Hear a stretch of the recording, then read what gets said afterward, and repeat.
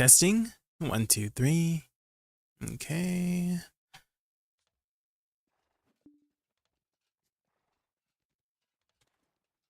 All right, let's get started with some bosses here.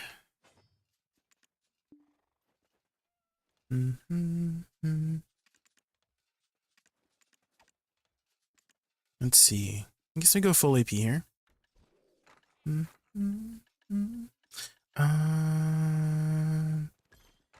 Let's get the attack speed.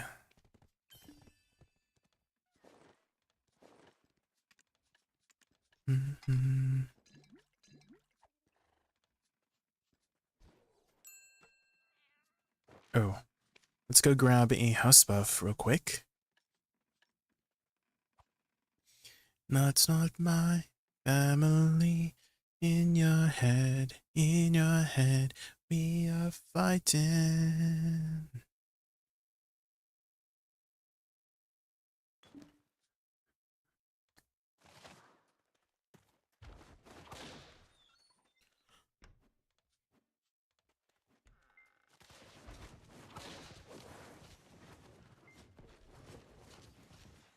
In your head.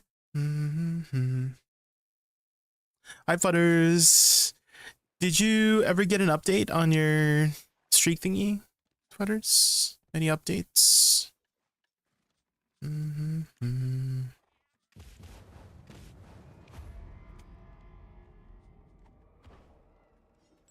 Oh, like they couldn't help you with it? Oh, no. Dang.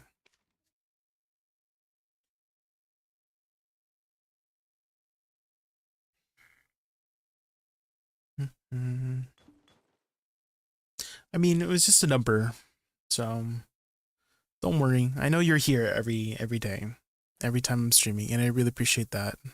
Thank you.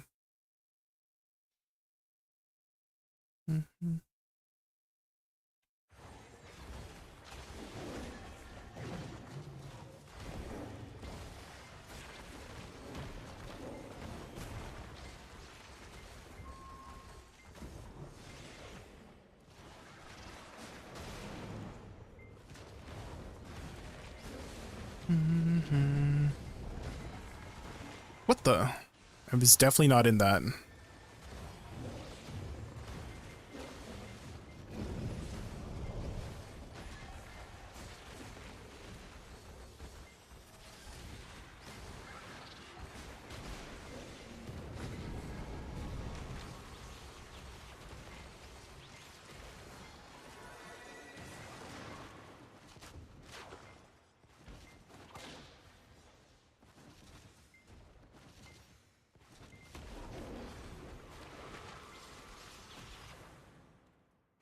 They ask you how you are, you just have to say that you're fine, and you're not really fine. Hi, Not Lurker, welcome in. They would never understand. Oh, I do have some new updates on the move. So it looks like we were able to finally finalize some paperwork for the townhouse. And December like 9th or 11th, so on that week, second week of December, my parents are going to start moving. So I'm going to be helping them, and I'm going to be staying here until the property manager says I have to like finally move everything out so that I can still maintain this house, because we're not technically selling this apartment. We are renting it out for extra income. And so the plan is I move last while I help my parents like move all the stuff. So December is going to be a very busy week, essentially. But I did finally get to see like the room I'll be staying in, and it has a lot of room, guys. We're gonna have a lot of like space to work with.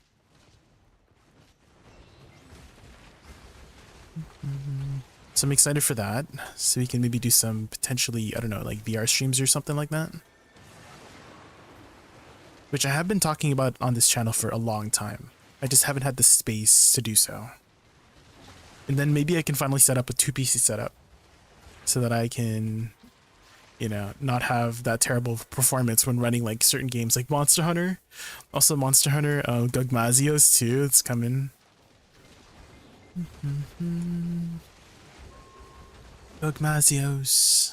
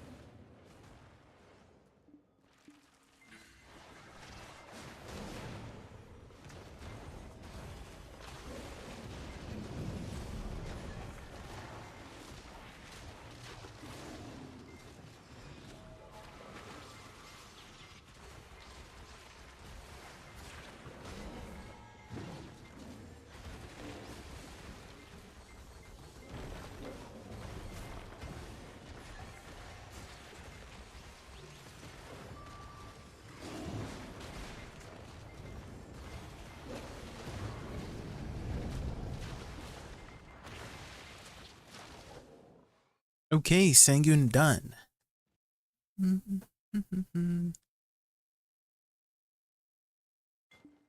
I did notice when I was logging into Twitch that there's a lot of people coming back to BDO, or at least they're streaming BDO.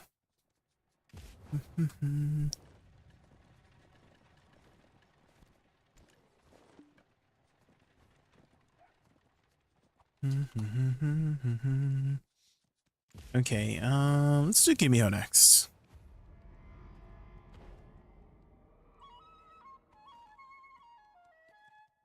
BDO can never die. I mean, even if it dies tomorrow, I think it had a good run, right? Let's say it does die tomorrow. It's been 10 years, right? 10 plus years even in Korea. Like this is a very successful MMO, right? Is that Byrog? Byrog? Hello, Byrog. How are you? Hi, welcome. We're still playing BDO. Don't worry. No, we're not meeting any wins over here. That was like one of my titles the other day. I'm like, no, we're not meeting any wins over here.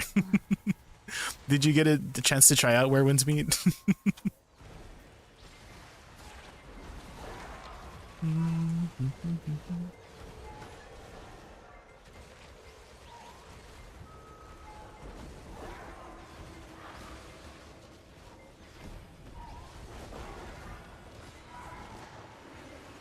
Busy with completing energy grind in BDO. Ah, yeah, I still have to do Idania energy.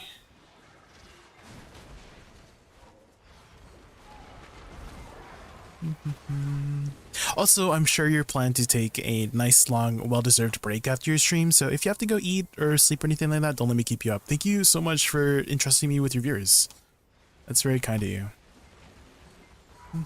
We were just talking about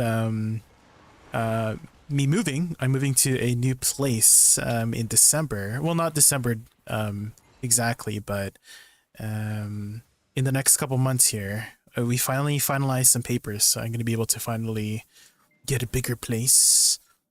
My new room is a lot bigger, so I was planning to maybe get some potentially VR streams going now that I have more space. 1, 2, and 3. So that's going to be exciting. That's like the main reason I'm not like trying out a new MMO. I do think that I would like Werebinsmead, but right now it's like I have to focus on some IRL stuff before I can, priorities, life priorities first. So taking care of that moving process first before we do something that will like suck me in. I get sucked into MMOs a lot, so that's what happened with like Throne of Liberty for me. I don't know if you tried out Throne of Liberty, but I got sucked in because all my friends were playing. I didn't want to be left out. And then we eventually went back to BDO. I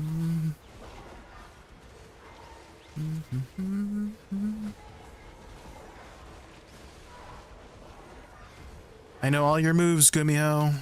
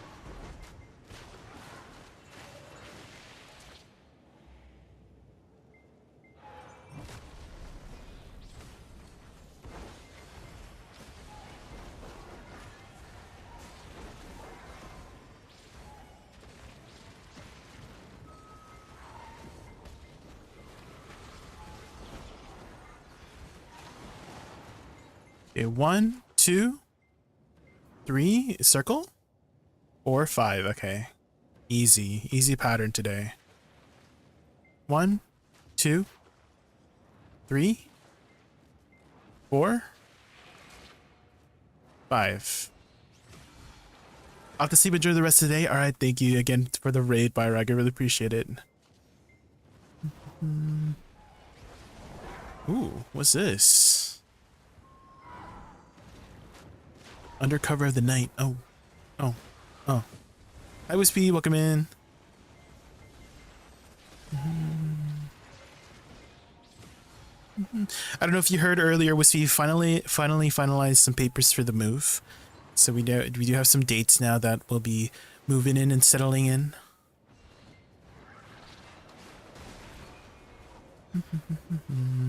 Exciting news.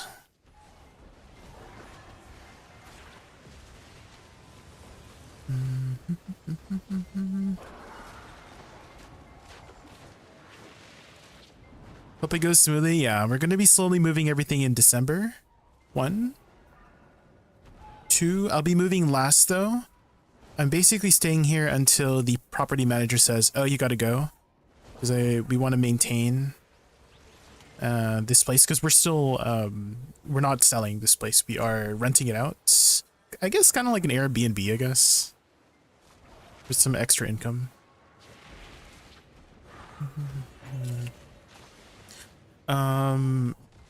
This move is a little bit of a strategic move though. Number 2, number 3, number 4, and number 5. And by strategic move, I mean we will be moving again in like 4 years, because apparently the area we're living in is potentially going to be bought out. Well, not potentially, like we know it's going to get bought out by, I don't know, some company to build like a, I don't know, like a high rise or something. And so that is more money that's coming in essentially. So we are raising our, I guess, I don't know, property value or something like that. But for the next 4 years, we're going to have a bigger space.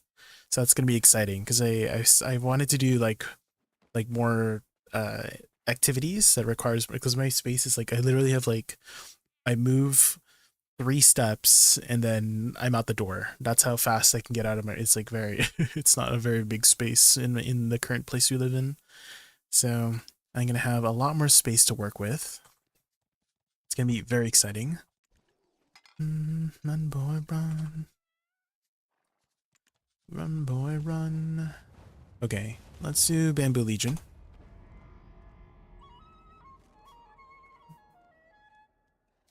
Condo with a subway and a weed shop. Ooh. Do you do any drugs? Do you smoke any weed? Who's that one guy? Smoke weed every day. Wait, Snoop Dogg, that's what. Is Snoop Dogg still around? Is he still making music? I haven't heard anything from Snoop Dogg in a while. He's probably chilling. I mean, he's like in his 60s or something, right?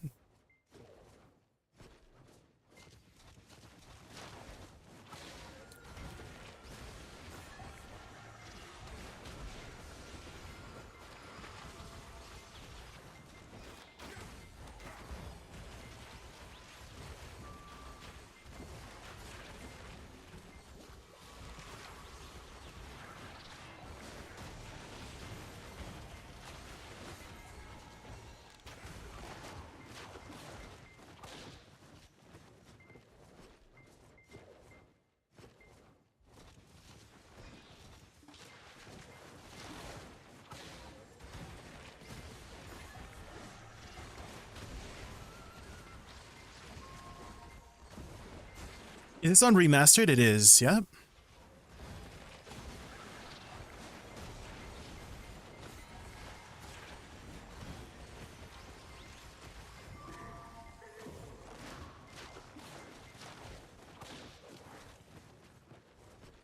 Okay, the last Bamboo Legion is over here. Oop, I'm getting blocked.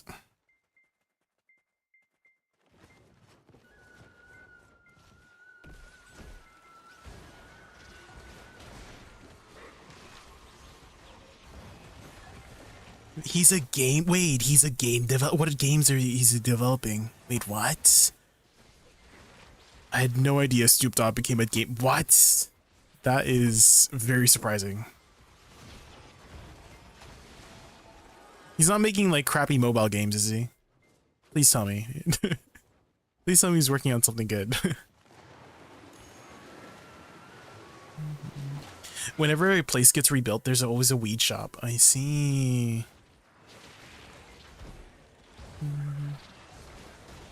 Interesting.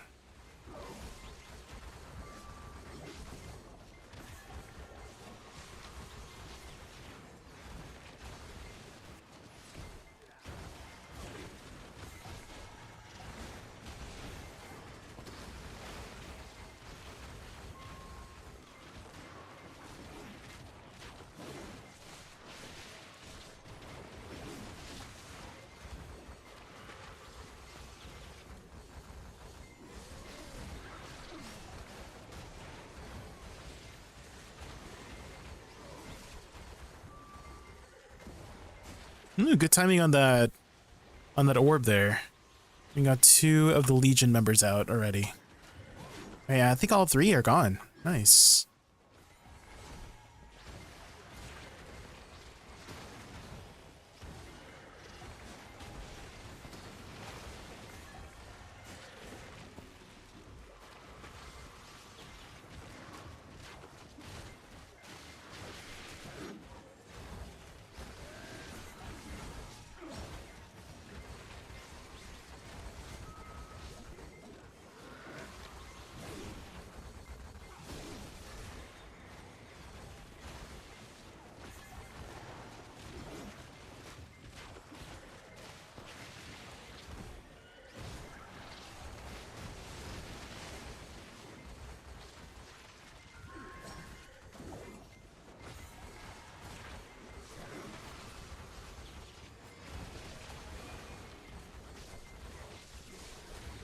Nice. Ooh, new time. Hog.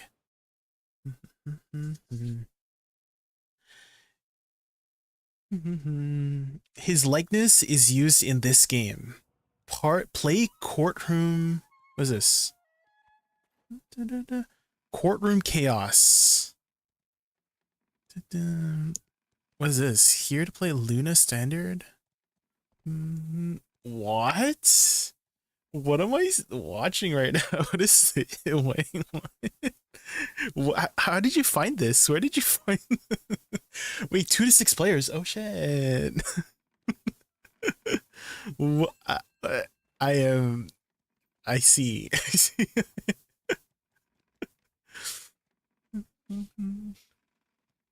Hello, what is that? The game that I'm playing is called Black Desert Online. If you're talking about what's you're seeing on screen, this is we were just talking about Snoop Dogg earlier. And if he's doing anything lately, and apparently his likeness is used in this game, called Courtroom Chaos, starring Snoop Dogg. I had no idea that. Interesting. Well, gotta pay the bill. Gotta pay the bill somehow. You know what I mean? Okay, let's do the next boss here. Looks like we got Golden Pig next.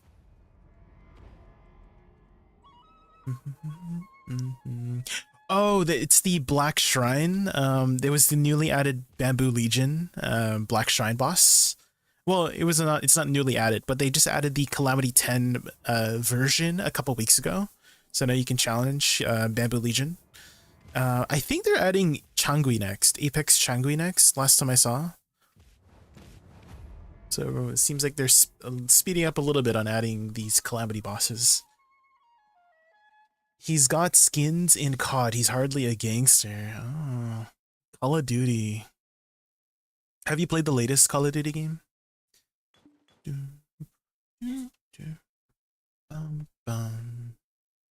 Okay, here we go. Golden Pig.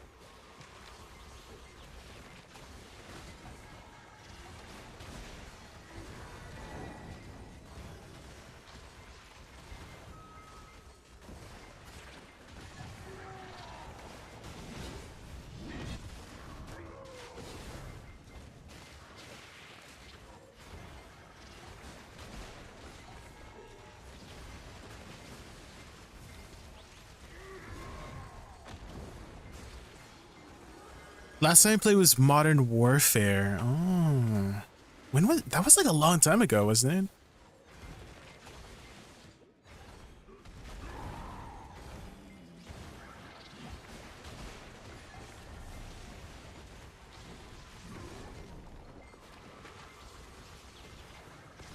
What? It was in forward guard, man.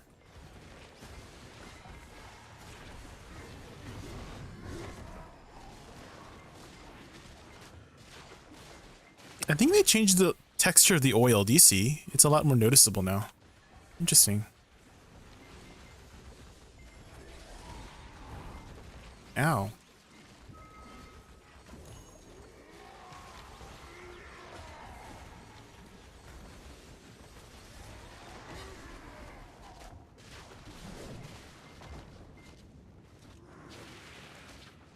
Okay, I think if he uses one more fire attack... Oh, shoot.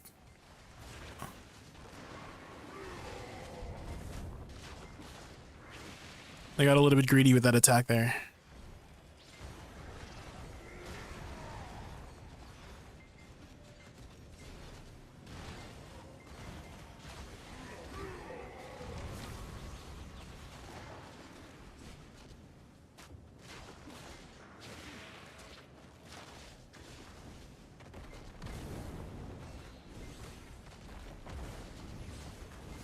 Oh, he got interrupted. Nice.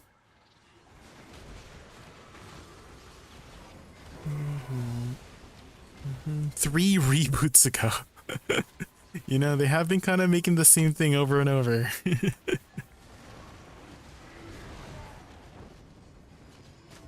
Who's still making the Call of Duty games? Is it Ubisoft?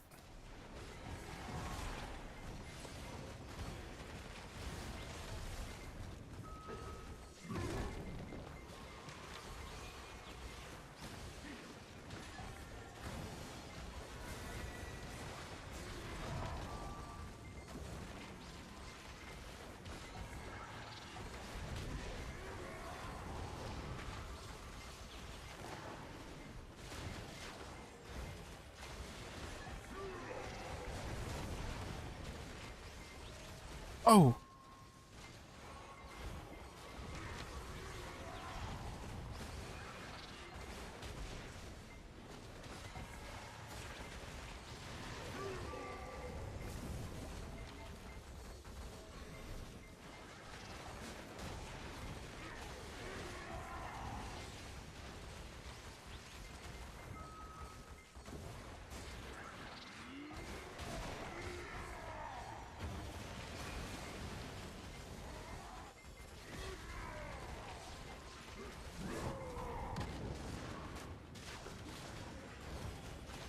Nice. Okay, clean. Well, not too clean in the center there, but one shot. And then I like to do a second Bamboo Legion on my tag here. Gotta get those Faint Origins of Hunger. Man, I remember when Faint Origins of Hunger were sitting on the market, like tens of thousands of them on min price. Now they're all gone.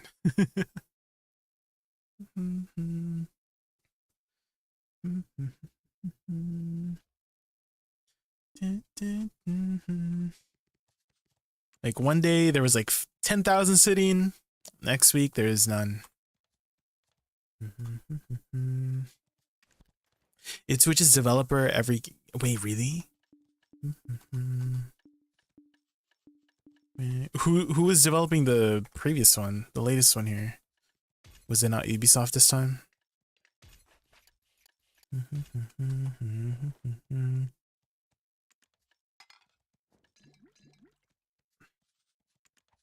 Okay, let's do bamboo. Ba-ba-ba-ba-bum. You're a returning player, Pedal. Oh. How long ago did you just come back to the game?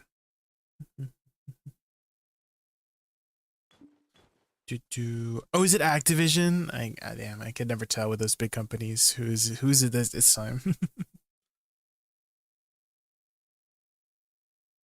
Like Activision Blizzard. Technically Microsoft. Oh my god. It's all transferring.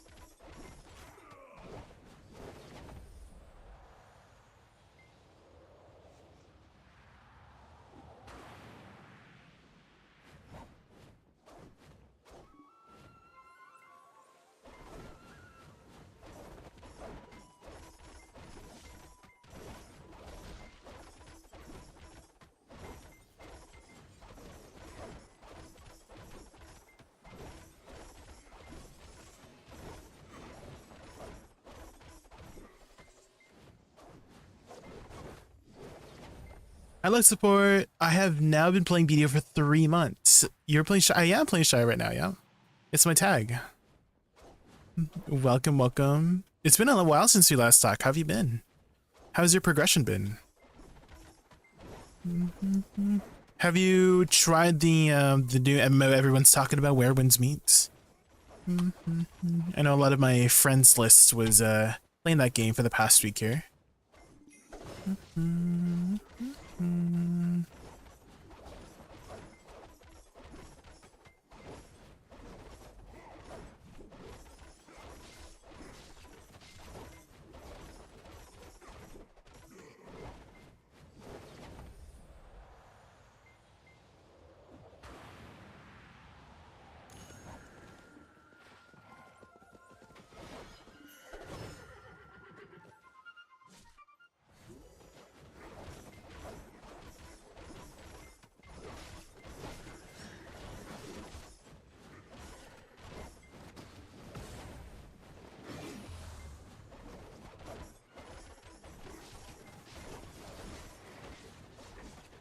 Uh-oh.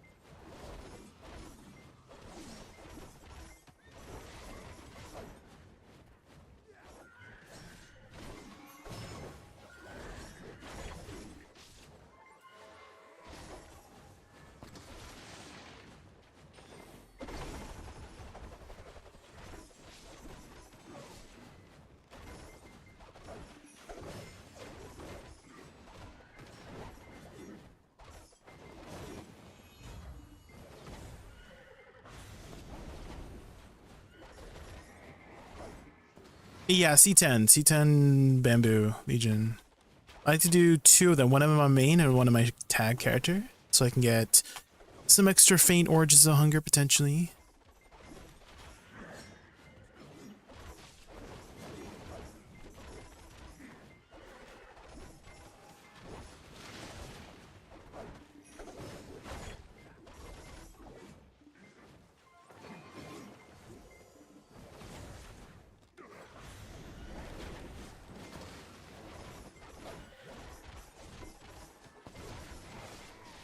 Oh, I got CC'd. No! Get up.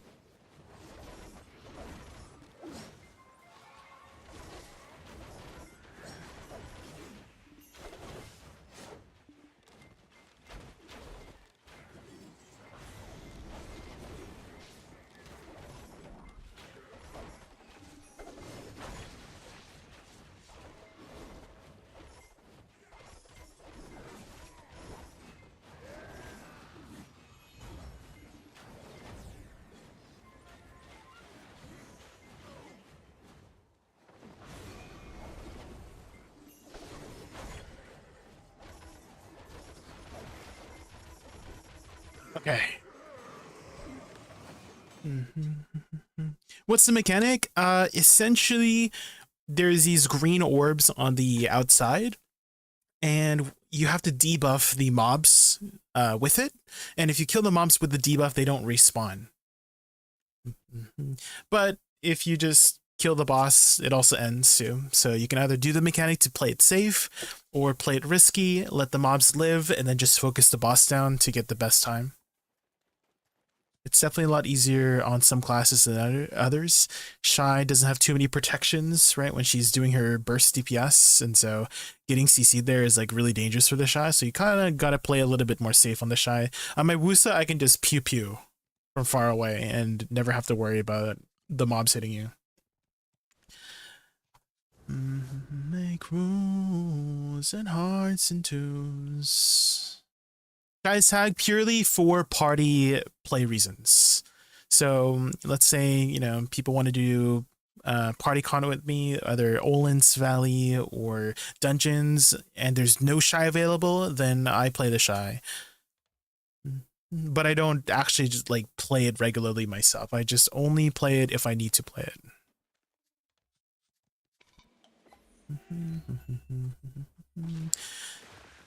Change to Guardian for grinding only. Yeah, I mean that's what the tag is for, right? You choose 2 classes that perform different niches so that you can utilize the tag system to the best of its abilities.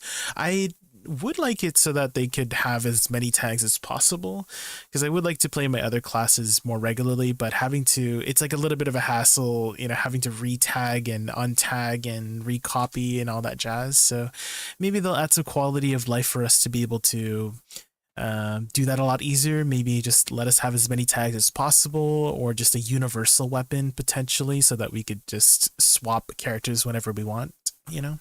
That'd be nice. Where's suit the best in... Oh, you're asking like where to grind? Is that what you're asking? I got you. There's actually a really useful tool in garmoth.com. Let me show you here. That actually tells you where the best spot is for your AP.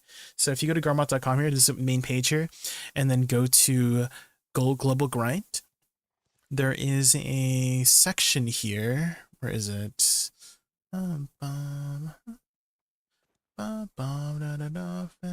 actually, I have a command for it. Let me find the command real quick. See, I think I should be able to see it if I search my latest chat commands. Custom commands. If I scroll down to the boss, best grind spot. Here it is. Best grind spot. So this function I recently learned about, but basically you put in your total AP. So you said 1255, right? 1255. And then what is your DR? It also tells you like what's your best DR here. But if you're just, you know, whatever your DR is, looks like according to Garmoth, Ezerhead and Quint Hill and Hex Sanctuary are your best grind spots that you can choose from for your current AP. Again, if you raise your DP, I don't know if it'll change here. Looks like it's still top 3: Israel Highlands, Quint Hill, and Hex Sanctuary. So try those places out. I would say Hex Sanctuary is the simplest. There's not really many mechanics to worry about. You kind of just hit things. Quint Hill, there's some mechanics. Izerhead, there's some specific mechanics with the leg. So if you just want to turn your brain off, Hex Sanctuary is probably the best. Make sure you go to the Marnie version of Hex Sanctuary. It is considered the superior version of the grind spot, so the Marnie Realm version. It does require a lot of weight. The weight is a little bit heavy. I don't know if they've changed it since, but last time I went there, the weight, the trash was very heavy. So that is your only caveat in Hex Sanctuary, is that you'll need your horse in there. Try to get your horse in there. There's a specific trick to get your horse in there, or you have a lot of maids to work.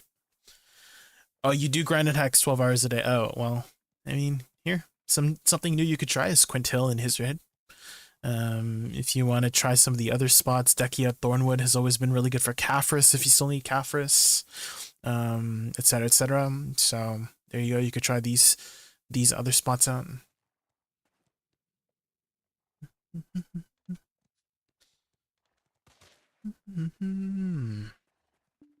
Okay, those bosses are done. I think we still need to do Elezra. Do your weekly Elezra, guys. What class do you play, by the way, Salty Potato? What class are you playing currently?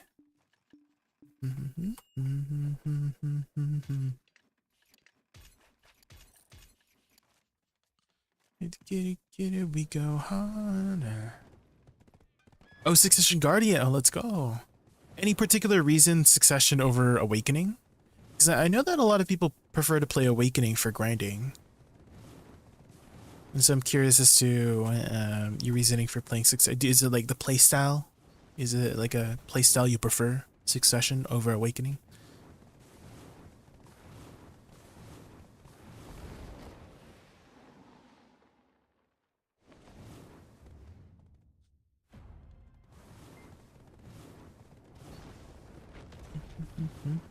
Hi, Wutaro, welcome in. Hi.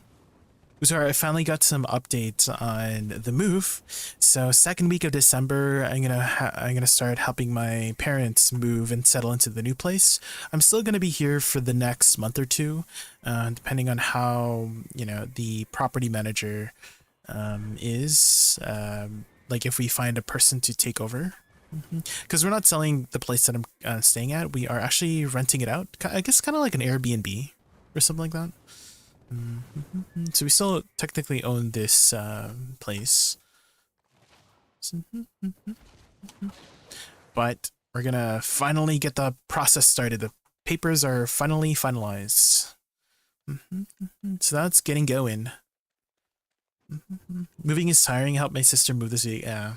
It is tiring. I'm used to it though. I've moved like maybe 5 or 6 times in my life, so I'm kind of used to it. I kind of move every like few years. Actually, we're already planning for another move 4 years from now. My parents are already talking about moving up.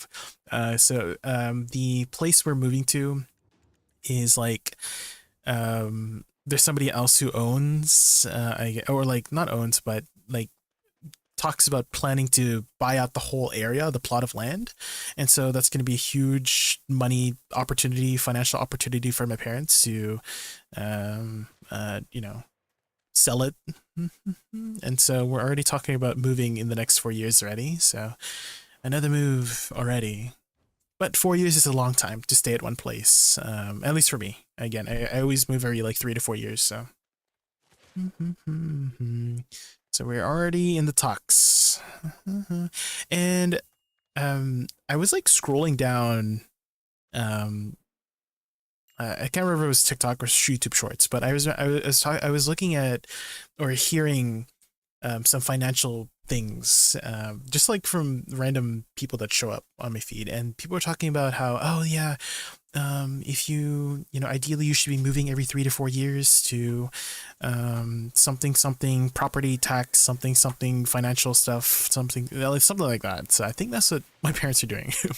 And then I had no idea until that popped up. I never really asked. I don't really like, worry about that stuff, to be honest, thankfully.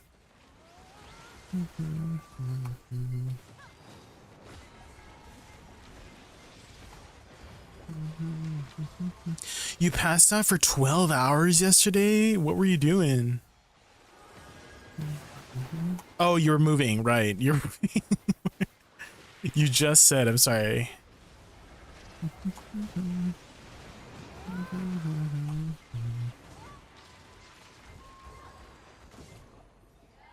Sometimes, like, it goes into one ear and out the other sometimes, you know?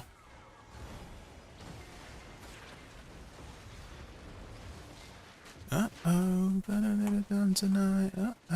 I got stamina.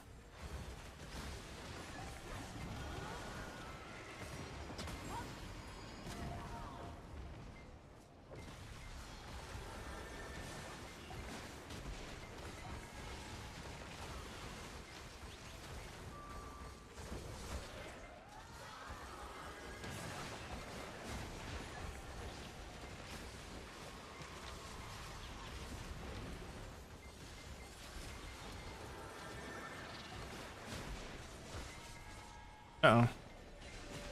Flowers, save me.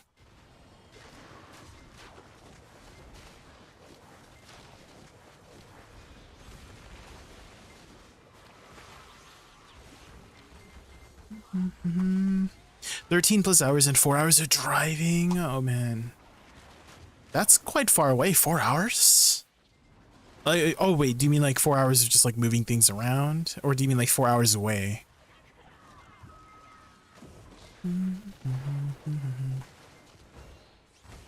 2 hours there, but 2 hours? Damn.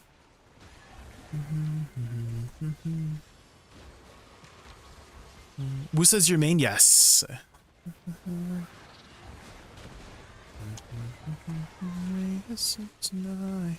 The greatest, the greatest, the greatest alive. I'm sorry, on the YouTube side you can't hear the music. YouTube hates music.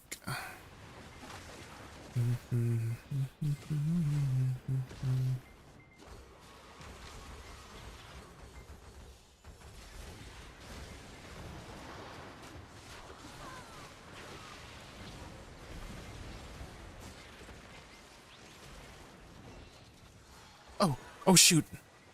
Oh my god, hold on. I set up an alarm. So I had to go like run a quick errand. Sorry. Sorry. Did I scare you guys? Did I scare you guys? Okay, after this I gotta go run this like quick errand, okay?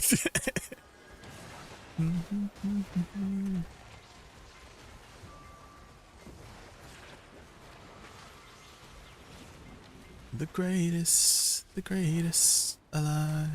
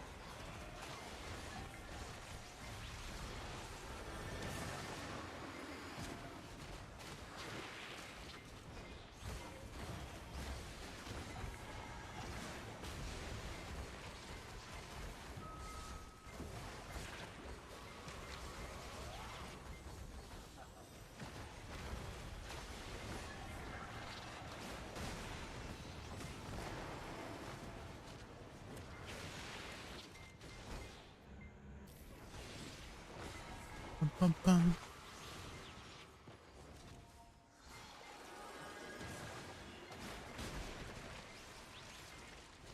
Okay, I think that should be done soon. No, it's still half HP, just kidding.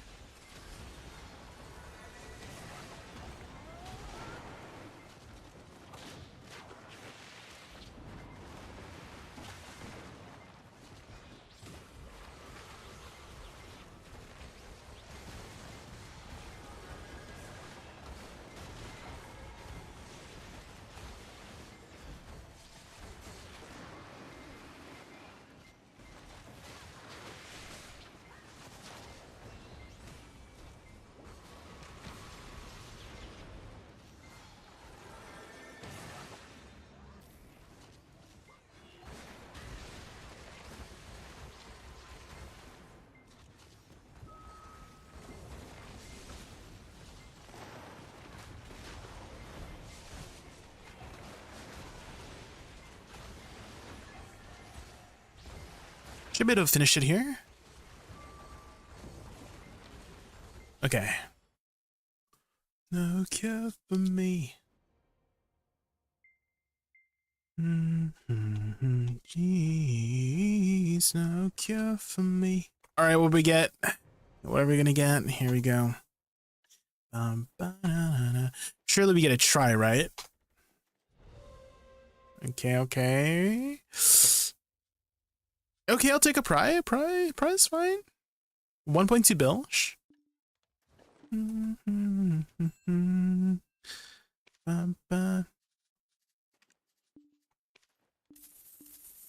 We just opened our Black Shrine boxes earlier, so we were able to sell all of our stuff. Ooh. Money, money, money. Okay, this is a really good time to get some hungers too. At low price. Sell me the min price hungers. Thank you, guys. Thank you. Min price, please. Perfect. All right, let's get out of here. And did I do my weeklies? I think I did, right? Yeah.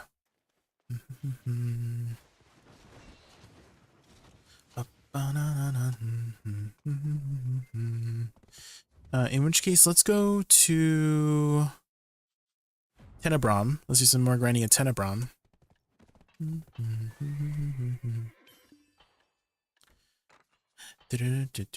Oh, and it's double? Wait, there's a Zephyros buff right now. Wait, Leifonda is the crown bearer? Sheesh. Didn't realize Leifonda got the crown for Etherion or Zephyros. Let's go. Maybe let's do some Zephyros actually.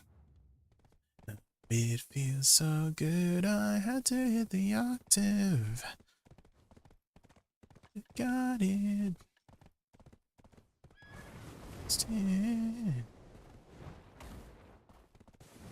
I'm talking. Oh my god, I'm stuck. Another leg knocks.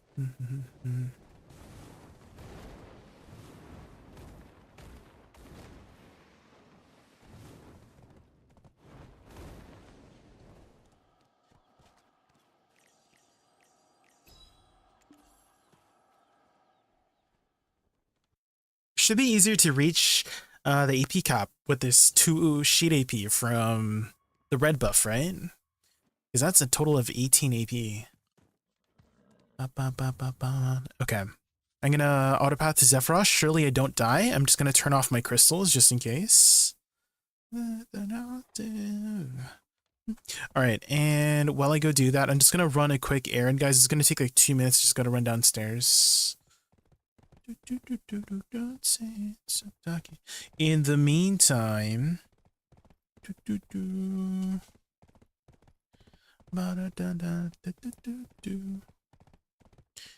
let's put up a little daily dose.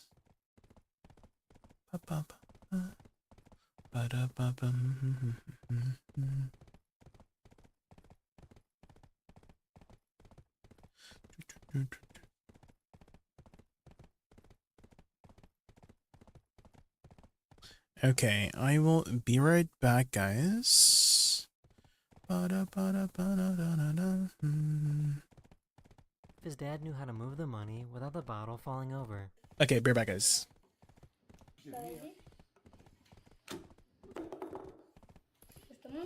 All day.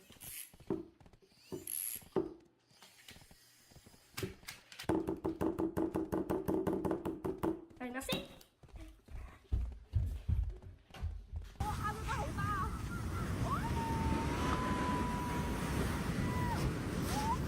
This guy might actually be a real-life anime character.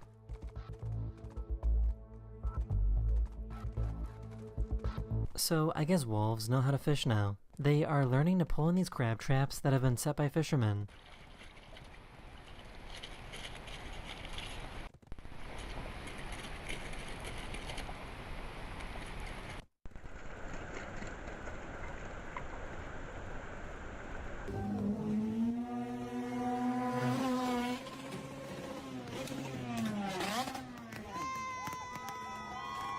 She's been trying to catch his mouse for the past few days.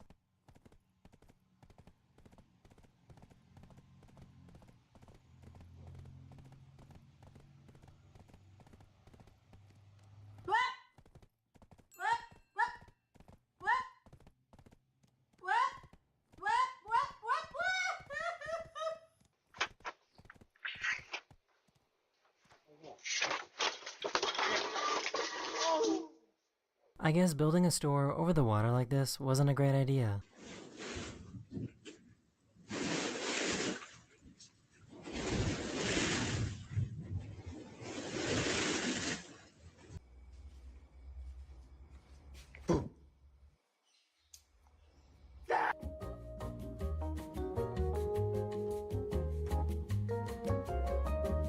This guy was flying a kite that was just a little too big. Bumubugso talaga mga kaborbot. Ay nagagi! Mga kaborbot! Si Daryl gagi mga kaborbot! Gagi! Mga kaborbot! Kaborbot! Kaborbot! Gagi! Abang kuwawa! Gago! Mga kaborbot!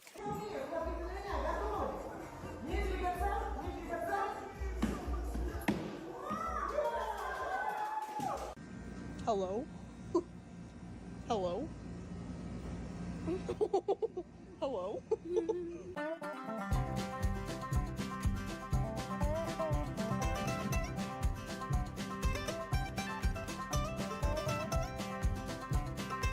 Look what I just found.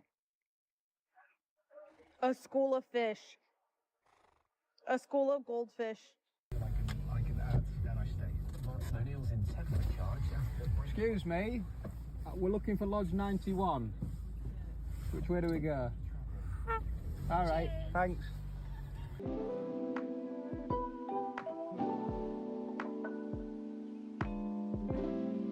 This worker looked like he was floating while cleaning the glass at this museum.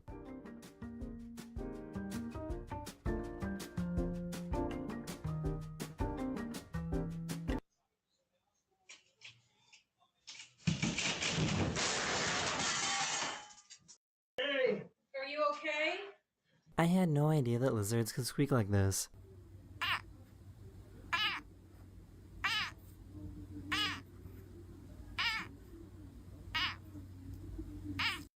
Look at my bite.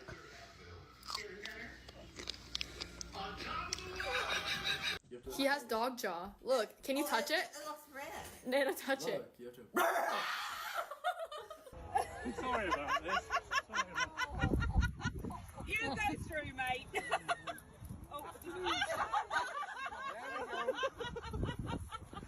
I guess I somehow never showed this ancient video of a chicken falling asleep.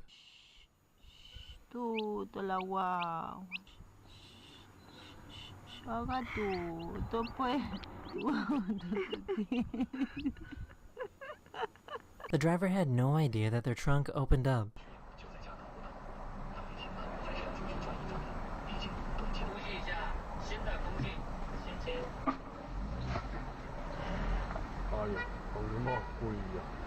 This construction worker was trapped on the roof of a burning building when he got saved.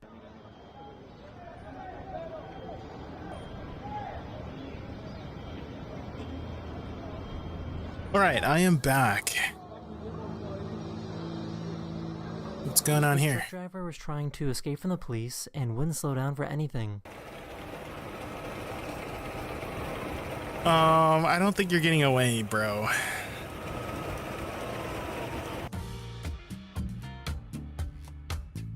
My brother's so dumb. Oh!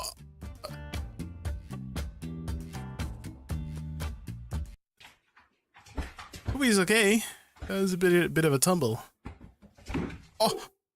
No! Aw. Hey man, you're just being so slow. Dude, I've been trying this entire time. Just not my fault, okay? Oh,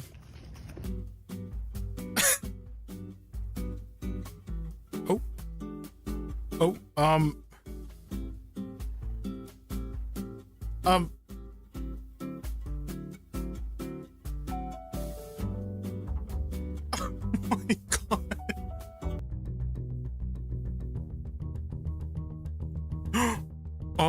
oh my god. Okay.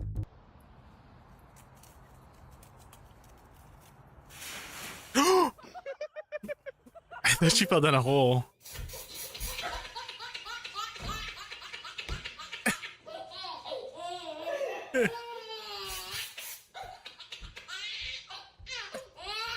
He didn't realize that he was right next to a bobcat until it was too late.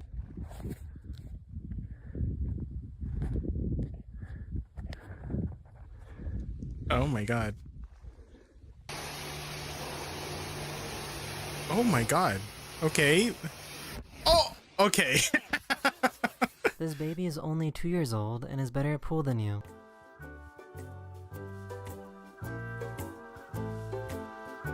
Sheesh. 2 years old? Okay. This YouTuber decided to make an electric piano. Oh my god, it's on fire.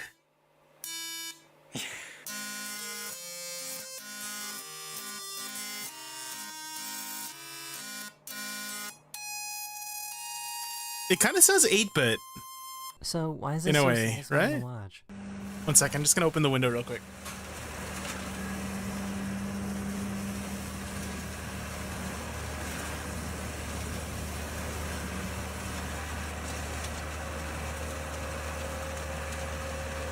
Okay. Oh god. Oh god, Oliver, be strong. Babe. Oh god. Hi, I'm just here to check in for my appointment. Oh. This artist can make 2 different drawings at the same time. Wait, what?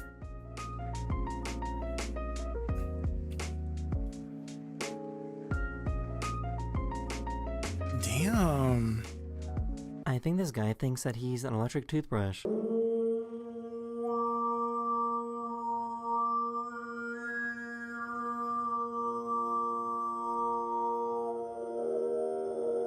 What?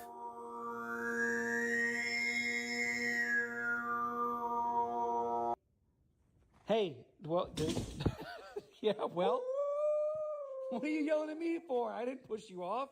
That is the end of this video. I really hope you But you enjoyed, watched it happen. and I'll see you guys again. You didn't do anything very about soon. it. Later. Okay. Bum. Do.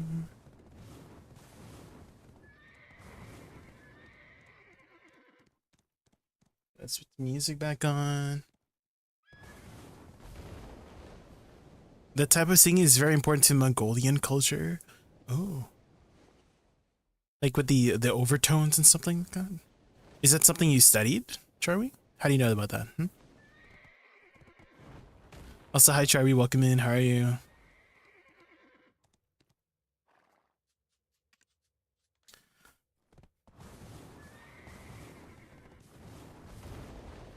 I think there's one more spot over here, right? Yeah.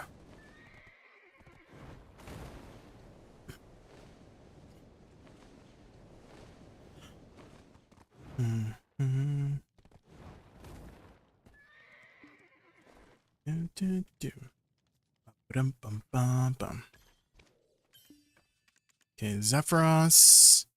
We were doing adamantines.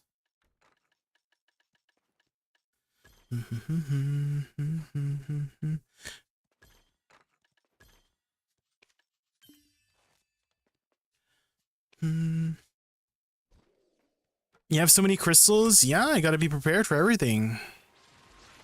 Don't even think that's not enough. Okay. Not enough. It's not enough. Okay, we'll need 100% total. So if we do this, take out the right pets.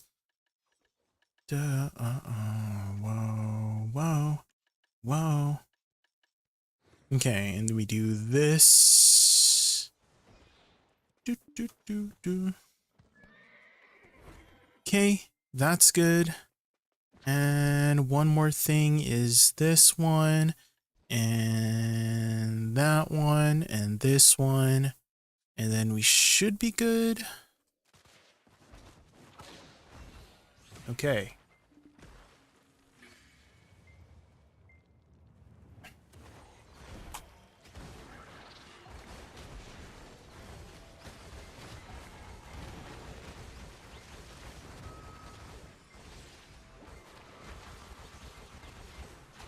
I feel like I'm missing one thing. Maybe I should have my pets on red.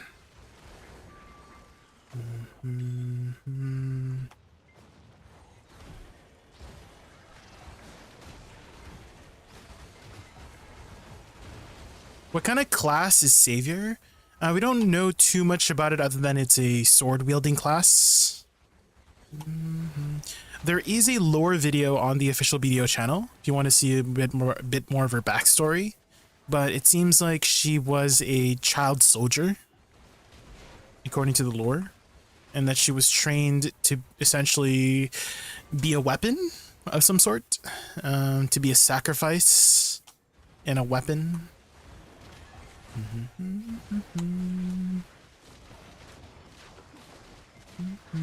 But other than that, we're kind of just waiting on the Calpheon Ball to know more.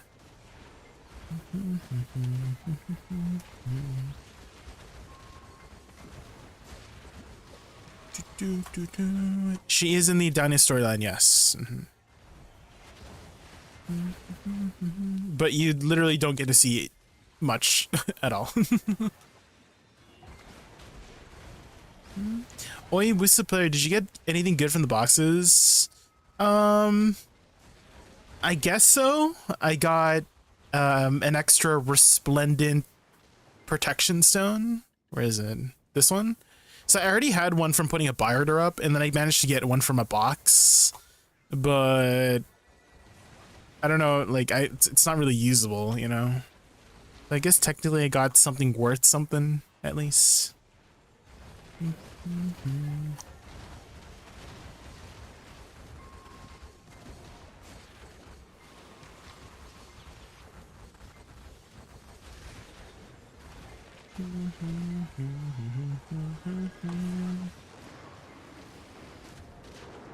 What about you, Arcana?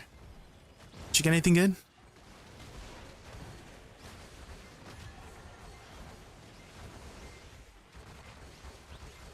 Have you seen ADVgg Links? I have seen videos, yeah. That it was like a mistake put in. Just a little bit of a mistake, but I think they hotfixed it out though. Last I heard.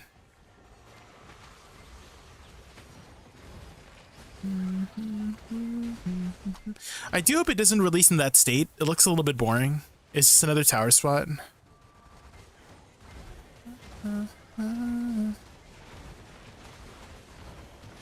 So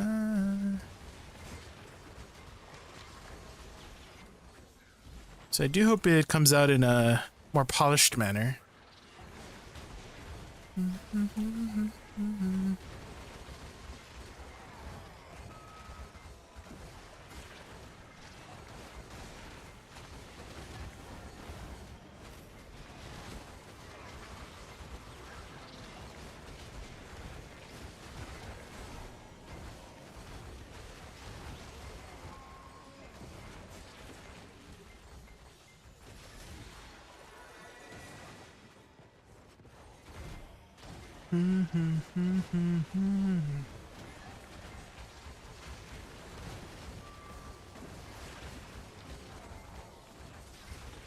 Apocalypse.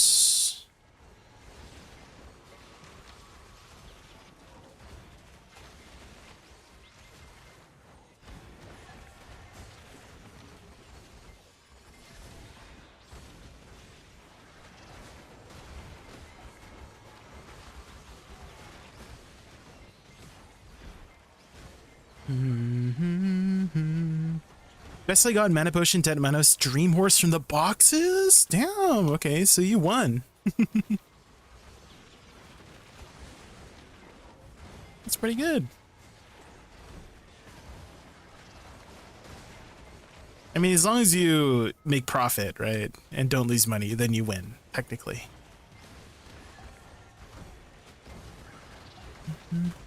You can only buy those once, right? There's no, like, is there a reset for them?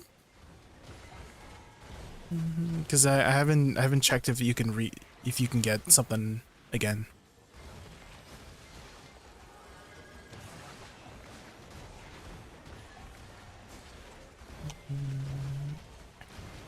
Manos, 10 bill.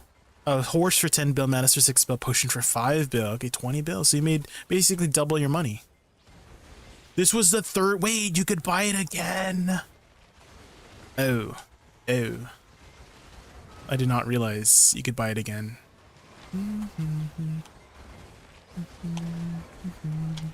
I guess we can. I mean, I bought it once. I only missed once, I guess. I had no idea. Nobody told me. I mean, I haven't been really active in BDO lately, so.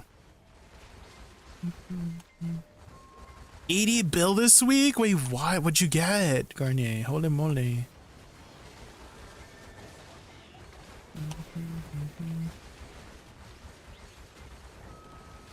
The rich keep getting richer. It's not fair.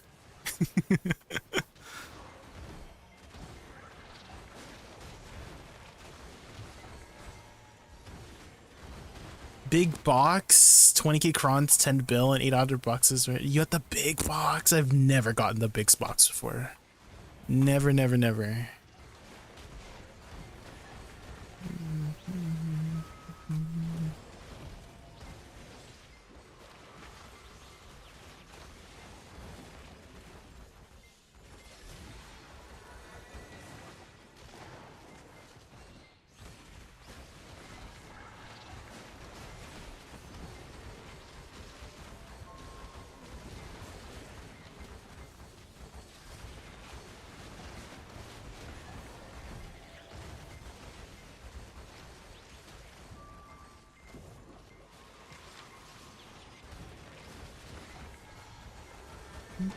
I got 10k crons from the boxes, but I don't really use crons. You're going to. Don't worry. Don't worry, Luxport. You're eventually going to need those crons. As you keep progressing in the game, those crons will be very useful.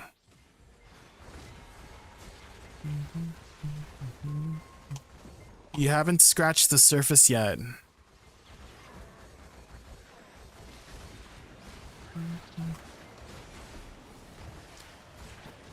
Best I've had before this week was a Tri-Manos accessory. Oh. That's pretty good.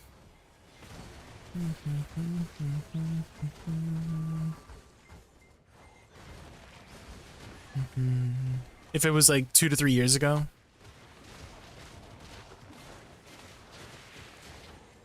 Inflation. Bum. How long are their boxes going to be around? Not sure. What does the event say? Anybody know?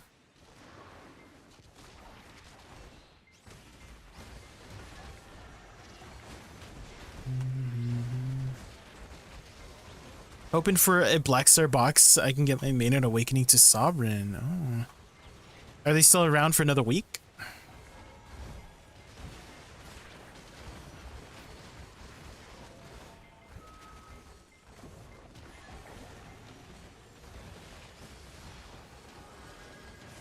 Can Shy grind at your place now? Any class can grind at any spot if you're the appropriate gear scorer. I need Calpheon Ball to give out like 100k crons to everyone else and release Savior and call it a day. I have a feeling, I mean, I feel like they kind of dug themselves a hole, if that makes sense, Charby, is that every year they're going to have to give out something bigger and bigger and bigger. Otherwise, the previous year, you know, they're going to compare it to the previous year and then it's going to suck, you know? So I kind of feel like they dug themselves a hole. So, and, you know, whatever we got last title ball, it's going to have to be topped, you know, by the previous ball.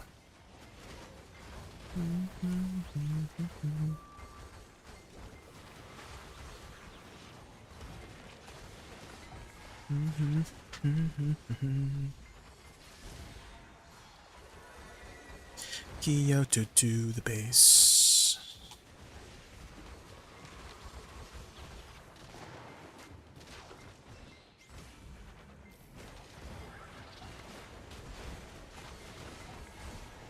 Me a chance, I would take it. It's a shot in the dark. Oh my god, this song is so old. Do you guys feel old yet? There's no place I'd rather be. No, no, no, no, no. No place I'd rather be.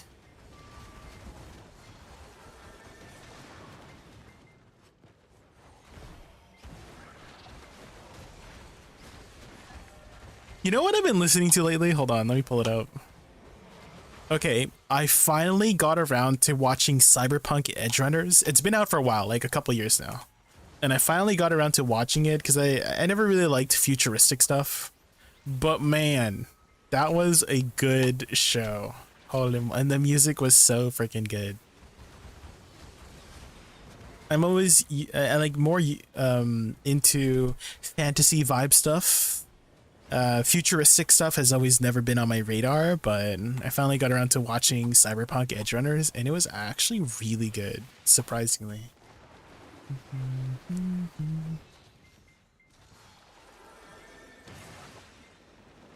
David, no. He's still alive in our hearts, okay? Lucy made it to the moon, okay? That's all that matters.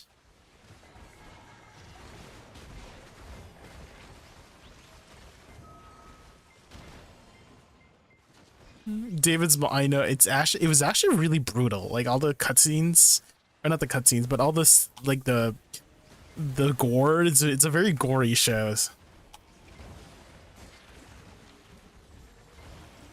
Maybe that's what made it like really good. The gore.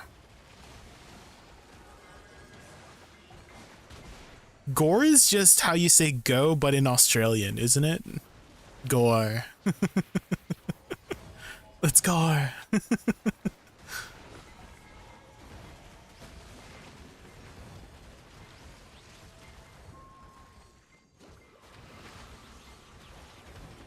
And with you, there's no place I'd rather be. No, no, no, no, no place I'd rather be. Let's gore down to the pub. That's exactly, yeah, that's it. Charlie, you got it. Okay, let me put it up here. Hold on. Playlist. I added it to my playlist lately. Here it is.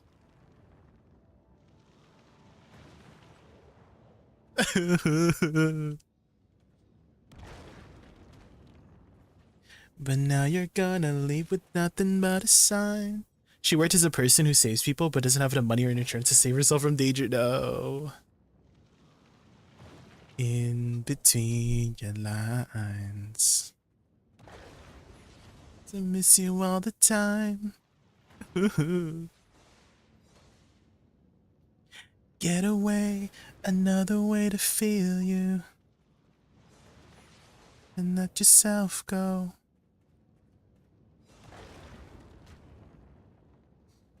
Let's start at the rainbow, get away.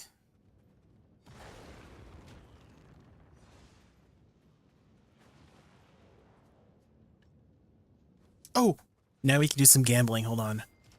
Shikadu Dazzling Box. I don't have any money. Okay, 10 bill. I better make my money back. Better make my money back. Any big boxes? Any big boxes?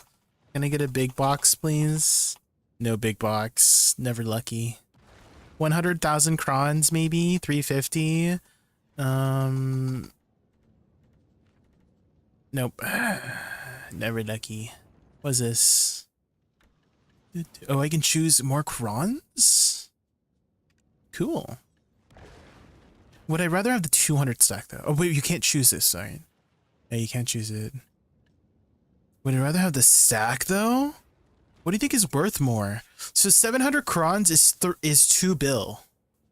Right? Yeah, I think the dims might be worth more. Right? Yeah, I think the dims might be worth more. You're right. Let's do the dims. I need the stacks more than the crons. On the point of view. Anything else? I think that's it. Well, you win some, you lose some, guys. With the seal event for 250 stacks, those are dims are basically 300 stacks. Yeah.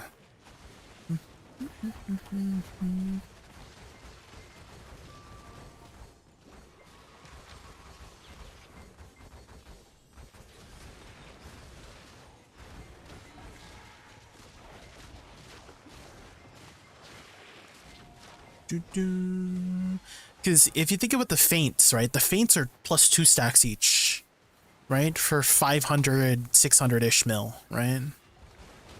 So you can kind of equate 10 dims to 5 feints. In which case, each of those stacks are like, maybe like 300 mil each. If you bought feints at 600 mil each, which they are kind of around 600 mil each.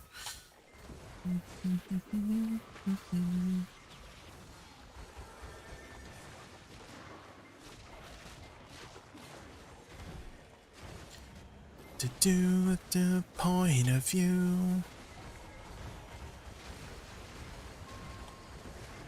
To do the point of view.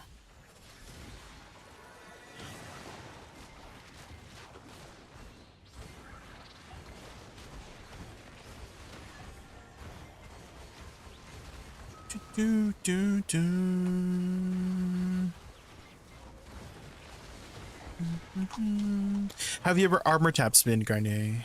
I know you've been playing some PoE as well, Garnier. I see you online.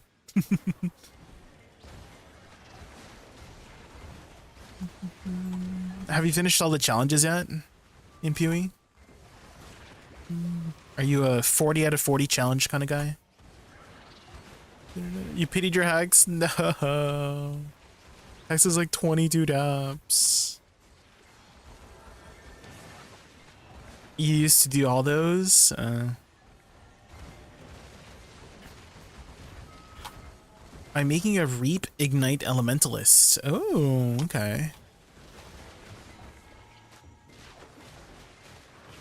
Level 70 at the moment, I see. Solo self-found, I'm assuming still?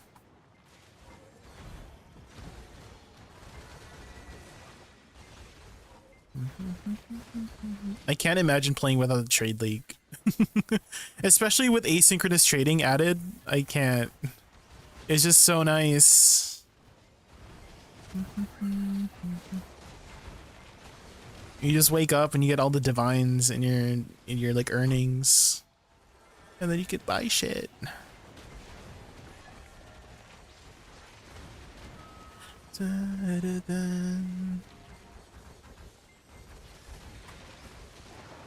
You got a headhunter from the tree, Monka. The best I've gotten from the tree is, it's like a jewel, that gives suppress, and it was worth like 15 divines.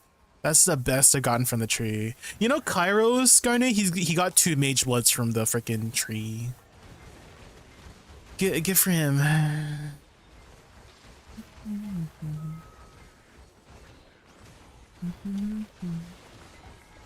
The mage blood. You've never had one since it's a belt. After I quit, I started BDO, and I see. Was your headhunter the Falborn version, or just like a regular headhunter?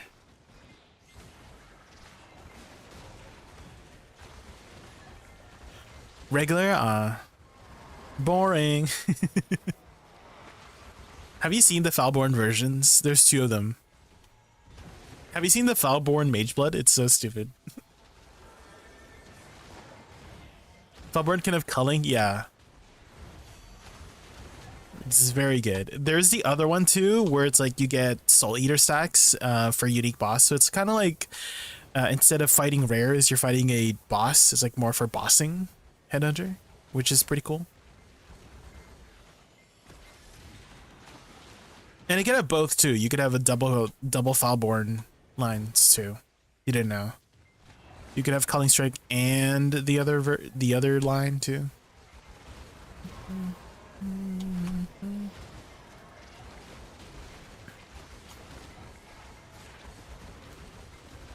You didn't know? Yeah. There is a ring called Barracks. I think it's Barracks Respite. It's one of the Barracks rings, right? The 2-stone ring, right?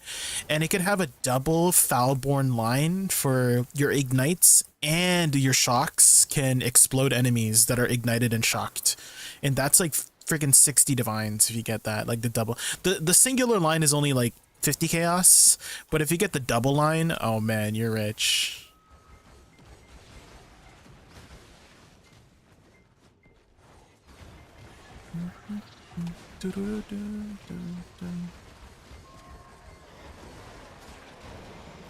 Skyforge, what does that do again?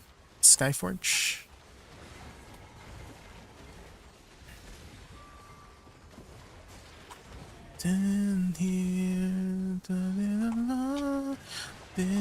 Dusting them? Have you gotten anything good from your King's March people yet? I actually got a Hinakora's Lock from one of my King's March people. That's the biggest thing I've ever gotten.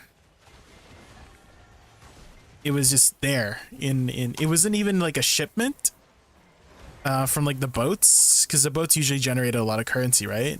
It was from a map. Like they literally just brought me back a Hinakora Lock from a map.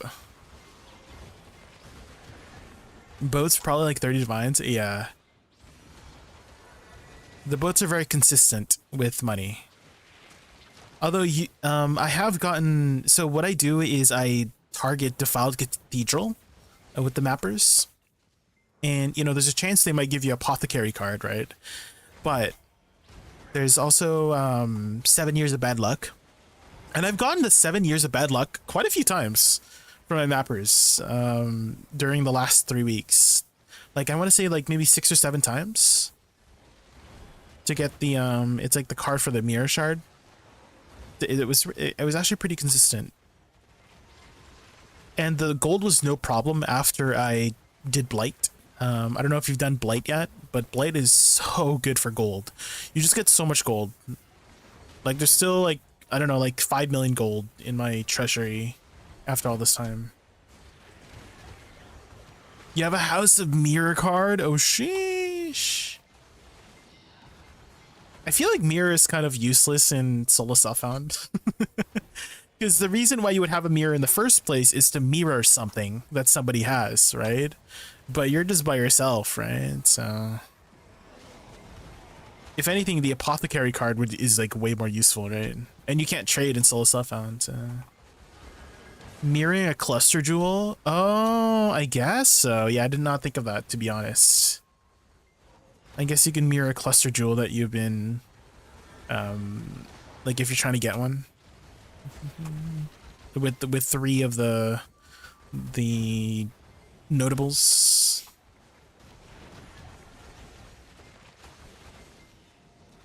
Do, do, do, do.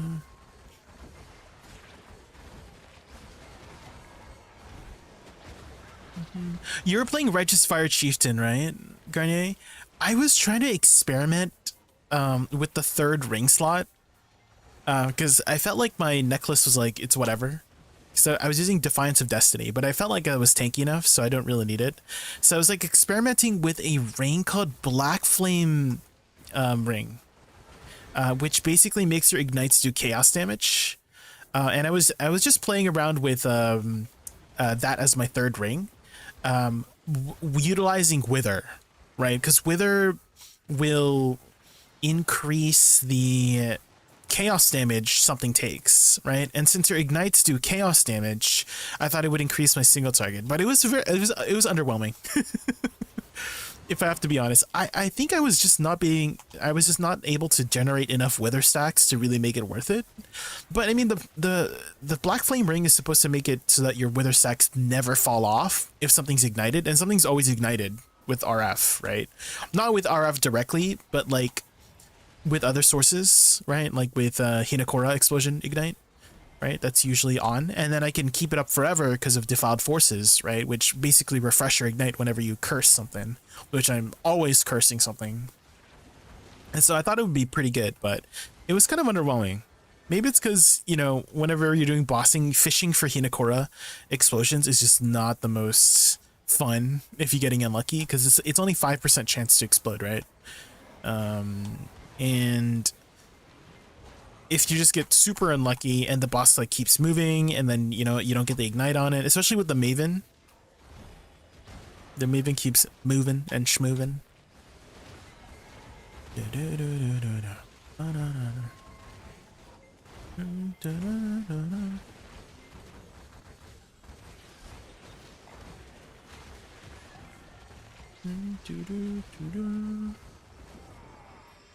Lucky for now? Alright, Garnier. Thanks for hanging out. Can't randomly jump into computer, biggest debuff of my life. What is that emote? The tank.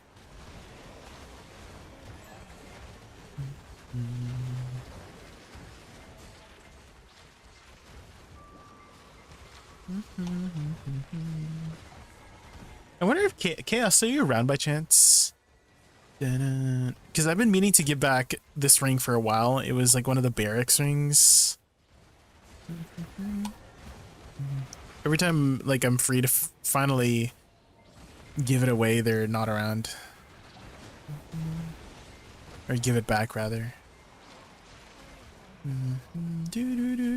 Ooh, did I just get a costume? What?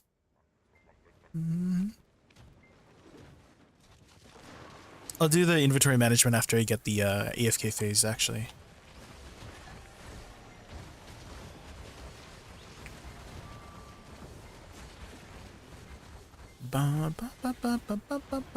Leifonda, where's my buffs? Leifonda.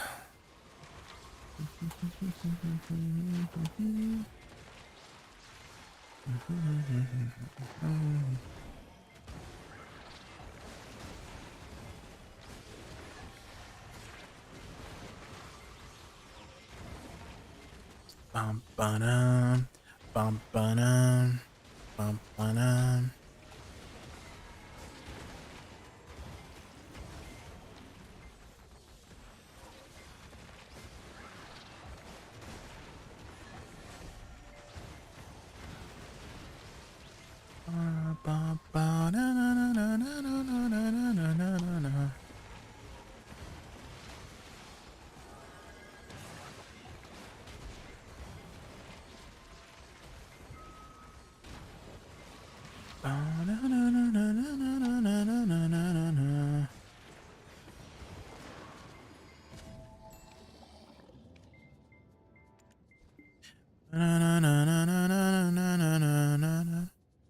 Okay, min price.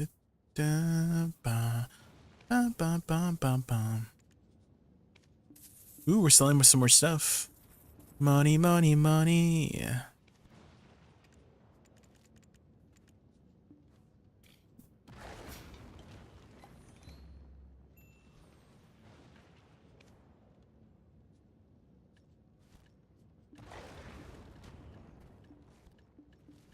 bum bum ba-dum ba-dum ba-dum ba-dum ba-dum.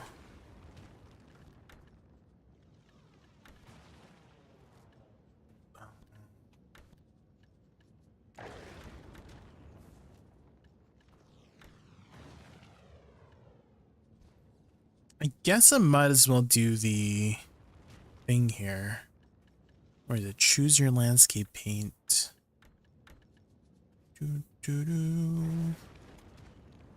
I mean, this is probably the only way I'm gonna get another merchant ring, is if I get it from the paint box, and I might as well turn it on because it's free Shavakadu. Ba ba da ba ba da dum ba dum. Which I guess we'll do paddocks. We'll do like one at a time. So in case we get it, we could just use the rest of the paint somewhere else. There we go. Free Shivai. Thank you for knowing the reference. Sure, you know the reference, right? Free Shavakadu.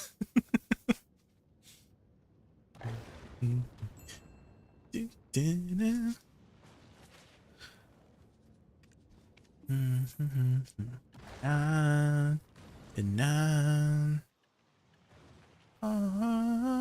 right. Vine's never coming back. It's dead. It's never coming back. Nah.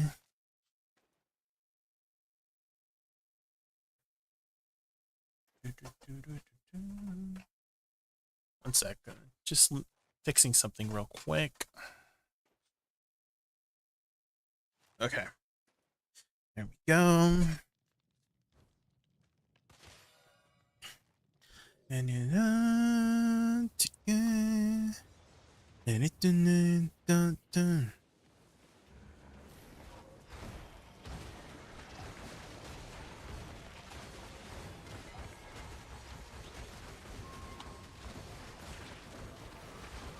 now, like a Polaroid.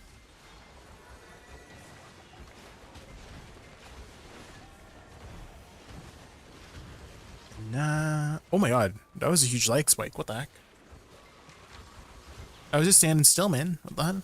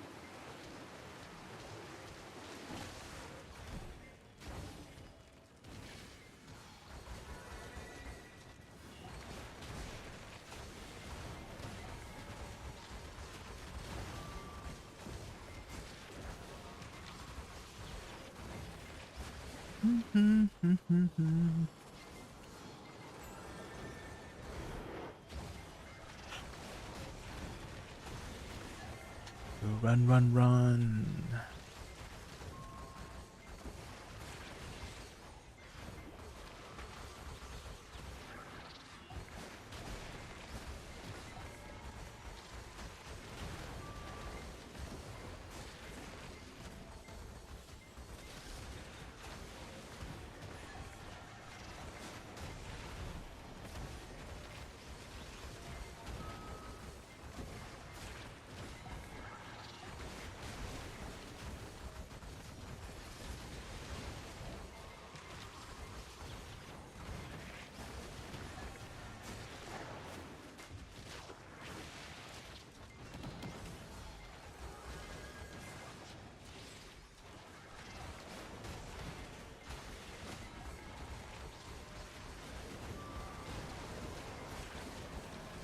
Run, run, run.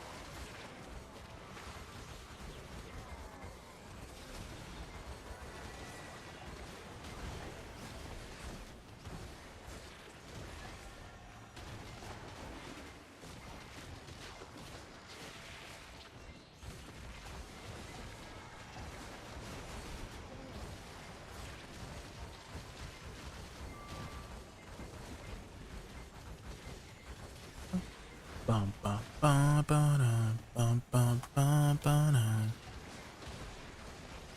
Oldie but a goodie. Oh my god. It doesn't matter.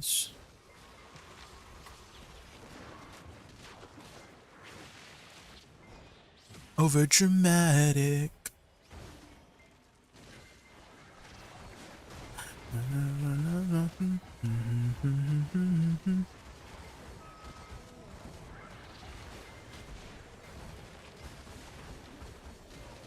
Dance, dance, we're falling apart to have time. Dance, dance, and the other dog to not to leave.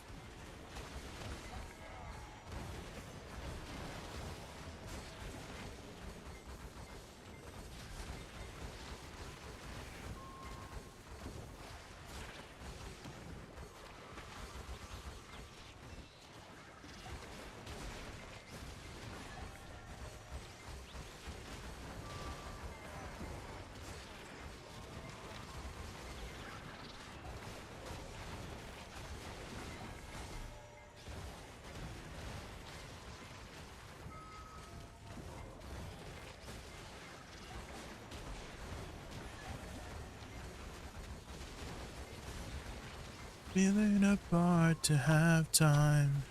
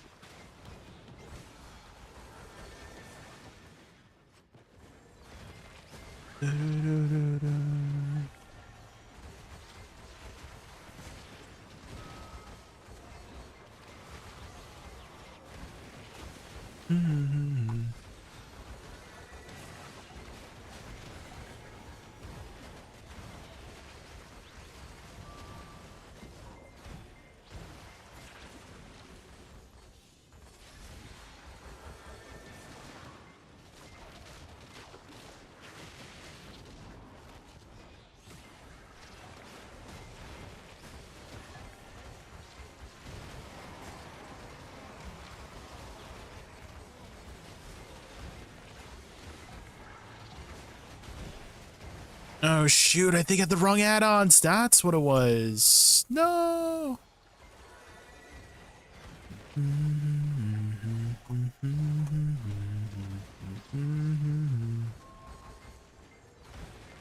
Dance, dance.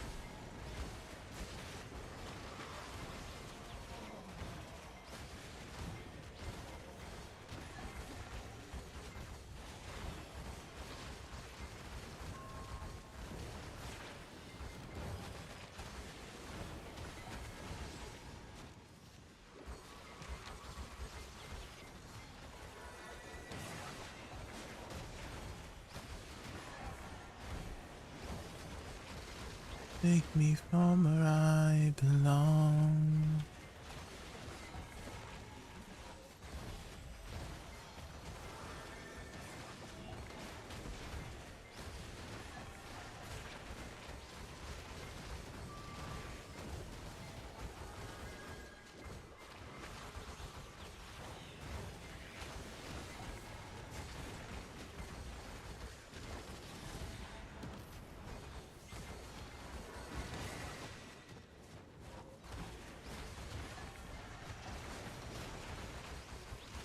I did 2 hours of Honglim the other day without my item gauge on. I was so zoned out I didn't even notice until I sold the trash and was confused. No! Yeah, if you guys didn't know, if you turn on your loot scroll, you actually get more loot. It's not crazy.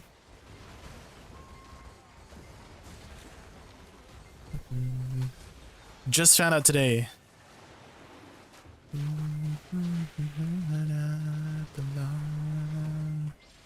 Where do you have your loot scroll placed, like your gauge?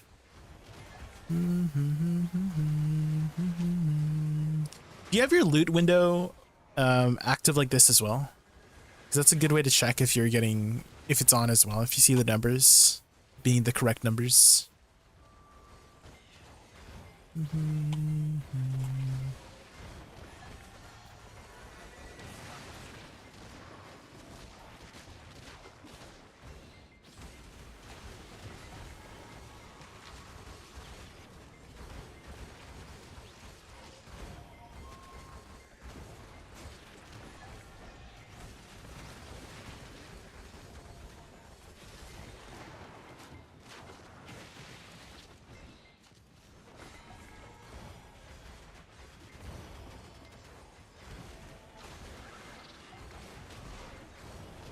Winning is an illusion.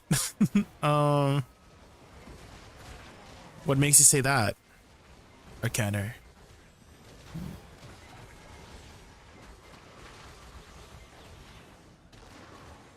Are you saying that we just always lose? Is that it?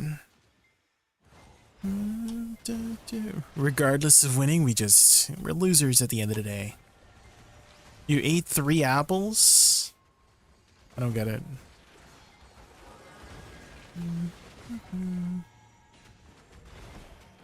They had no chance? What do you mean they had no chance?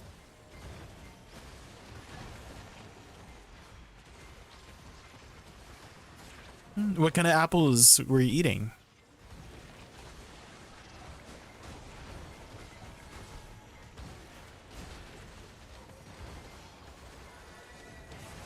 You don't know?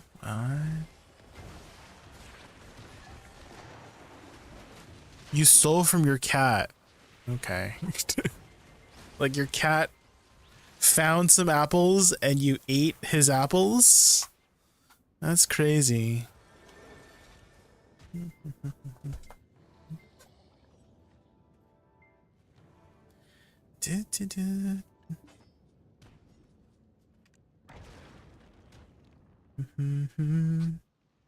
I should probably do it at the end because otherwise my BSR will get eaten up. Question? What is your question?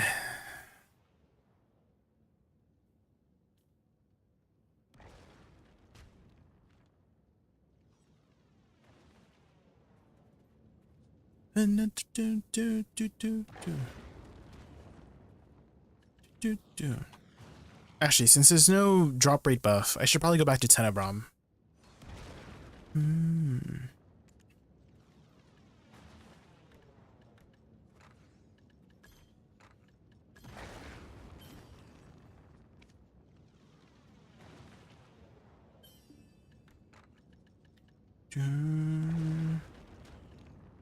Why Woosa can't put out lava in here? Are you talking more literally? Or like, are you talking about like mechanically, like the debuff? Mechanically, it's not a fire debuff, I guess. Literally, I guess it's a video game. There's video game logic happening, and rain can't put out lava in a video game. There you go. Question for you: why do you steal things from your cat, huh? Why are you stealing things from Mr. Bigglesworth? What's his name?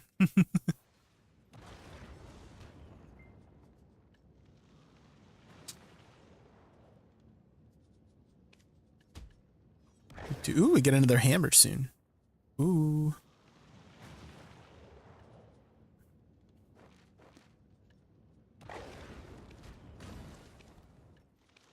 She bites at your feet? Well, I don't think she would bite at your feet if you stopped taking her apples.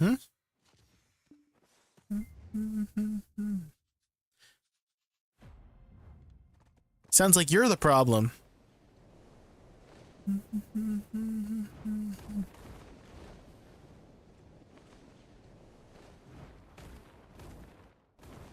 Payment for living in a house? No, you're living in her house, actually. You're living in your cat's house. You're just renting.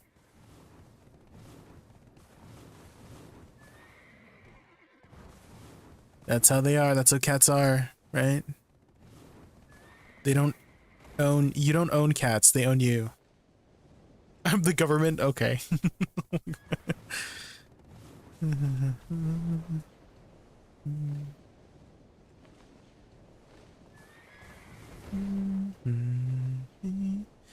Wait, where is the... Okay, let's just follow the auto path, I guess.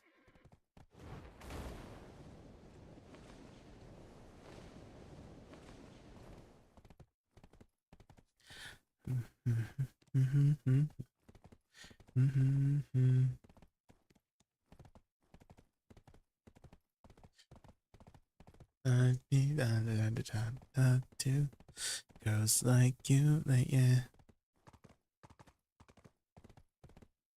Goes like you, yeah, yeah, yeah, yeah. This reminds me of this cat skit that I saw here. Look, have you seen this before, Arcanner? Have you seen this? It's so freaking funny. That looks pretty good. There you go. Yeah. Kind sir. I'm gonna call you later, and then we can talk about the delivery. Excuse me? There you go. That's my food. The freaking side eye is so good with the dog. It's so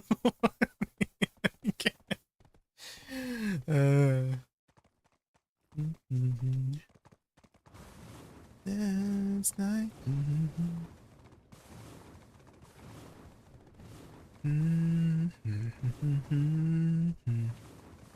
All right, let's find a spot here. Oh, I'm stuck.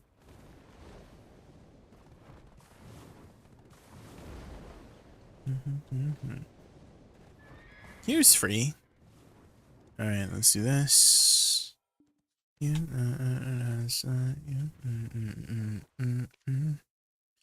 Like you, yeah, yeah.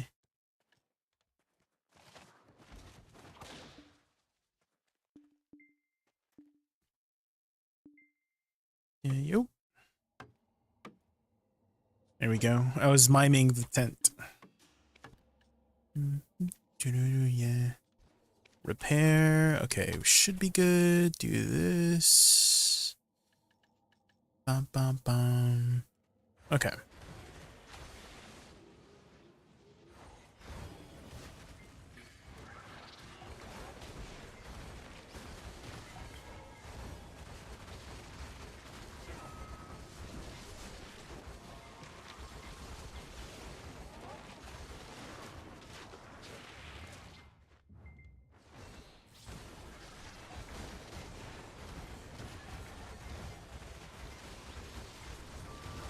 Or did the ads get you, Arcanor? Damn.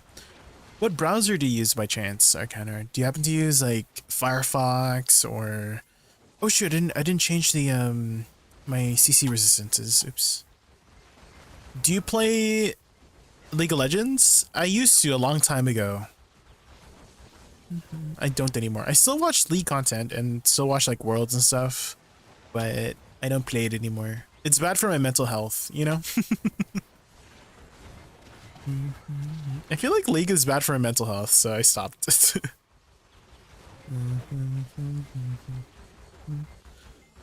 You got the Coven Nami skin. Ooh, you do make pretty cool skins in League of Legends. Yeah, yeah. Okay. I think it's this one.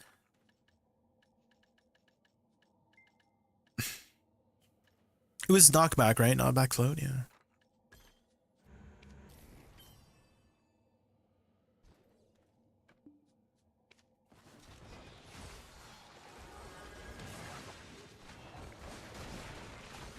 Wish they sold skill effects and BDO.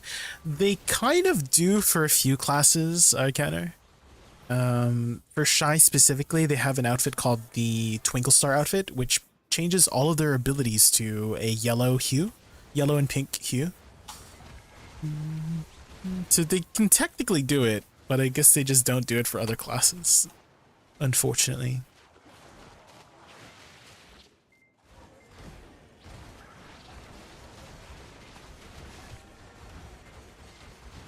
Need you, moonlight, you're my starlight, I need you.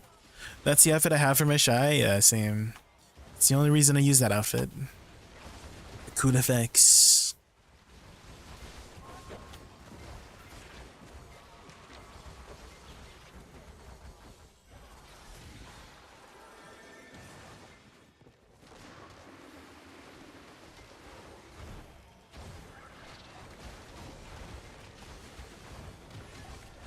Give it a sign, there in my eyes, you lie.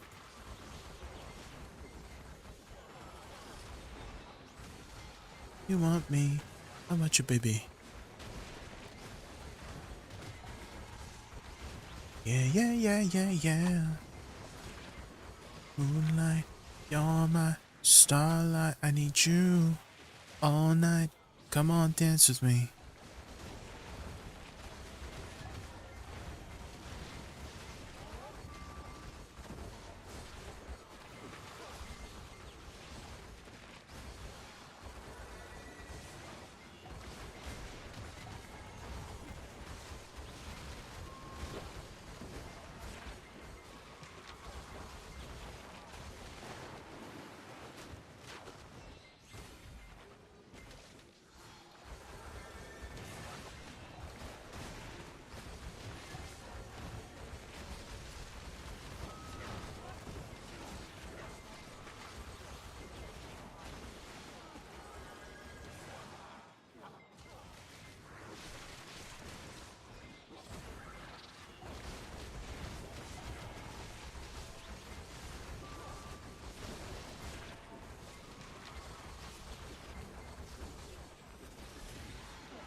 But we get the Jolly Winter outfit for free in winter. They usually give away a lot of stuff when it comes to December.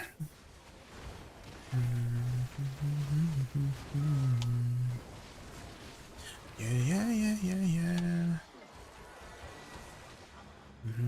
Also, Connor, what browser do you use by chance? Do you watch Twitch? Do you use your phone, Chrome, Firefox? Because there's still a way to hear the stream and see the stream in case there's ads playing. I Fresco high. And basically whenever there's an ad playing, there's like a little mini player of the stream on top of chat, and all you gotta do is move your mouse over to the mini screen and there should be a little button to pop it out, and then you just unmute the little pop out button. Opera should work, yeah. Opera should work for that trick. So next time there's an ad playing, try that out in case there's like, you know, you had a question or I was showing something on stream. That should help quite a lot. You can do it on any stream too. Works on any stream.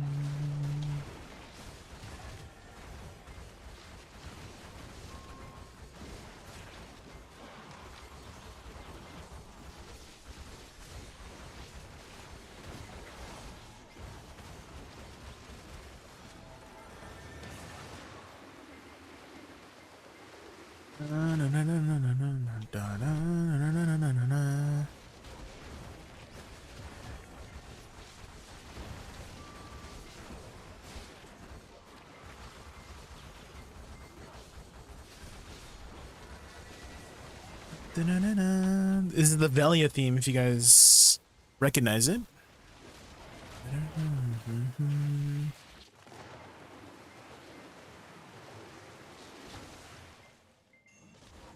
I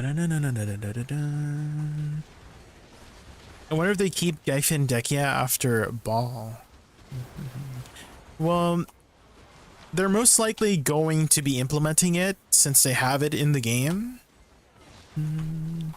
But I do hope they do something else with it, because it looks kind of boring to do.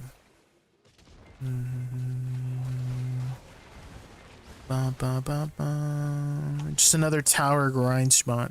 Give me some mechanics, you know? Mechanics. I was sitting here, and what is that? And why is it so familiar? Yeah, it's the Valiant theme, yeah. Some pretty good themes. He does some awesome music.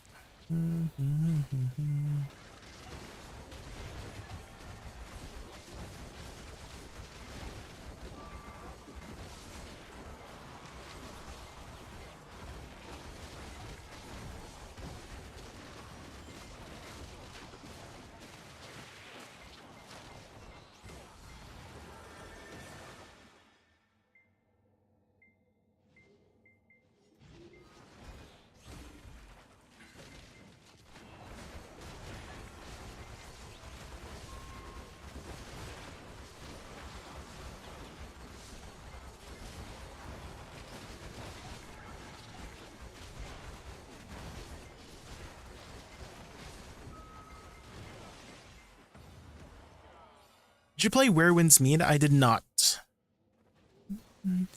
I am a little bit busy with IRL stuff at the moment, Arcaner. I'm moving in the next couple months. I got an update today that we finally finalized all the papers. So we're going to be starting to move into the new place in the next couple weeks here. At the second week of December is when we're starting to move. So I told myself, probably not a good idea to start another MMO when there's life things to prioritize. Oh yeah, I've seen all the weapons. I've seen people playing it, don't worry. And I feel like it would be an MMO I would like, but again, just not the best time, like IRL stuff to worry about first, unfortunately.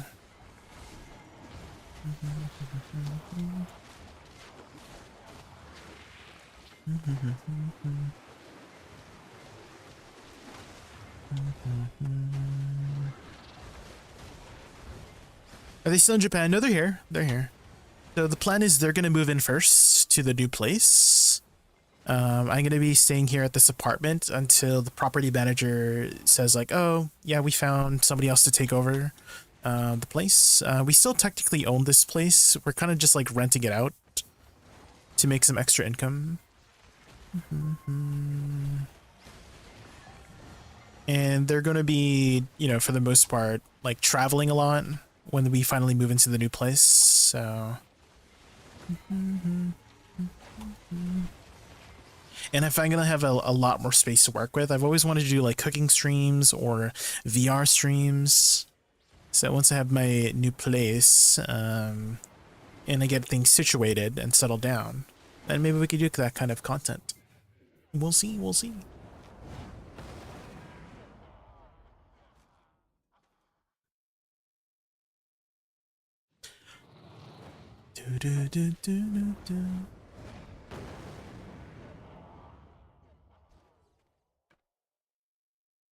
Exciting, yes, I'm very excited. Although my parents have already told me they have we're not gonna like stay at the new place forever. Like in 4 years, they've already planned ahead. Like in 4 years, we're probably gonna move again.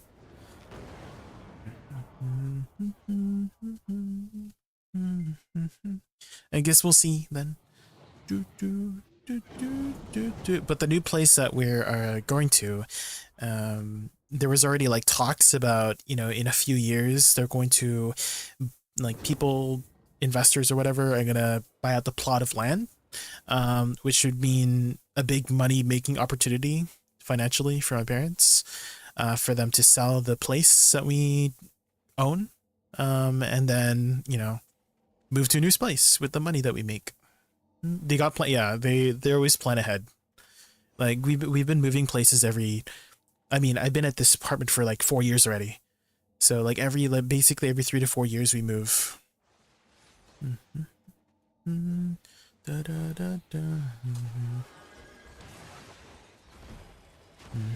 So I'm kind of used to moving. I know it's like very tiring, but I think I'm just like, I already know what to do. Like I know the drill, you know?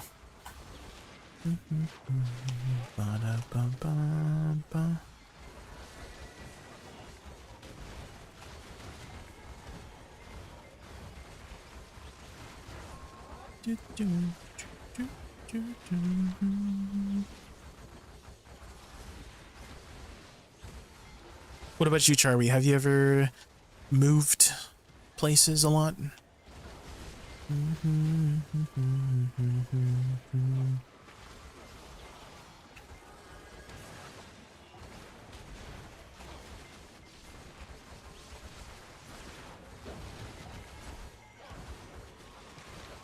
We fell in love up under moonlit skies with you. I think I'll picture us, you with the waves, the ocean's colors on your face.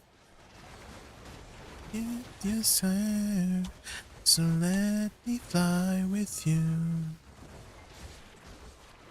I had a job that paid for my housing for about 10 years. Damn. Nice, but got old really fast. Well, I mean, 10 years is a long time to be at a place. Have you ever done any, like, house renovations or anything like that?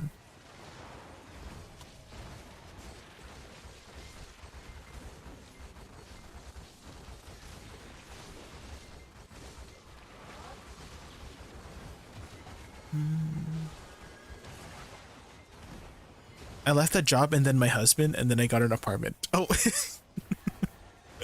I see. Then we moved later to a different apartment, and then we bought a house.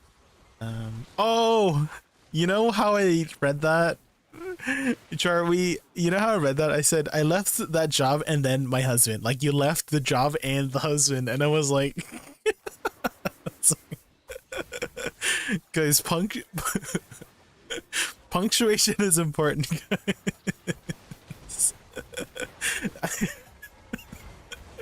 Like, you had me in the first half kind of situation. I left my job and then my husband.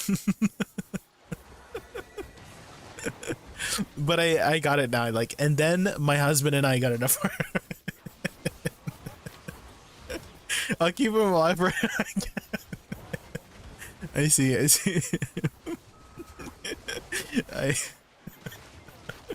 Good one, Cherry, good one.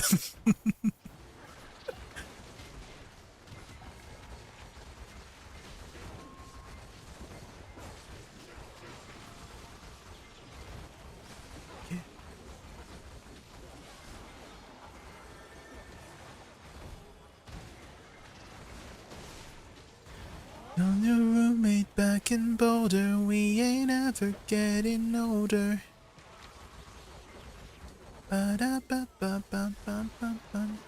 We did do major renovations to this house before we moved in, though. We contracted it, but it was still a ton. I see. What did you renovate? New bedroom, new bathroom, new kitchen.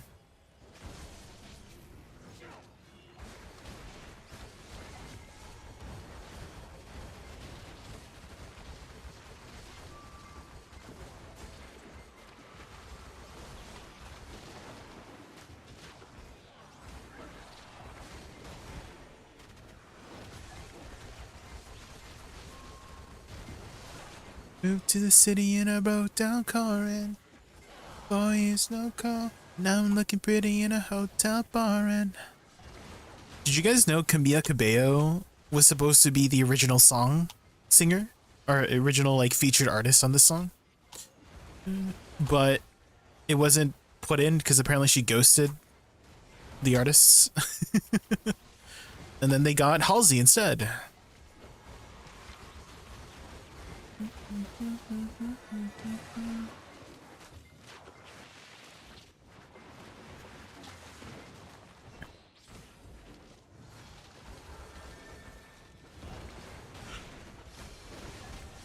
Imagine if we had a Mary Poppins like character that flies around with an umbrella.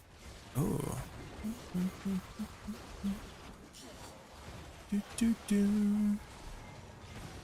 Mary Poppins character. Well, that's basically what they have in Where Winds Meet, right, Arcana?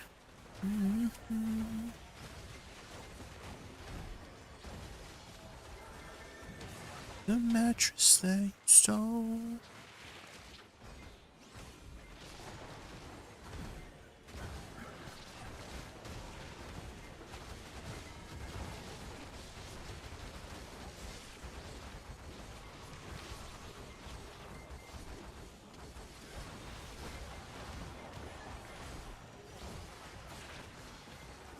We never getting older.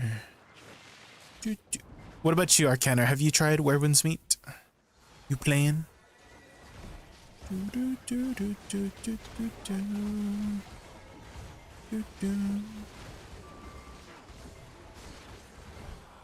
No magic in it? Yeah. I do like my magic classes.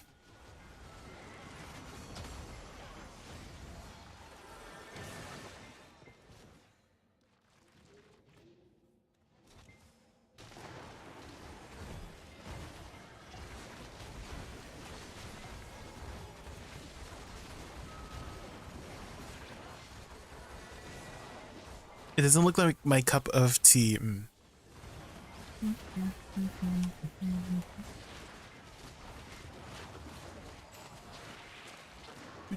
Well, that's the nice things about MMOs, guys, is like there's different kinds of MMOs.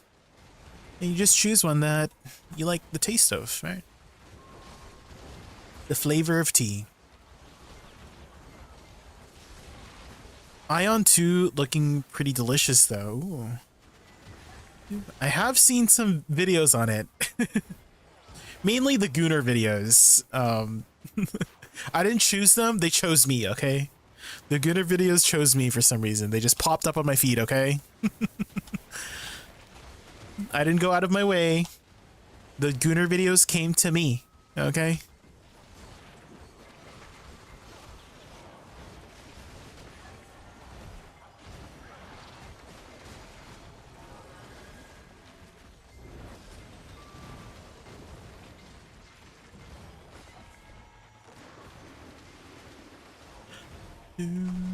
I like mages with unique style or weapons. Staff mage is kind of boring. Also elemental mages.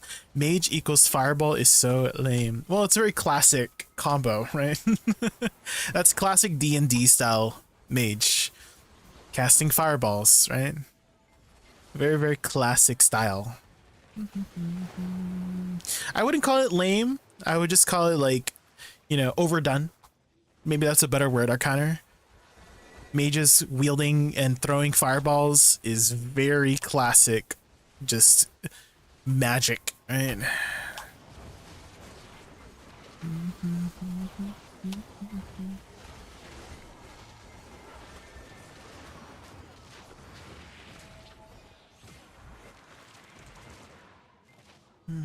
That's why I liked Lost Ark for a while, because their mage-like classes were really unique. Oh. Can you give me an example? I've never played Lost Ark. Show me. What kind of mages are there in Lost Ark?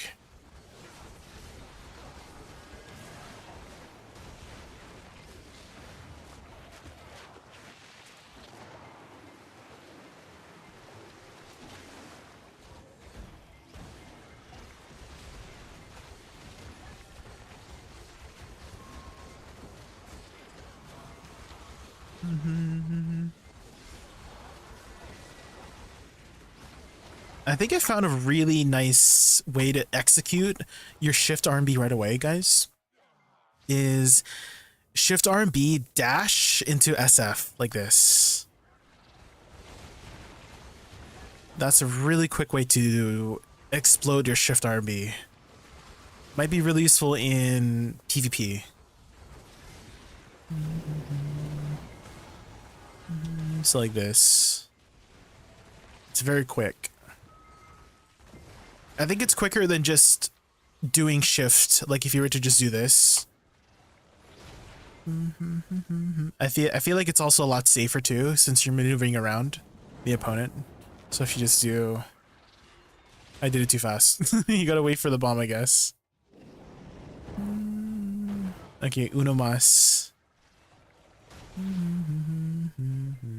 I really like playing a specialist class called Artist. They are like a support class, and they give party buffs, but their abilities were like black and white paints. Oh, okay. So like a Pictomancer from Final Fantasy, right? Yeah, how's your AOS going? I haven't played AOS in a while, Toilet Bro. When was the last time I played? I'm not really much of an AOS enjoyer. We've done 41 matches total. Last time I played was November 9th, so we only played for just a little bit. We played for like literally a week, and then we stopped.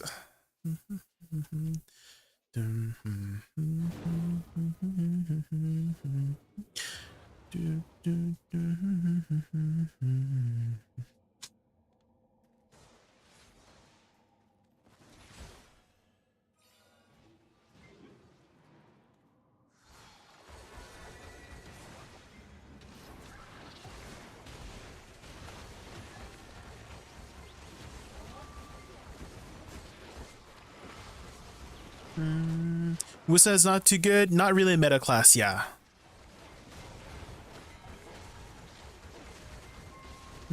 Korean art, because it's a Korean game, I think.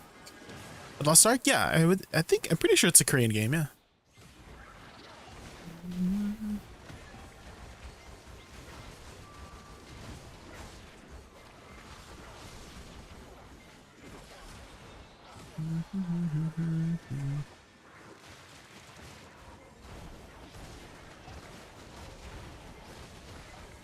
May I know how's Woosa ladder in NA? Oh, to check the rankings? Yeah, sure. Arena of Solar. Let's see. Your rankings.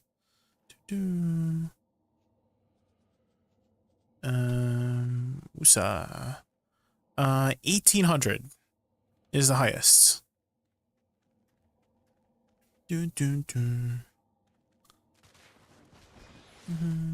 How is it in your region, Toilet Bro?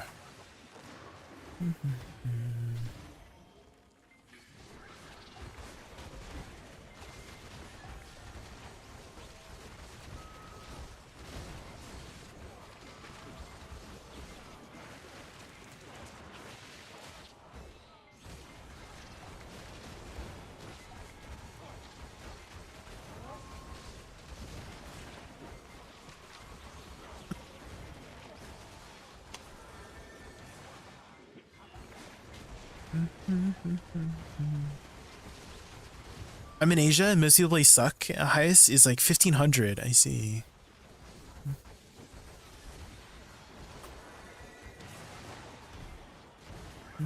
What about the highest in general for class wise? In NA, it's a Sage at the top.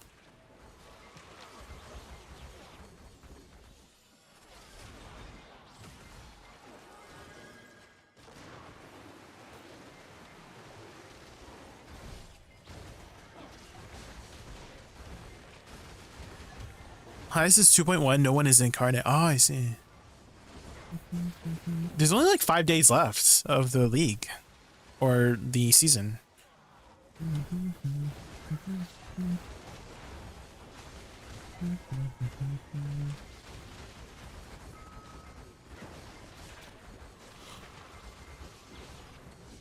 Cat was at 2.4. Yeah, I think Solar Incarnate is 2.4, right?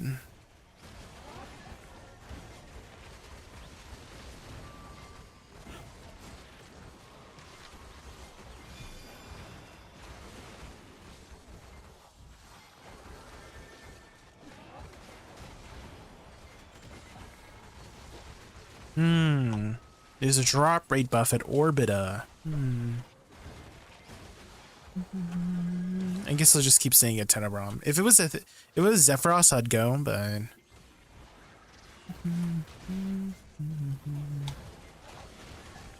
I think this season is harder to climb because they reduced the amount of points to gain. Oh, is that what happened? I had no idea.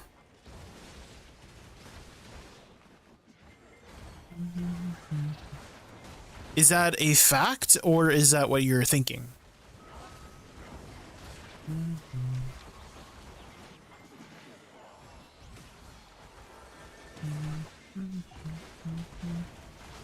Before it was like 30 per win, now it's like 20. Oh, I see, I see.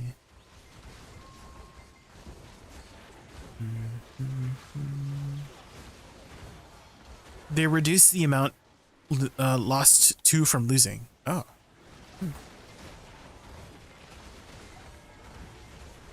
I wonder if that's like a net gain or loss overall.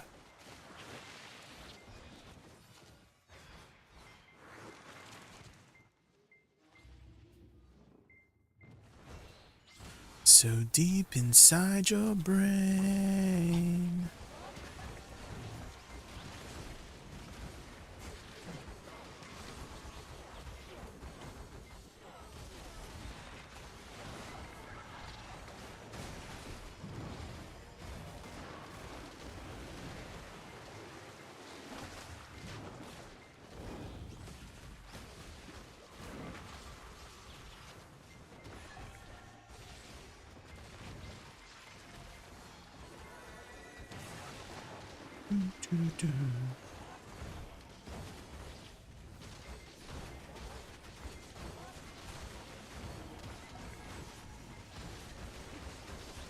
In NA, top Woosa playing Awakening, Suckuk is kind of dead.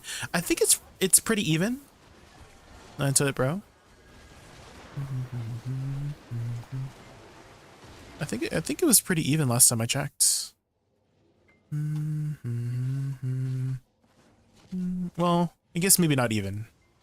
More Awakening than Suck.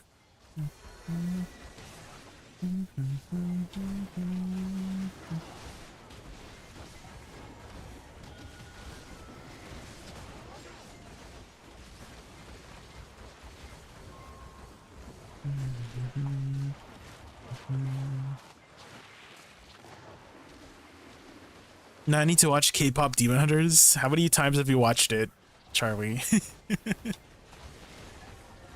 Charlie, have you seen Cyberpunk Edge Runners?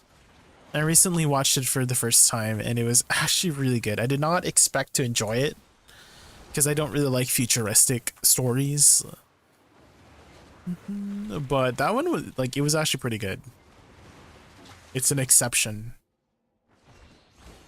They haven't buffed Woosa? Yeah, they haven't touched the class in a while.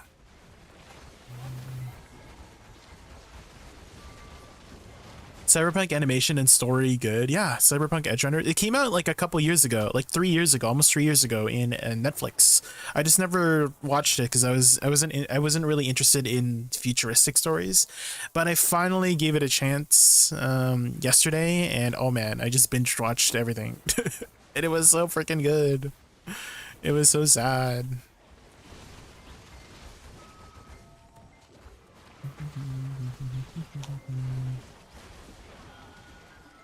I'll try. Yeah, try it out. Yeah, it's Cyberpunk Edge Runners. It's on Netflix if you got Netflix. It is a little bit gory though, so if you're not into gory stuff, you might want to look away. But there's a lot of gore. But if you like gore and action, then you might enjoy it. The story is also very good too.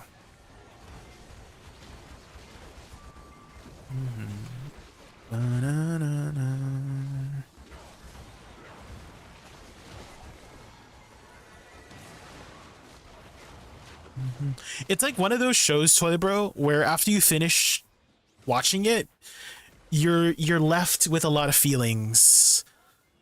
If that makes sense. Like it's like lingering in your mind. But like, damn, I wish like this or that happened instead, and like, oh my god, why is it so tragic, you know?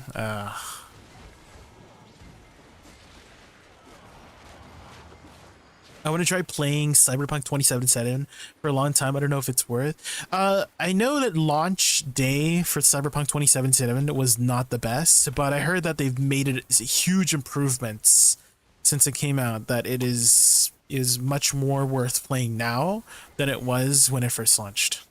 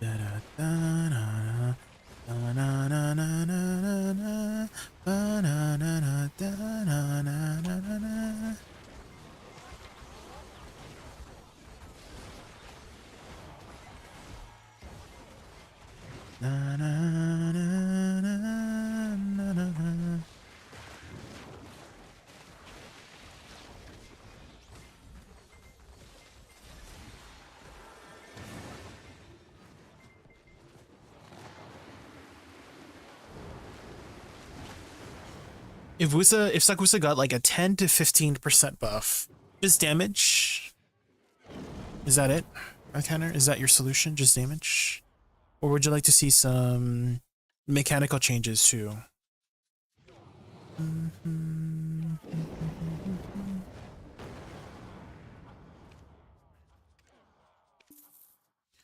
It doesn't say that was time around. 7 clouds. Okay, there you go. That's some mechanical changes.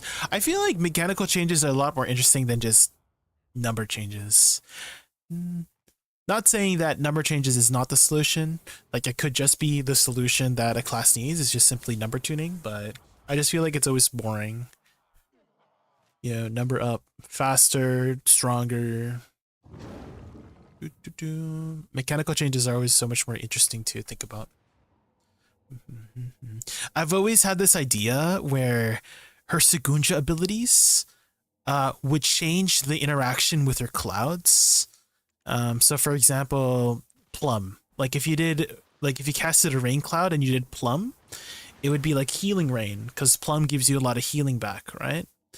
You know, and then if you did Shift F gives you a speed buff, so then it would be like a speed rain, right? Any allies under the cloud can get a speed buff from the speed, rain. For this one, it's like, this is like an evasion debuff, so maybe it just gives evasion debuff whenever you use it first as like in a cloud, right? Etc. etc. So that's kind of like what I would want to see for Sakusa, is some utility with her clouds. Because right now the clouds give, it's just like a little bit of extra damage and some debuffs, right? That's it. Nobody really uses the CC function because most of the time you just super armor through the CC function, right?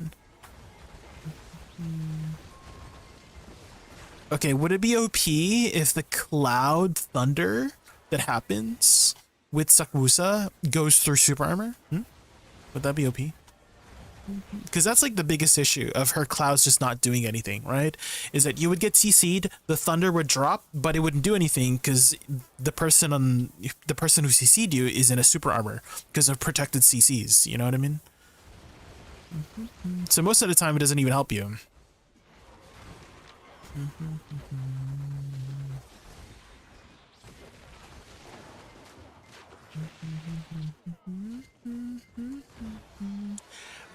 Hi Neanderthal, welcome back. I struggled to learn PvP on Sakusa because she is so fast-paced and low CAD.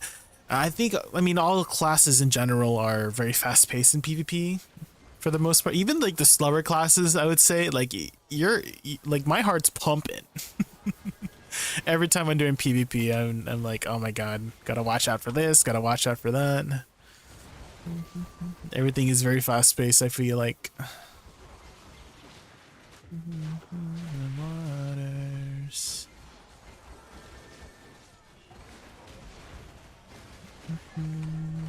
What do you think of Woosa SA, all of the skill kind of standing still, exposing us to get grab? Well, I mean, at the caveat, right, Toilet Bro, is that you can move, right? Even if you're standing still, you can move out of the way, right? Let's say you're doing Stormfall, you can cancel out of it, right? A lot of the times you're not using Stormfall to continue the cast. A lot of the times you're just using it for the CC, and then you move, right? That's I feel like the main usage of Stormfall is that you're not really using it to damage, using it either to catch somebody or to just stay protected and recover some stamina is what I mainly use for it. So that's like the caveat of a lot of the Woosa skills, is even though you are standing still for a lot of it, you can just cancel out of it. It'd be a different story if it was like Witch. You know, like for Witch, you have to complete the animation. You cannot cancel out of any of the Witch's abilities, right? Like if you cast Voltaic Pulse, you're finishing Voltaic Pulse before you can teleport out of the way, right? But with all of her for Woosa, right, you can Stormfall and then immediately just cancel out of it in a dash, right? So that's the caveat, I would say.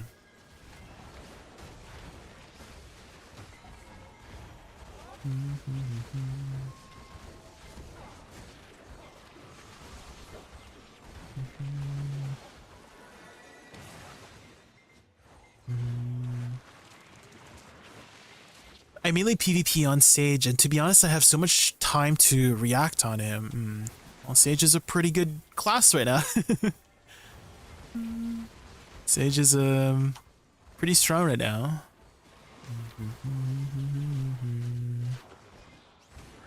Sage, when Sage first came out, I kind of feel like it stole the mechanic from Suckwitch. Does anybody remember OG Suckwitch? If you guys didn't know, OG Suckwitch, basically you could pocket your spells. You would start the cast of the ability, and then you would dash out, and it would continue the ability. You could still do it on Suckwitch. It's like a Suckwitch exclusive, but it's like when Sage came out, it basically like stole that ability from her, and then she kind of lost her purpose, I would say.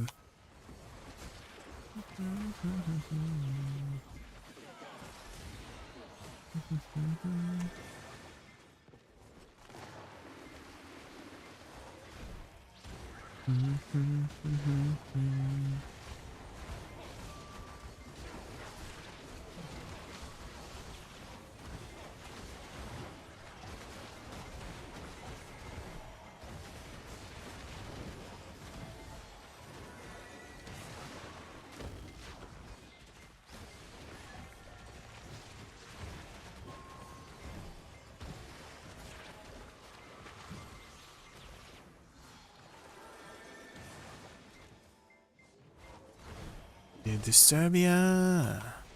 This is an oldie but a goodie too. Disturbia. Disturbia.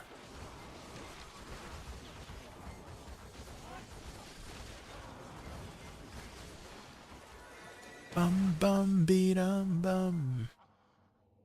Wouldn't it be OP if we can move while doing Stormfall? You actually could before.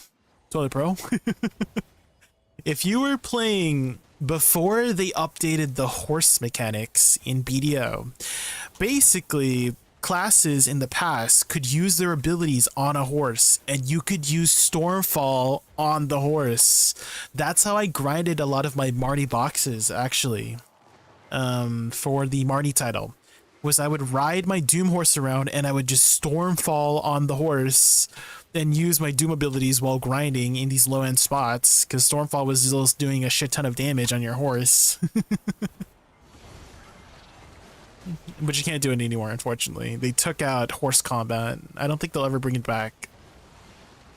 But you could Stormfall on your horse before, and it was amazing.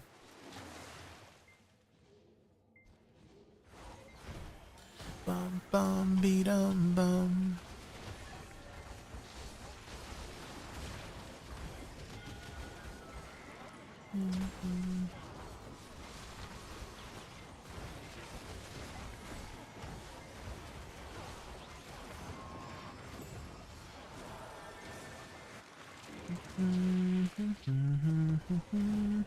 Bum bum bum.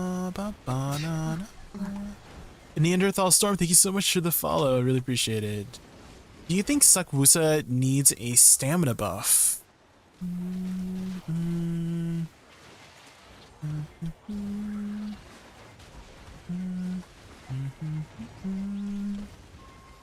It could, because I do think Awakening has a lot easier time of managing her stamina because of all of her super armors, right? Because not only do you get Awakening Woosa's ability to linger super armors, you get all of Suck Woosa's abilities to linger armors.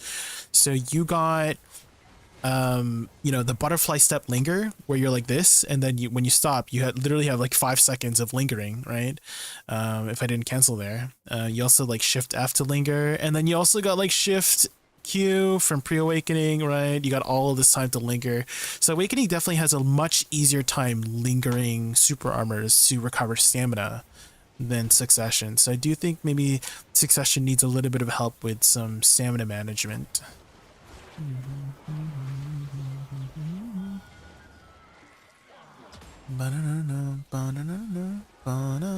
In PvE, stamina doesn't matter in PvE. A counter. I think the only time it matters in PvE is if you're doing, I don't know, like Zekia boss, right? Or Black Shrine bosses. But for the most part, when you're grinding, you don't really care about your PV in PvE. So it's mostly a PvP thing for stamina management, right? When you're fighting mobs, you don't really care too much about your stamina.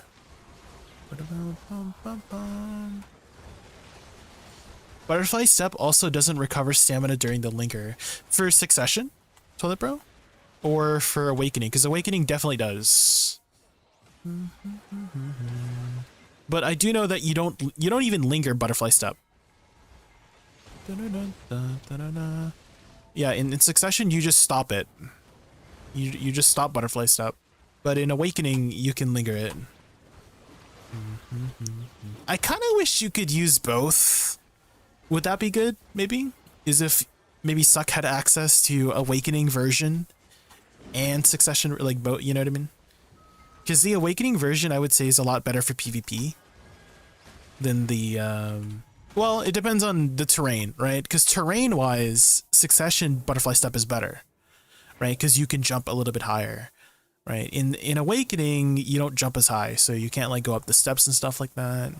So I would say Suck has a better with terrain, but for stamina management, Awakening is better for stamina management. In AOS, I need to keep moving to dodge grab and then run out of stamina. The best thing that I've been able to do to manage the grabs, Toilet Bro, is dodge it, like, and then see if there's an, you know, the orange effect? I don't know if you have effects on, but you can actually see when people grab you, and then, you know, the grabs are usually like 8-9 seconds long, you know, for some classes, and so you have that much time to just stay in super armor. But that just comes down to like class knowledge, right? Because I don't know all of them, all of the timers for the grab classes, but if you had the class knowledge, then you would be able to, you know, figure out their patterns, because a lot of classes have a pattern for grabbing, right? I think Zerker is a really good example. When you see a Zerker running at you, like on all fours, they're probably going to grab you, right? So there's a good chance you can dodge them. Like, you can see it coming with certain classes, right? Like for the Zerker, it's very obvious they're going to grab you if they're running on all fours, right? So you can kind of like predict it in that way, but other classes, like you just gotta like manage it. Grabs are a little bit annoying. Meta has always it's always been meta. It's always been grab classes for the most part in AOS, at least, right?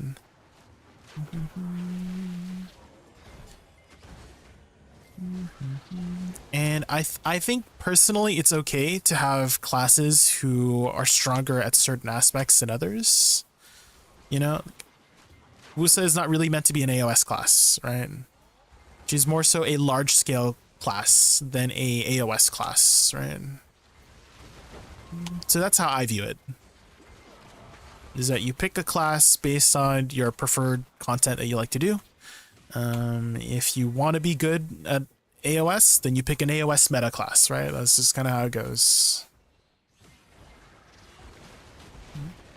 And you kind of sign up for not performing as well if you choose a non-meta class, right? That's just kind of how it goes. That goes for any game, right? It's not just BDO. Like League of Legends, good example. If you want to play, you know, and get Challenger, you play the meta classes, you play the meta builds, right? That's how you get up there.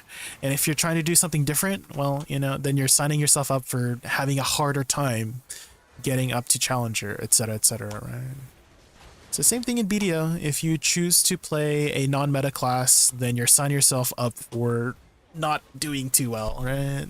And but if you are able to overcome that, and then you're just that much better than everybody else, right? Playing that class, if you're able to overcome that, right? Jinwoo Sung, thank you so much for the follow. I really appreciate it. Welcome. We're just doing some grinding here at Tenebron.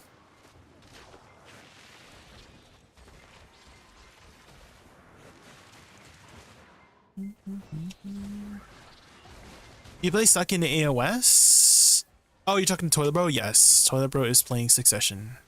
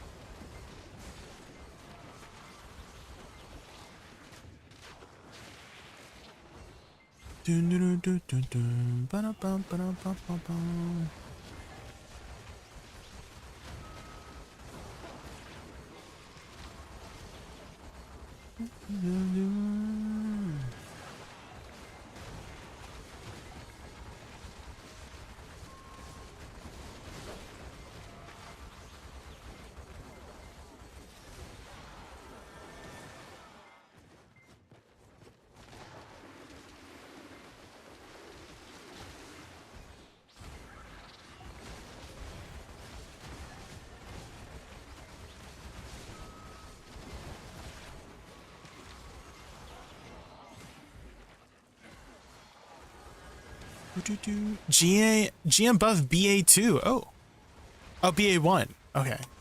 Yeah, let's go grab that. Thank you, Blurrin. Hi, Blurrin. How are you? Welcome in.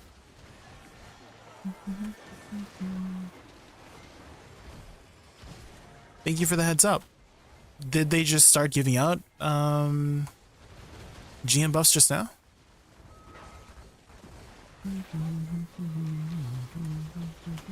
On NA? Yeah, on NA.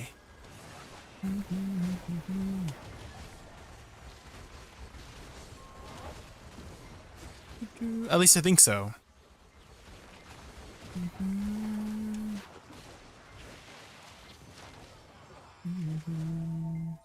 Battle Arena. BA1 you said. Okay.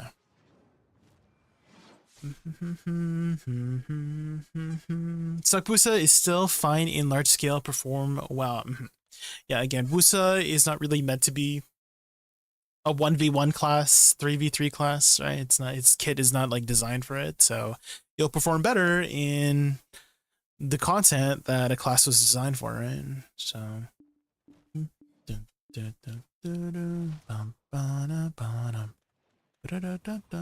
GM Aslan. Ooh. Hi, GM Aslan. Got it. Thank you, GM Aslan.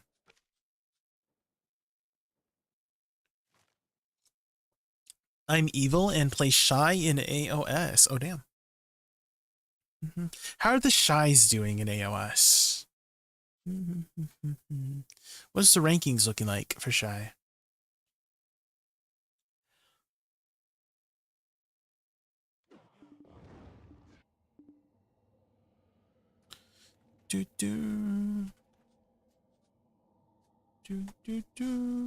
Arena view rankings.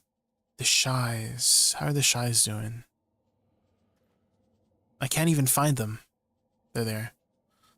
They're not doing so hot, guys. They're not doing so hot. I see Alec.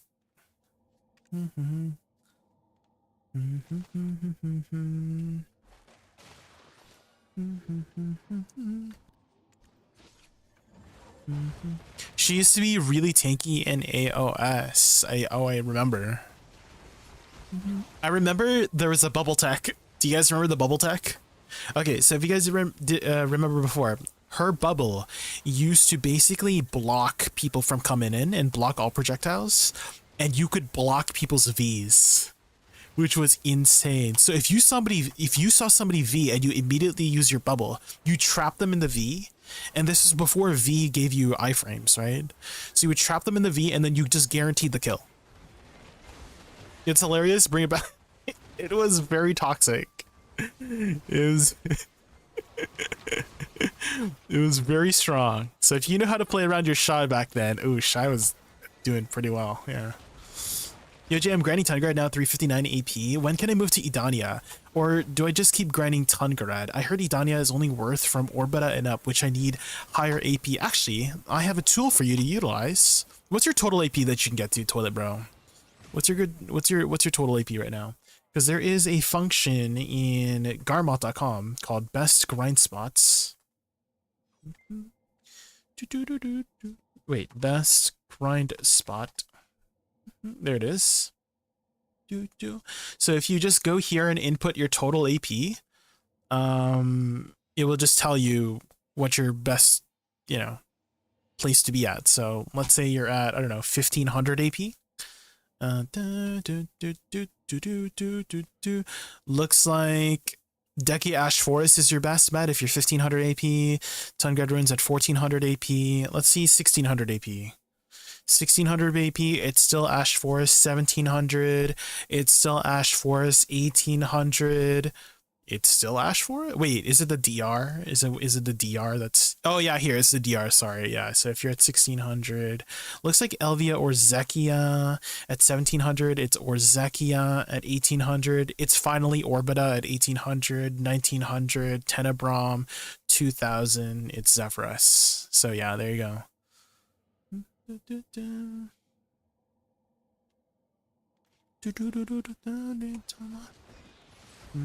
So hopefully that tool helps you out. But of course, you can try out some other spots if you're not, if you're feeling bored of Tungarad Ruins, go somewhere else. I reached 750 gear score in 500 hours, no pay to win. Oh, sheesh.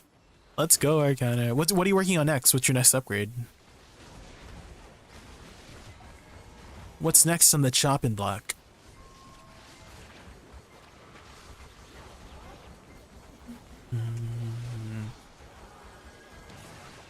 Boom.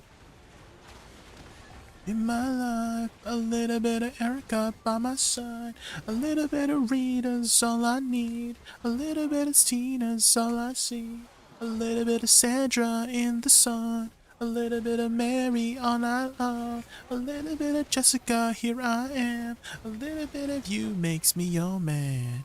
When I listen to these lyrics, I just realize it's about, like, I don't know, having multiple relationships. Ooh, Tenebron buff. Ooh. But it's a bop though, right? It's a bop. Is it still easy to get PR now in Canada? What do you mean by PR? Public relations?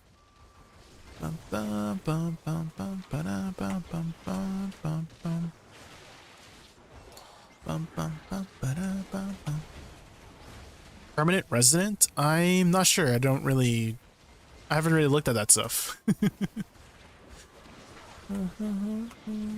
I've never had to, like, get permanent residence in Canada. I've always been a permanent resident. So not sure. Sure. Why, are you looking to move to Canada, Toilet Bro? Damn, baby.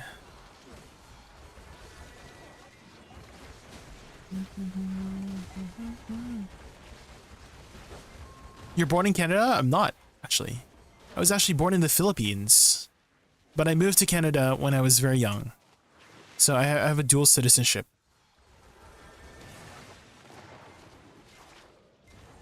And I don't have a Filipino accent because I grew up here in Canada.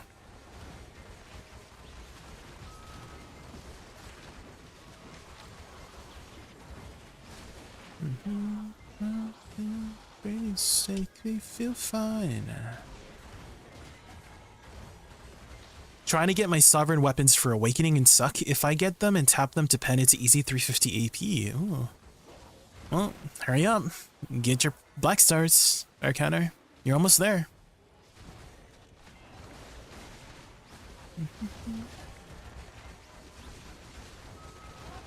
It's nice living there compared to sea. Oh, like Southeast Asia? Where are you from in Southeast Asia, Toilet Bro? Where do you live? Your English is very good. Are you from the Philippines yourself? Because I know Filipinos are very good at English, and I could not tell that you weren't like an English speaker. You know what I mean? I'm Indo, but Chinese Indo. I see, I see. Yeah, your English is very good. Do they teach English in Indonesia very well? Because again, I could not tell that you were not a native English speaker. Your English is very good.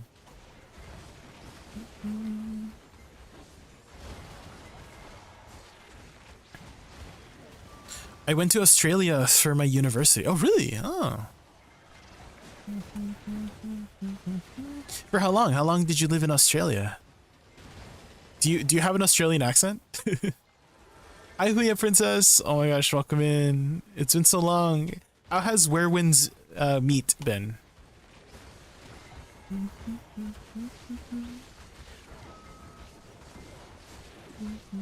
Baby.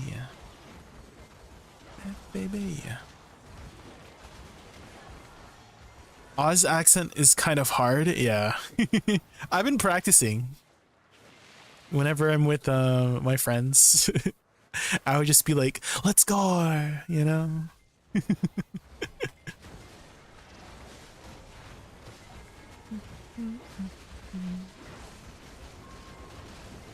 Yeah, g'day, mate.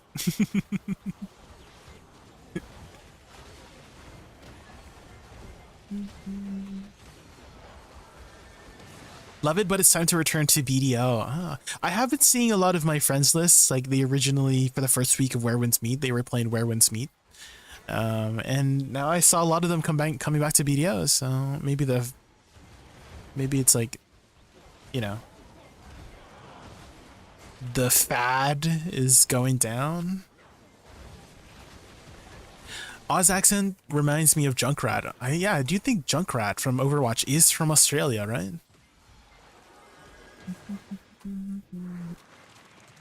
My partner in the game spent 40k for the boat, and there were even articles of him. Wait, what? Like your IRL partner spent 40k in the game? Or do you mean like a partner you met in the game that you married or something in game? Because I do know you can have like, someone told me you can have a polygamous relationship in Where Winds Meet. You can have multiple wives, I guess.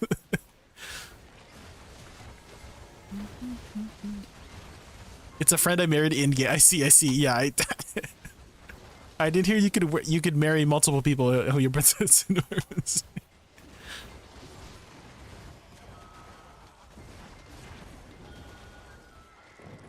6 wives? What about 6 husbandos?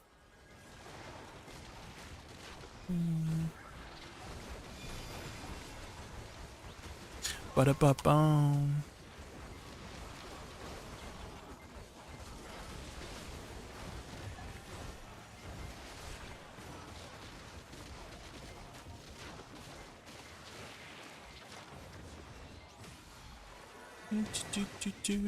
I was in Australia for 3 years and went back to Taiwan to learn Chinese too for a few. Oh damn, you can speak a lot of languages, Toilet Bro. So you can speak Indonesian, Chinese, and wait, I was gonna say and Australian. You can speak Australian. No, English, Chinese, and Indonesian. Okay. Wait, you can speak English and Australian? That's crazy. My only language I speak is pain. No, don't. Wait, why? Why, Arcana? What's painful? Is it your cat again? Is your cat causing you pain? Could you not pay rent to your cat this month?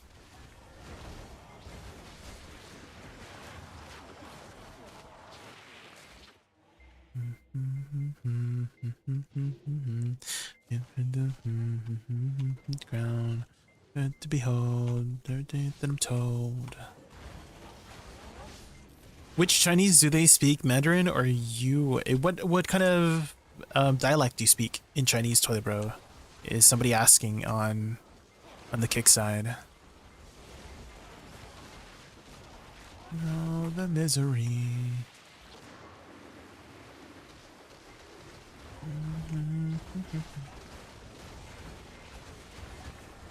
My enemy. Hokkien dialect and traditional Chinese. Oh. I think she is a half meme pick in AOS, but I enjoy her. But to be honest, I blame my teammates because they don't follow up on bongo stiffs and just let me get grabbed and targeted. Oh, for shy Neanderthal?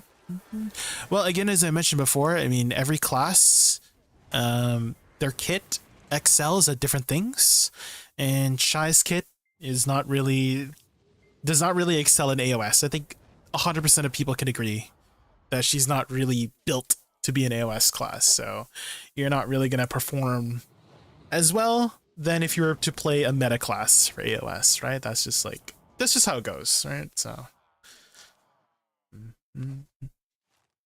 that's just how it be.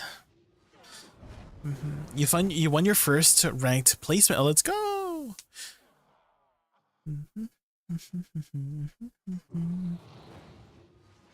How many of the placements have you done so far?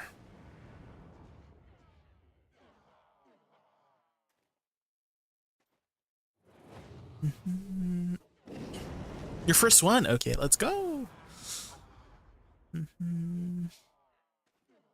J play where wins me. I can't piggy bank. I'm too busy with some IRL stuff. I'm moving in a couple months, piggy bank. Very exciting stuff. So in the second week of December, we're gonna start moving all the shit.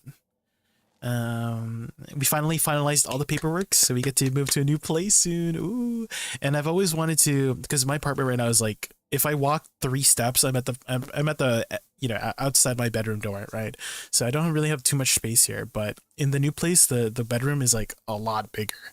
So we can maybe do some more fun stuff, maybe some VR streams, maybe some cooking streams or something. But yeah, the place is a lot bigger, and I'm excited to move in.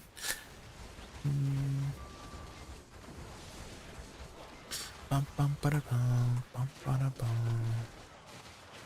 Ba-da-da-bum, ba-da-da-bum. Living with a partner? I don't have a partner. Toilet Bro, no, I'm single. Just me, myself, and I. The fantasy. What's in the future? That's one way to get into Canada. Is if you marry somebody who lives in Canada, I guess.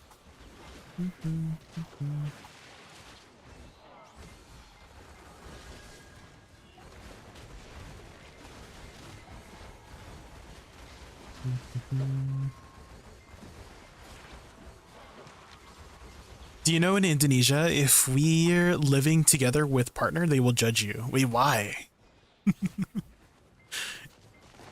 Wait, why are they judging you if you live with your partner? What? That's an Indonesian thing? Interesting. I feel like that's very normal here in the West. That, hey, if you have a partner, living with them is very normal, right? Oh, to get before marriage. Oh. Yeah, I feel like that's still normal here in the West. If you're not married yet, you move in with your partner. I feel like that's still very normal. It's normalized here. Maybe not in some religions, I guess.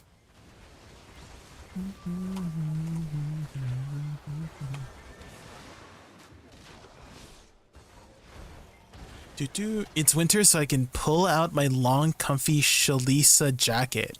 Wait, what is this Shalisa jacket? What's this? Have anybody ever tell you you look like Beyonce? Nah, they usually tell me I look like Shalissa. Oh, Shalissa. Me, nigga. Have anybody ever tell you you look like Beyonce? Is this the Shalissa jacket? You know, I've actually been watching this fashion shorts. Hold on, let me show you. And it's actually inspiring me to dress better. Hold on, let me show you the fashion shorts that I've been watching. Here,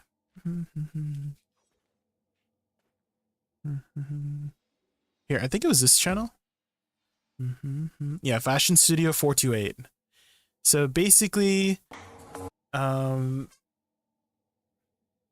on, let me change the sound settings so that it splits the audio properly, so I don't get copyright struck, because they're probably using copyrighted music. So I've been watching this shorts video lately to just watch how to dress better, and you can just see how the body changes based on how you dress, right? So he's not the most in shape guy, right?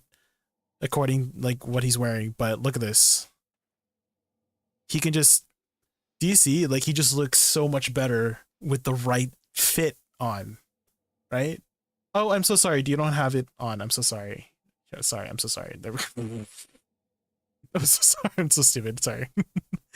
Okay, here. So here again, he's not the most fit guy, right? You can tell. Like he plays along with it. He slaps his belly, but when he puts stuff on, right? Look, he just looks so much better with the right outfit on, right? Do you see? Like he can really transform how he looks, right? He looks like way better with the right fit on, and the like it's inspiring me to like dress better too, because I would wear all of these too. Like he's this not the Spider-Man outfit. Do you see? He looks so much better.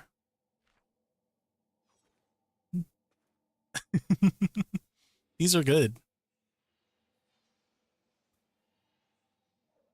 Dang.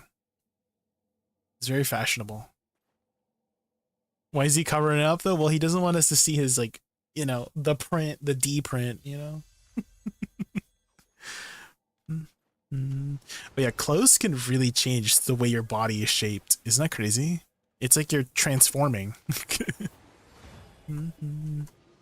Is that interesting? I did not even think about fashion being that way. I just thought it was like to keep you warm, right? Most of the time when you wear clothes, it's to keep you warm. Right? That's the functional purpose of clothing, right? Is to keep you warm, but I never thought about it as a way to transform your body the way that he does it, right?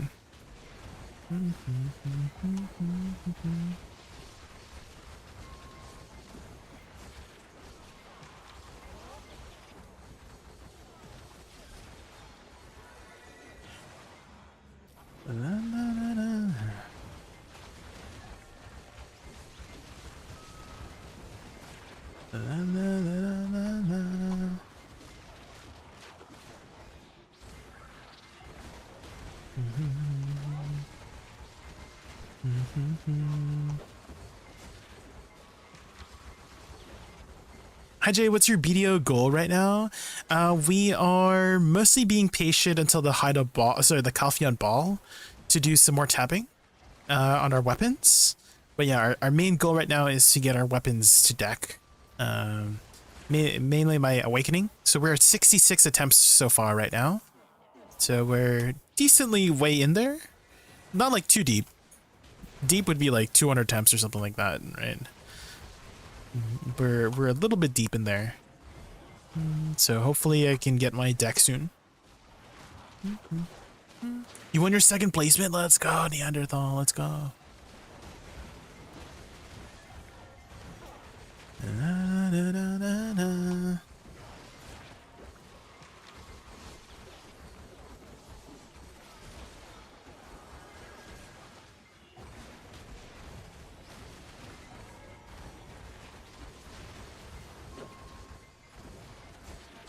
Dun, dun, dun.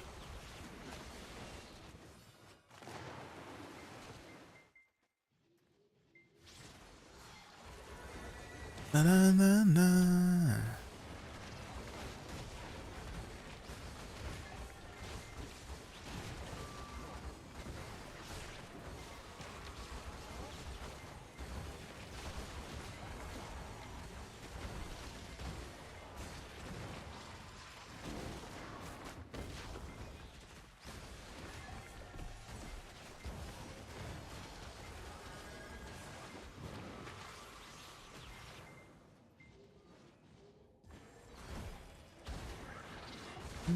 What about you, M34366?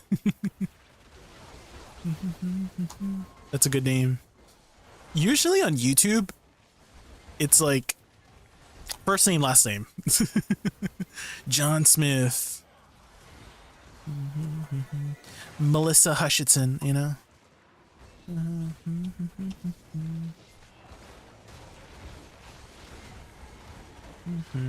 What is your goal currently, Mr. M343661010001002?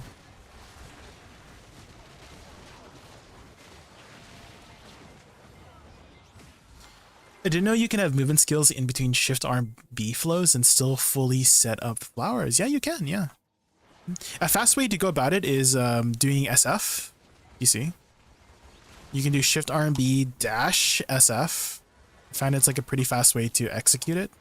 So Shift RB and then do that.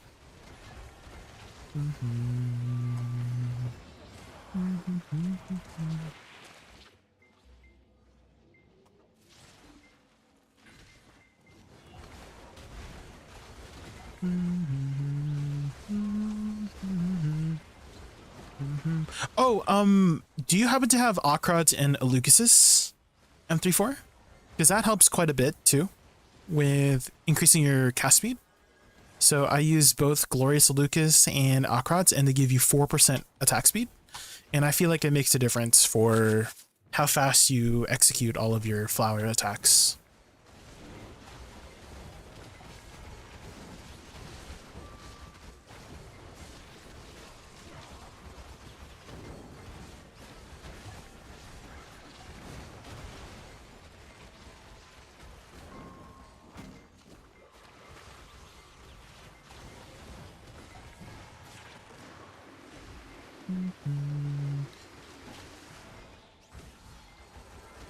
Where can I check your current combo and add-ons? I don't have it set up on YouTube. I have the command set up on my Twitch, but I can grab you the link in 1 second. Hold on, combo, add-ons.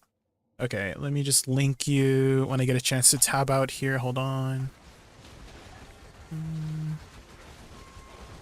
I should really set up those commands on YouTube.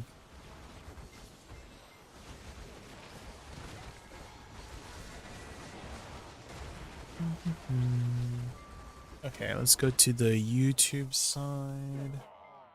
So these are the add-ons. And then I will link you the combo in a sec here.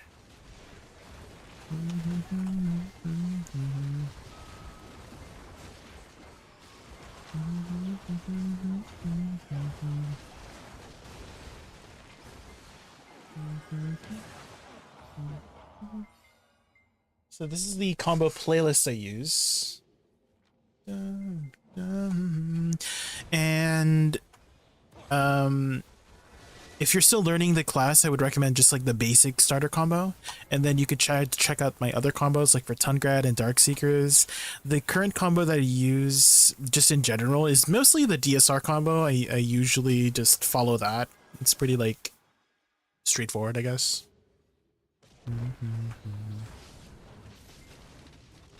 So I usually always start with Shift RB RB into E, into forward RB RB, and then WE, and then flows after that.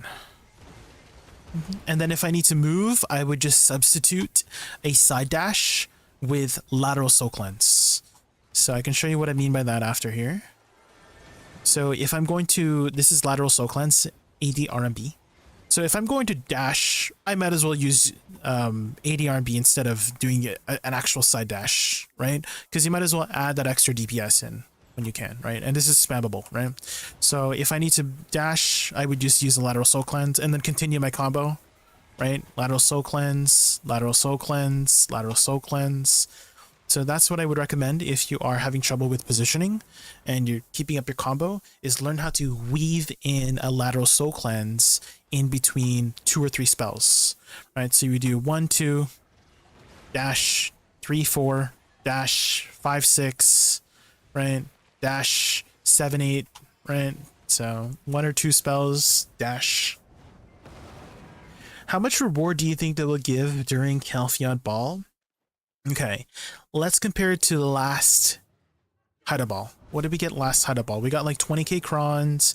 We got like 3 or 4 hammers. I think they might give us maybe close to maybe 50 to 70k crons worth of stuff. Because last time they gave us like maybe 40k crons worth of stuff, right? So maybe closer to like 50, 60, 70k this time.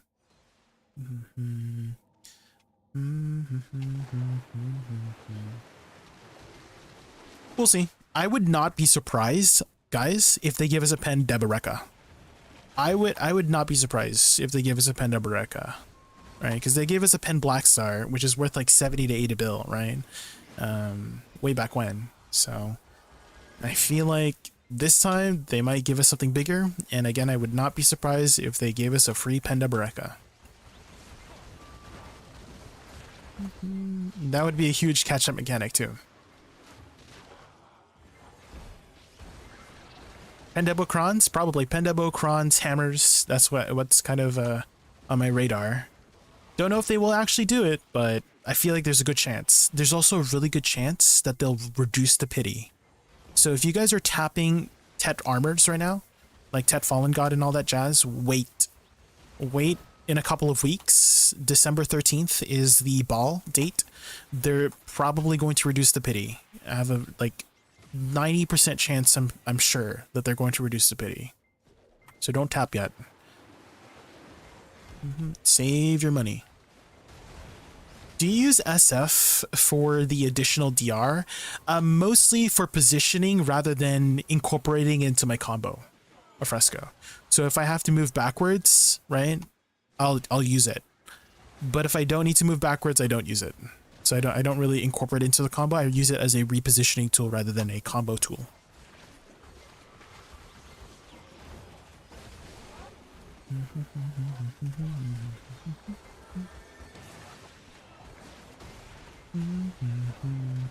Additionally, if you want to start the combo with Shift Arm B and you need to reposition, always do a backwards version like this, because you actually throw out your Shift Arm B a little bit faster and you reposition at the same time. But it has to be the first flitting step, right? Because you have 2 flitting steps. You have flitting step and chain flitting step, right? These 2, right? So you have 1 and 2. It only works with the first one if you do Shift RB, do you see? So it's really fast. But let me show you what happens if you use the second chain flitting step, right? Use the first one, and then I do the second one. Do you see how much slower that is? Right, so always do Shift RB after the first flitting step if you're going to reposition backwards like this. It's much faster. Where's the here? Or Shift F. Like let's say you're finishing your combo, you're Shift Fing, and then you do Shift RB. Then it goes out right away after Shift F as well. That's another one that is really fast. Shift S into Shift RB or Shift F. F as in flag into Shift RB is really fast too.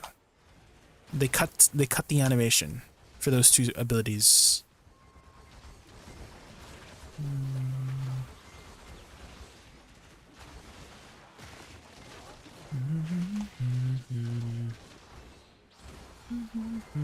So your Shift S, do you see how fast it is after I Shift S? And I get to reposition at the same time too. 3 weeks left? Yes, yeah, 3 weeks. December 13th is when the ball happens, which is, I think it's Friday 10 p.m. No, Friday 9 p.m., something like that, or Saturday midnight for that date.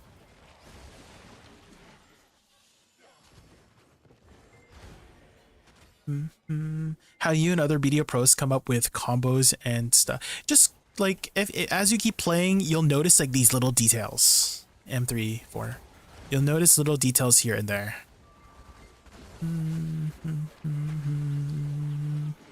Another thing that flows really nicely is SE into Shift E. It flows really nicely here. Let me show you. Let me just start my combo off here.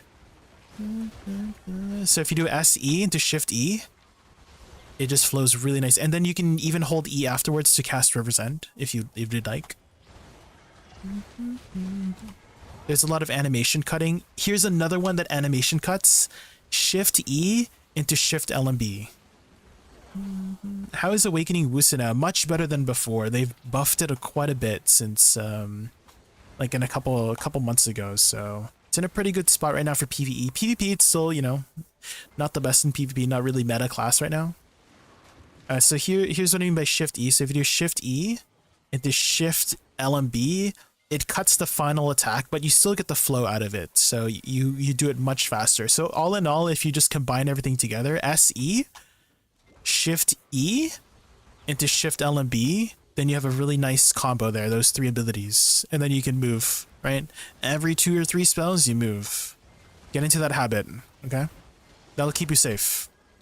Every 1, 2, or 3 spells, you just lateral soul cleanse. Especially if you're fighting a boss like this. Watch my positioning here, right? With this boss, as soon as he moves, I'm dashing, right? As soon as he moves, I'm dashing, right? Okay, that little lip blocked me, but yeah, that's how you would like keep safe with this class.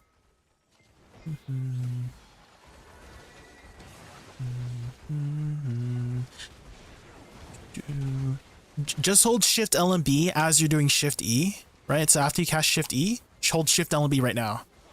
Then it will be really smooth, right? And then you can even hold E afterwards after Shift LMB to flow into the soul shock. Right, so like this, so Shift E, Shift LMB, hold it, and then E afterwards, right, to throw out the soul shock. You can reposition the camera too for E, if you need to. So again, SE altogether, Shift E, Shift LMB, and then I can reposition the camera to throw the soul shock. Savior pre-orders today. Savior? Like the new class, it's not out today if that's what you're asking. It should be out after the Calpheon Ball though, which is in a couple weeks. Crypto, December 13th. So expect it after that date. Expect it the patch after the Calpheon Ball is when you would is when Savior will come. So probably what date is that week? So December 13th. Is second week of December, so December 17th. Expect Savior December 17th. That's the date we can expect it. Do you offer gear progression advice? I have a feeling of what I should do, but not sure if that's the most optimal plan. Yeah, if you have a Garmoth setup, I can help give you some direction. Do you skip the flows for Shift E and Shift L and B? It depends on the situation, right? Like, let's say the mob is about to smack me in the face, then I'm not going to continue, right? I would just move and then continue later. So it just all depends on the mob situation. Do you have time to cast the flow? Is it a good optimal time to cast it, right? Will I get back attacks if I use the flow? You know, those things you got to think about. Back attack is a multiplier in damage, so you always want to be trying to get back attacks as much as you can.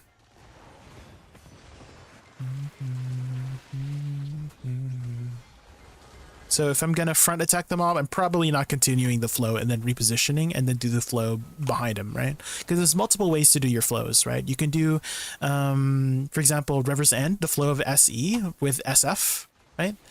You can do the flow of Soul Shock with second hit of Nether Blast, right? So there's multiple ways to cast your flows. You just need to learn them. There's a lot. There's like 5 different spells each that you can cast the flows, like after forward R&B.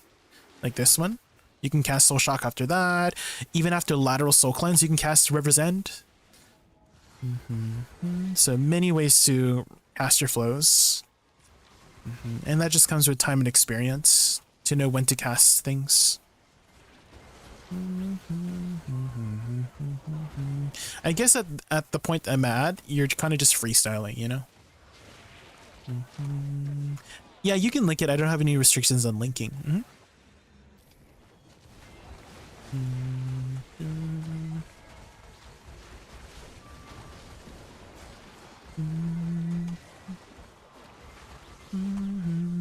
It's true.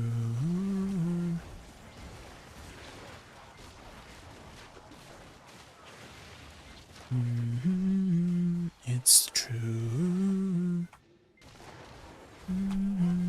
Okay, let me just kill this manticore real quick, Woomba, and then we'll take a look.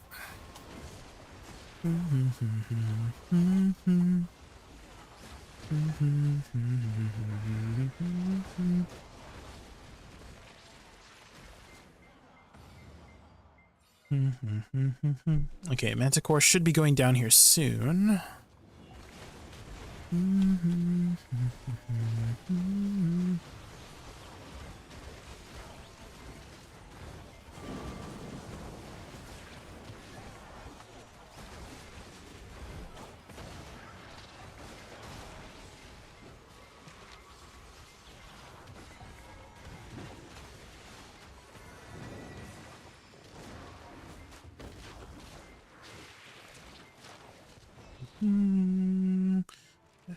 Okay, let's take a lookie.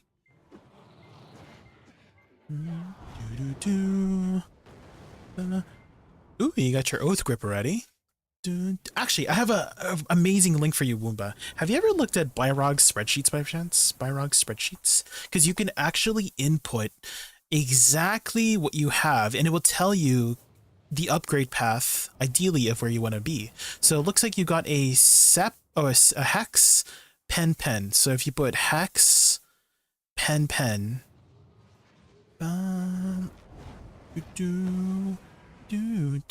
then for your Kharazad, so you got 2 earrings here at hex. It will tell you the exact upgrade path that you want to take. Kharazad ring, hex. You stared at this for quite a while. It wants me to click Kharazad. So everyone says don't do that. It does kind of base it on what you currently have, but what you can do is skip those, right? If you think that if you want to go for the Pendebo, because I do think they're going to give away Pendebo in the ball, right? It looks like you got Nov Belt, Nov. In which case, just skip it then. Yeah, that makes sense to me. So you would just hide it. Looks like your next best upgrade is your Sovereign Awakening. And then if you skip the accessories, then it would be Sovereign Awakening again. Still Sovereign Awakening. Oh, it's Sovereign Offhand this time, actually. And then Deck Necklace. So if your upgrade path doesn't, involve the Kharazads and you want to go for the Pendebo, that makes sense to me. So you would just skip it. You would just avoid looking at these ones and then focus on these ones, right? You kind of think of your path as multiple routes to the same destination. Maybe you don't want to go to the rocky lands, right? The route has too many rocks in the path.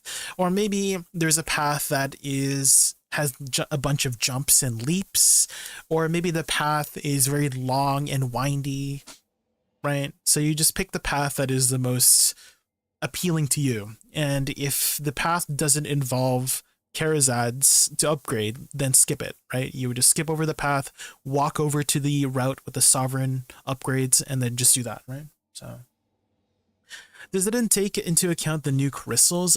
No, this is just purely for upgrades. It is not, the crystals kind of like you got to figure out yourself, but this is just purely for gear and not crystals. But it's kind of, I feel like it's kind of easy to figure out crystals too, right? You would just add up the total cost divided by the amount of stats you get. So for example, Herald crystals, I feel like are pretty good value. So it's 5 bill for a total of 3 AP, 5 monster DR, 250 HP, right? So that's a pretty good upgrade if you can get your hands on these Herald crystals. I would recommend just buying the baby crystals and then upgrade the full one yourself if you can't grind the spots yet, because people like me are done with their Herald upgrades, right? I have my 4 upgrades that I have already, so I will be constantly being selling them right? Or over 375,000 have already been sold. So you're going to fill those orders eventually to get your 100, right? I'm putting up 13 right now, right? There's already 375. So if you put some buy orders up, you will get them. Same thing with these crystallized end times. These are good value too. I would recommend upgrading lightstones before your Jinn crystals. You'll get more value from upgrading lightstones versus Jinn crystals, so that would be the priority. But just put it's very easy to put a buy order to. It's 500 mil for order of 10, right? So just keep those buy orders up. You'll get them eventually. So I don't really count them as like part of the gear progression. It's kind of like a side grade, right? So where's the silver? Oh, Yoda, so I'm doing this strategy. I don't know if you know about the strategy, Yoda, where I live paycheck to paycheck in BDO. So basically, as soon as I get enough silver to tap my shit, then I tap it, you know? It's very effective. I've been able to get my Hex helmet, Hex armor, and Hex gloves doing the strategy. It's been working so far. So if anybody else wants to try this living paycheck to paycheck strategy, I promise you, you'll see results eventually, right? How about you, Yoda? How have your armor taps been?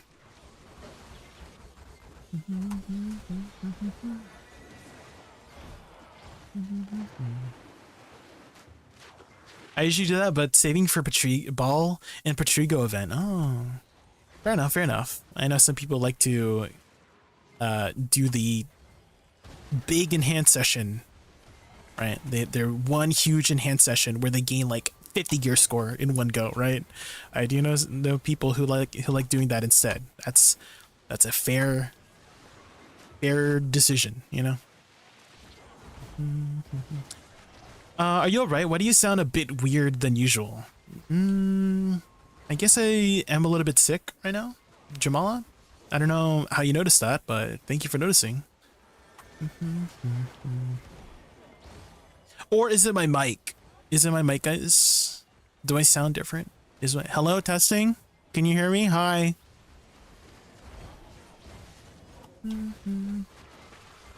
Is my mic a little bit close? I can move my mic back. Is it better? How come you do 10 and over frogs? It's just more chill, Cryo. It's just more chill. I don't really have to worry about dying here. My armors are 3 pen, 1 tet, 6, 11. Ah.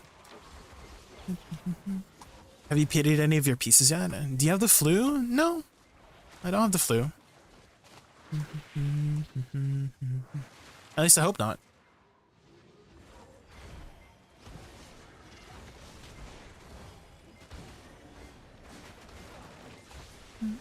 How do I usually sound, Jamala? I do think I sound a little bit more nasally these days. Da da da da da da. Da da da da da. Pity 2 tats? No. No. The 2 tats. Luckily, I only pitied 1 tat. And I've been very lucky with my pen and hex taps, that's for sure. Can't complain about that. Da, da, da, da.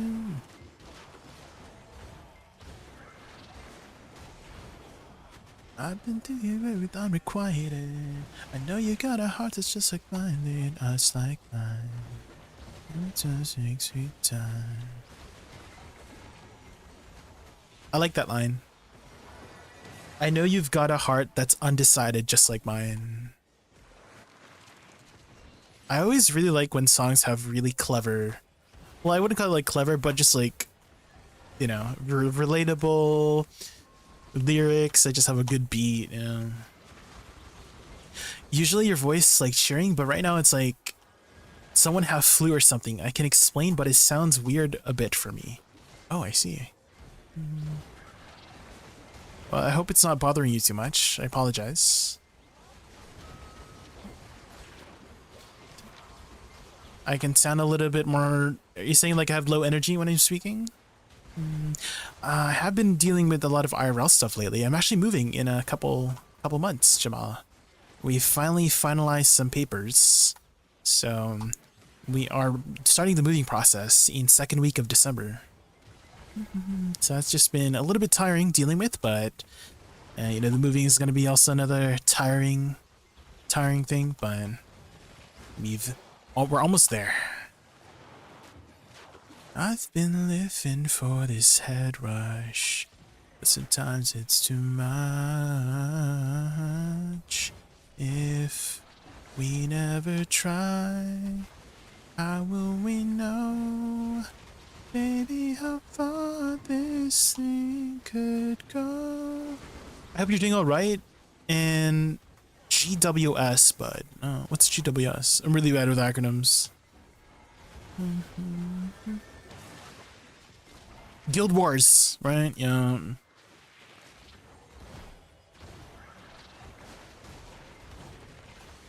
Get well soon. Oh, thank you. Oh, right. Not Guild Wars? Damn.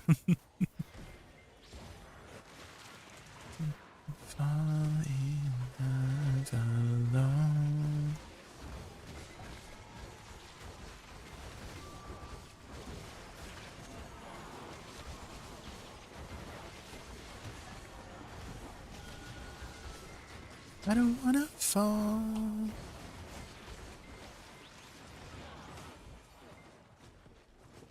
Do, do, do, do, yeah.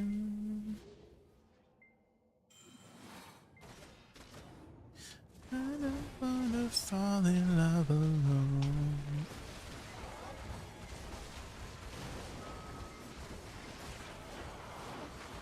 I want to put up this song again. I've been listening to it nonstop. But it's this one here. I really want to stay at your house from the Cyberpunk Edgerunner series. I watched it the other day. I can't stop thinking about it. I can't stop thinking about it. It's like a series that just lingers in your head. You guys haven't seen it yet? Watch it. It's very good.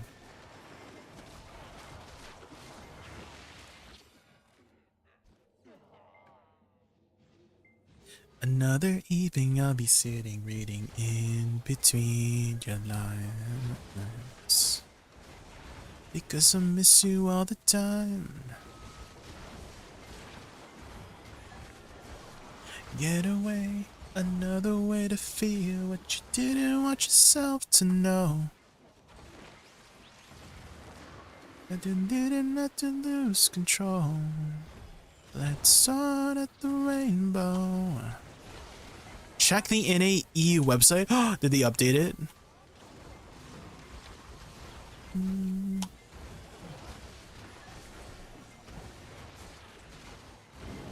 It's been 2 to 3 months I didn't join your stream. I started playing BDO like 4 months before, and you're my first streamer I look to. Oh, well, thank you for watching. Thank you for the support, Jamala.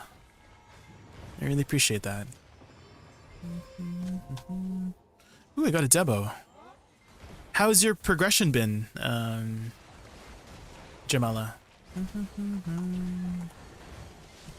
In the 4 months you've been playing, what are you currently working on?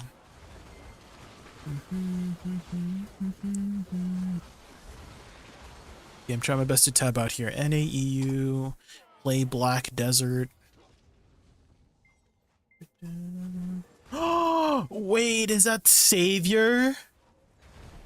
Are we saved, guys? Are we pre-registration open now? We want? Can we make our Savior now? It's here. Oh my god. Do we know of her second weapon yet? What looks like she still has the great sword. I mean, she's looking pretty good, guys.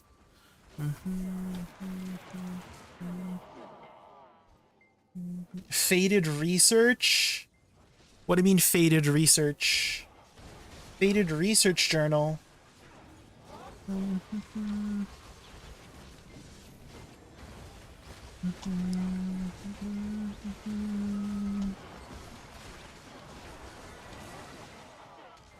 Approval came only after enduring the church's pressure. Wary of my growing influence, for the sake of peace, all details must remain top secret until the project's completion. Only a few trusted individuals are to take part in the experiments. Subject 0.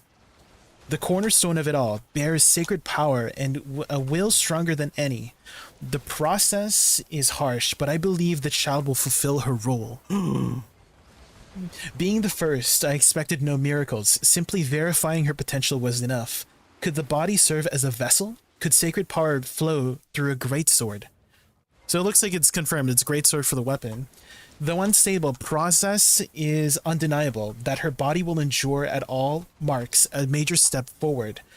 If stability improves through continued trials, our true goal will be within reach. Holy. It's here. I hope she's an awakening and succession class. Yeah, we'll see what they make here. A lot of people are expecting it to be a ascension class though. So we'll see how that goes.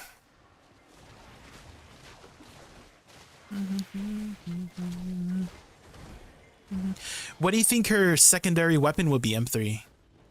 What would you like to see? If she, I mean, regardless of awakening, succession, or ascension, right? They always have a second weapon, right? For Wukong, it was a thin stick and a big, thicker stick, right? For Deadeye, it was a shotgun, a rocket launcher, and a pistols, right? So they always have multiple weapons. So I'm curious as to what they will come up with for Savior, you know?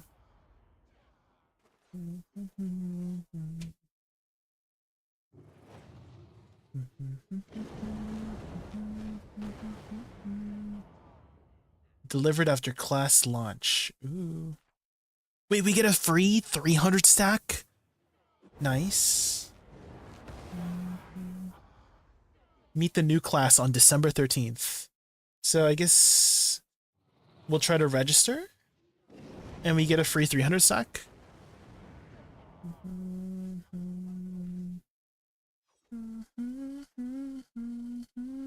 Cool.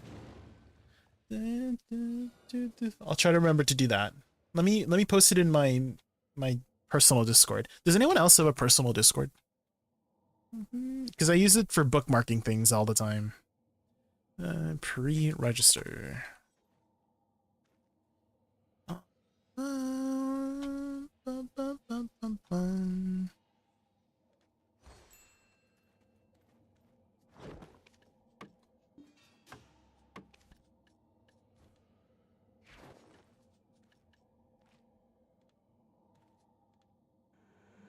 Oh, I just transferred BSR to the pillar.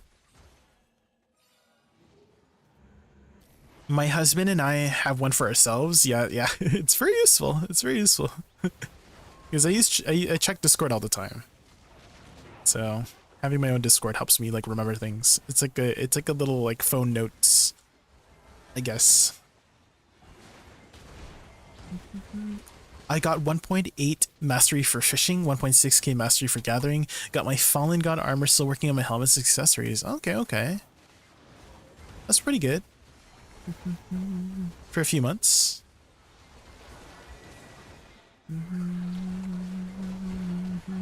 That's what I mean, pre-registration. I see. Well, they said that we'll meet the new class on December 13th, so I don't think we'll be able to play it yet until after that patch. Crypto. There's no way they'll let us play the class before they reveal it on December 13th.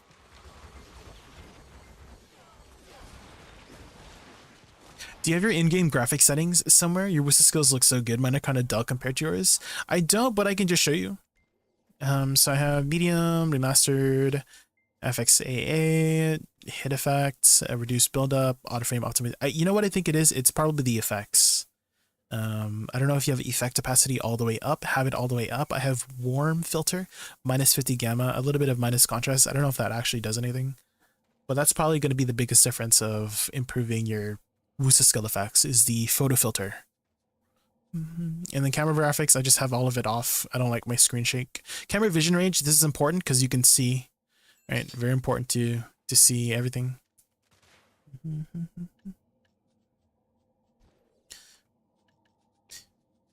When I was younger, I kinda liked a girl I knew, but we were sweethearts. I'm in love with a fairy tale, even though it hurts. Should probably be available in the global labs. Yeah, but after the ball reveal, M34. That's how it's always been for pretty much every class release. Since I've been playing the game since 2018, is that they reveal the class at the ball, then we can play it on global labs, and then it releases, right? We'll be trying it out though. Yeah, for sure, 100%. Like after the ball, we'll try to update global labs and then play it on global labs, check out the class, because I am pretty interested in the class. It looks really cool. When's the ball? December 13th. So second week of December. For PST, it's 9 p.m. I think 9 p.m. Friday. For EST, it's midnight. Basically Saturday midnight. So Friday night, I think. So December 15th? No, definitely not. I mean, we were just looking at the. I have it pulled up still. Yeah, here, December 13th.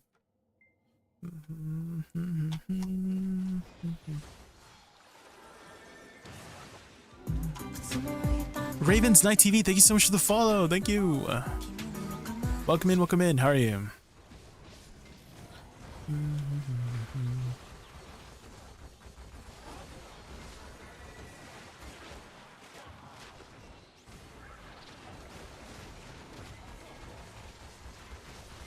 I love this song. Also nice to see another Beto stream. Oh my god, you're real.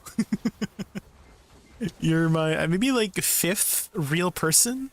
Usually it's a bot. Welcome in, welcome in. How are you, Ravens Night? What class do you play? Got the pain much to yeah.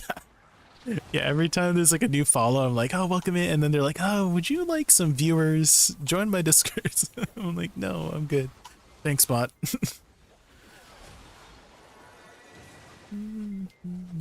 I'm not a bot. I'm just quiet. No, you're good, Shikade. No, you're good. Anyway, I mean, a lot of people like to just grind while they're watching, right? Anybody grinding right now? One in the chat if you're grinding right now. Or lurking.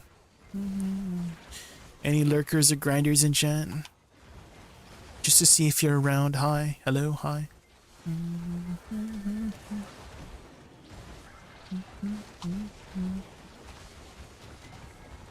Do not the best. But I can definitely understand just like lurking and vibing. Because a lot of people, you know, I sometimes I just lurk and I don't want to like, you know, reveal my presence because I'm just vibing, you know. That's very understandable.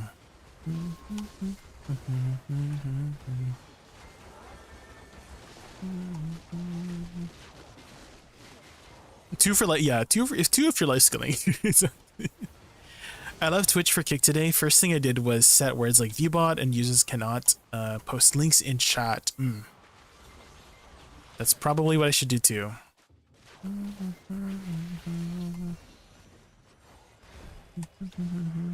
Have you thought about multi-streaming, Raven's Night? That's also something you could try out. That's why I'm also streaming on Kick, is because I'm just like multi-streaming off of Twitch.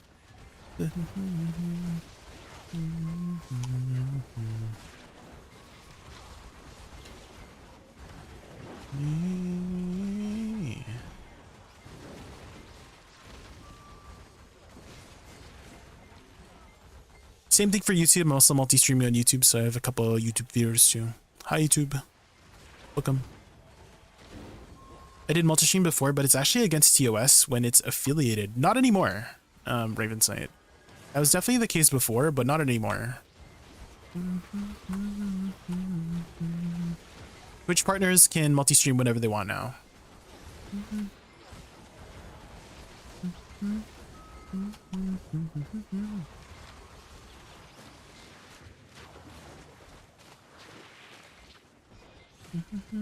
I think they changed that quite a while ago, maybe like a year or two ago.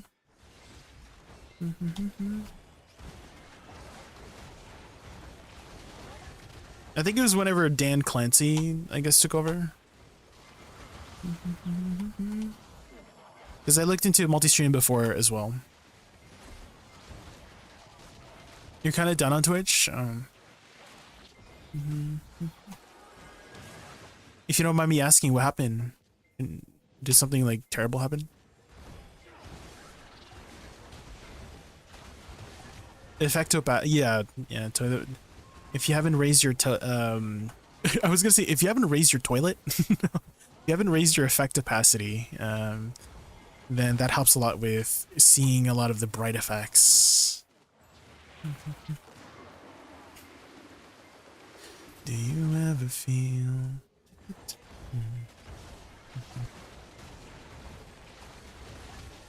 Do you ever feel?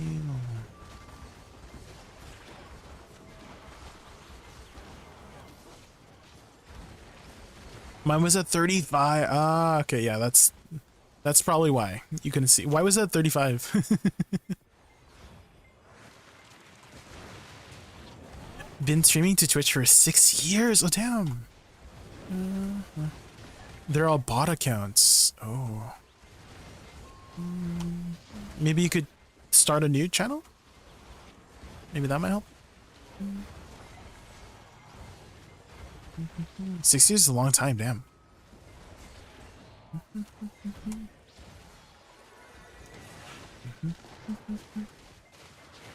Did you do anything outside of Twitch for content creation? Like making YouTube videos or anything like that? That's how I got my start on Twitch, to be honest, is I just started posting little silly YouTube videos and a lot of people liked my content, so I started doing some streams.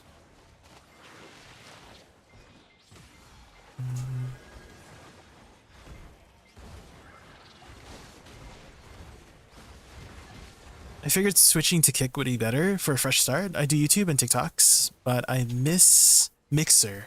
Oh yeah, Mixer. Who was it that like tried to be the face of it? Was it Shroud? I think it was Shroud, right? Who streamed on Mixer?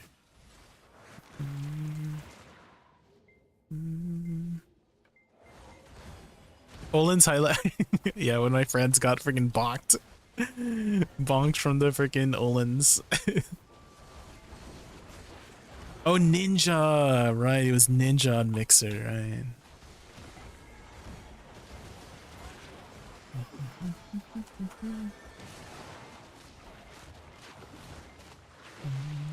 I'm actually thinking about maybe posting some different kind of content on YouTube. I used to mostly post video content, but I haven't really been inspired to really post lately. So, and I'm thinking maybe it's because I'm, you know, multiple reasons. Like I'm getting older, started to think about like IRL stuff. I just was updating my chat about how I'm moving to a new place in a couple months.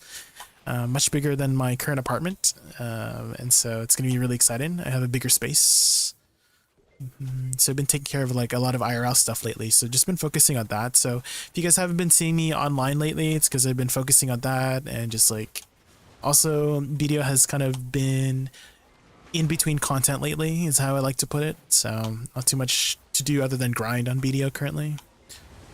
It's a combination of many things of why I haven't been really inspired to post video content. So I'm like thinking, maybe I need to try posting some other kind of content to get back into the groove of posting videos. I have been enjoying another game lately called Path of Exile. I'm pretty much done with this like league that we were in, but there is going to be a Path of Exile 2 league happening in December, so maybe I can, I don't know, if people are interested, I could try posting some PoE content.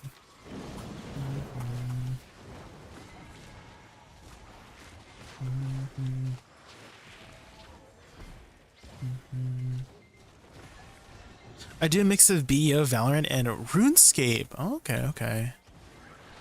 That's one game I haven't played. But I've heard a lot about is RuneScape.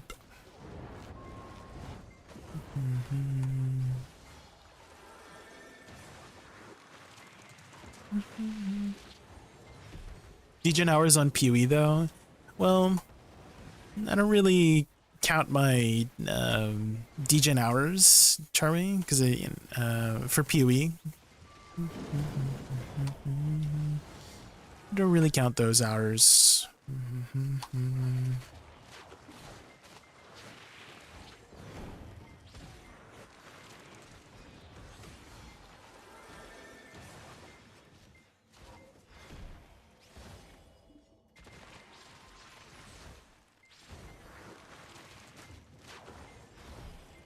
RuneScape is a commitment.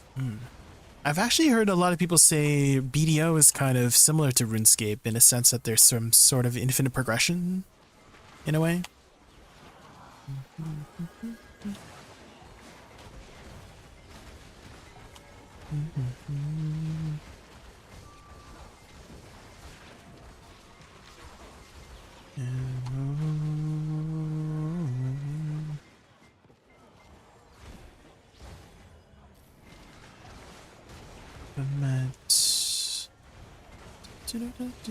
That sounds bad.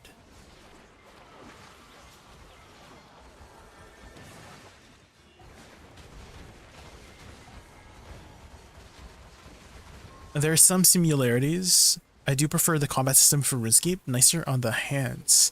I see. I mean, it's definitely a lot slower paced than BDO for sure. BDO is very fast paced, especially in PvP. I don't know if you've done much PvP.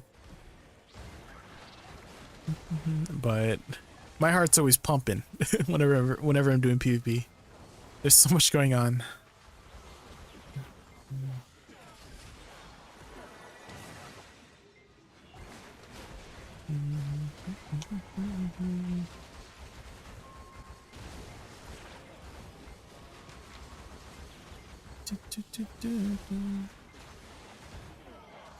You used to be a Mixer partner till the shutdown. Oh man. How long was Mixer up online for? It wasn't for too long, right?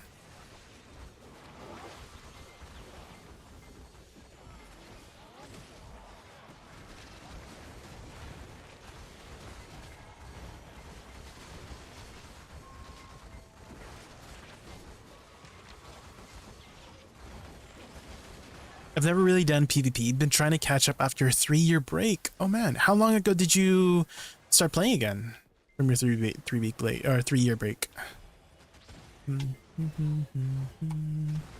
Launched in 2016, died in 2020. Oh. Were you one of the first people to stream on Mixer? I never really watched Mixer myself, mostly because I mostly watch Twitch, and I never really watched like Shroud or Ninja. Never really I know of them because they're very popular, and they have a big following, but they were never really on my radar of people to watch.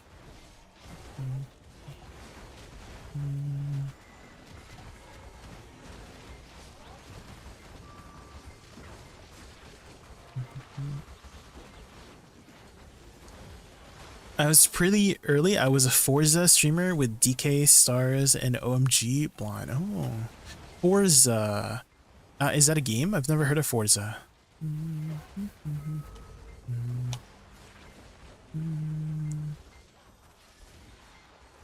Let me look that up. Forza. Oh, it's a game. It's a racing game. Interesting. Also another genre of games that I never really touch. I'm mostly an MMO player for the most part. I mean, I did used to play League of Legends way back when, but I felt like as I started growing older, League of Legends is probably not good for my mental health.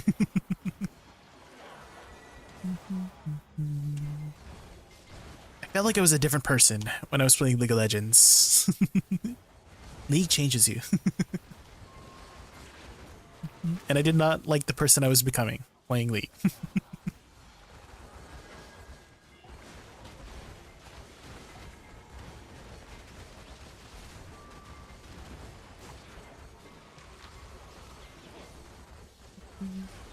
League of Legends is worse than Valorant for mentality. FPS games too. The only FPS game I've actually ever played, for the most part, and got into is Overwatch. Mostly because you can play characters that you don't have to aim. Like, I'm sure you can tell like which characters I played. My main was actually Mei, and she's this character with a freeze ray gun, and you just need to aim in a certain direction, and you would eventually just freeze opponents, and then you could just shoot them in the face. It was very easy and satisfying. So I didn't need to be very good at aiming. I just needed to aim in a certain direction, and you'd be fine. Yeah, they changed it. It was too broken, I guess. But oh man, during that time, it was very good. It just slows opponents now, right? I think her ult still freezes, right? You can still freeze people with her ult. My first introduction to streamers was a Mixer partner named Tonzi. I watched him on the Mixer app on my Xbox. Oh man. Wait, you could watch streams on Xbox? I had no idea. I never owned a console growing up. It was just the one family computer. Not sorry. Turn around. Are they still doing streaming, Charmy? But just on a different platform? Mixer was the only way to stream from Xbox for years. Oh, really? Oh. Like you couldn't just get a capture card and stream your Xbox screen on Twitch or something?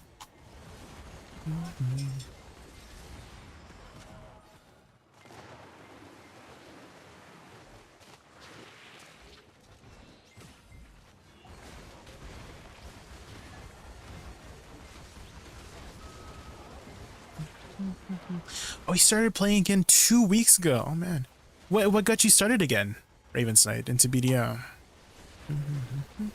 Did a friend help you get back into it, or you just saw there was like a lot of stuff going on, decided to get back into it? Hopefully you've already inputted all the codes for the free stuff, the Garmoth codes.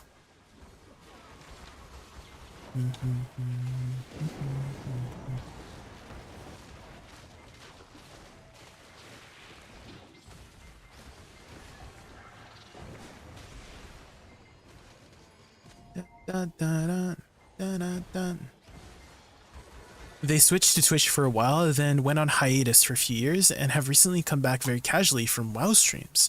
World of Warcraft, ooh. Did you ever play World of Warcraft, Charmy? They hosted a whole drag competition on Mixer. It was so fun. Oh my god. Icy. Hi, Icy. Welcome. I started making my own MMORPG and realized it reminded me a little bit. Wait, you're a game developer? Like you were developing an MMO? Ravensnight? Holy moly.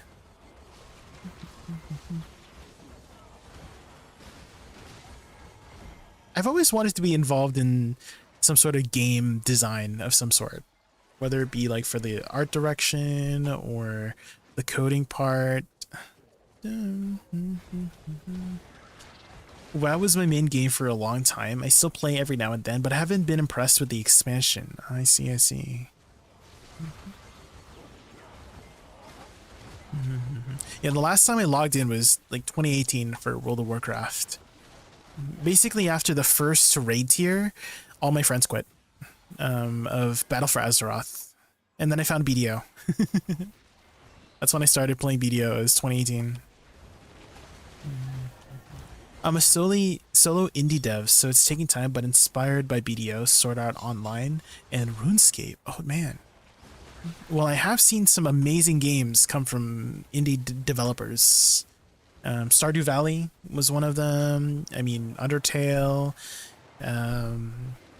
What's another one? Megabonk, I think, maybe.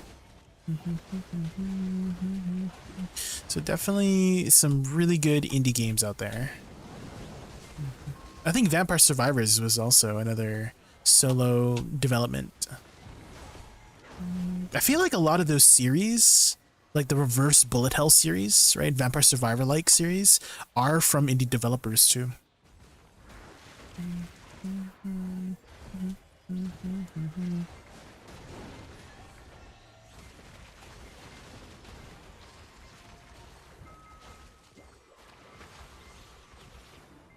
Ooh, Debreka.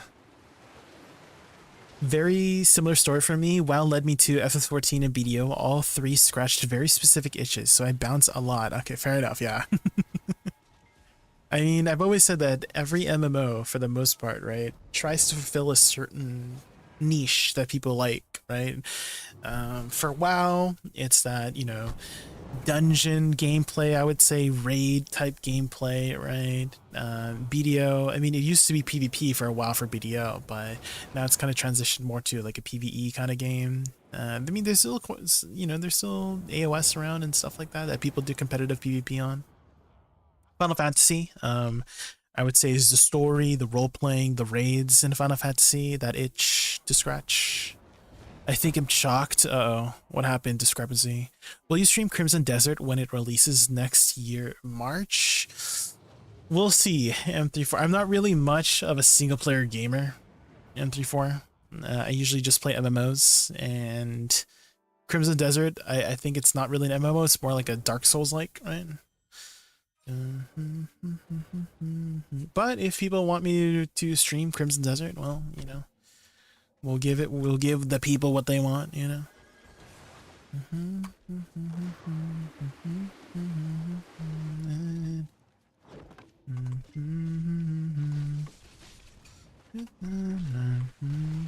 I'm out of money, I can't afford a buff. I know that I want you.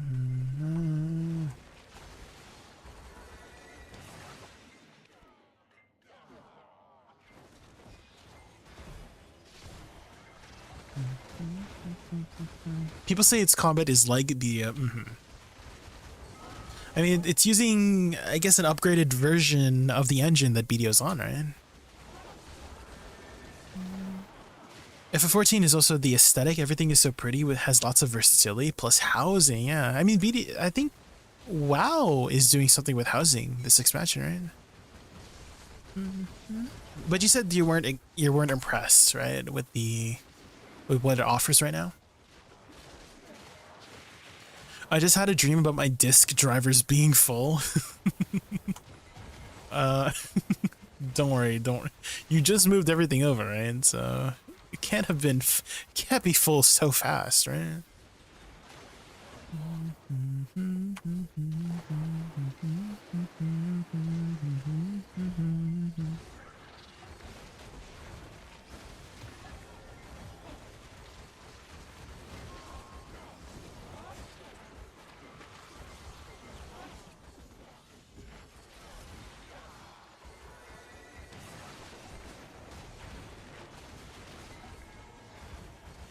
Oh. Oh. Is this from Arknights? Another Arknight song?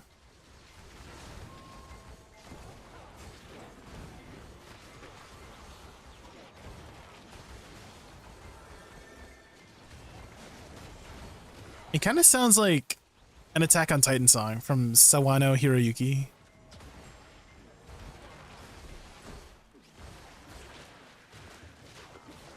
It would not surprise me if he was involved, or if they were involved in some way or some form. None of them are full, but out of the dream I had, the one fact I vividly remember is all my disk drivers being in double digits in terms of space left. How much total drive space do you have? Discrepancy.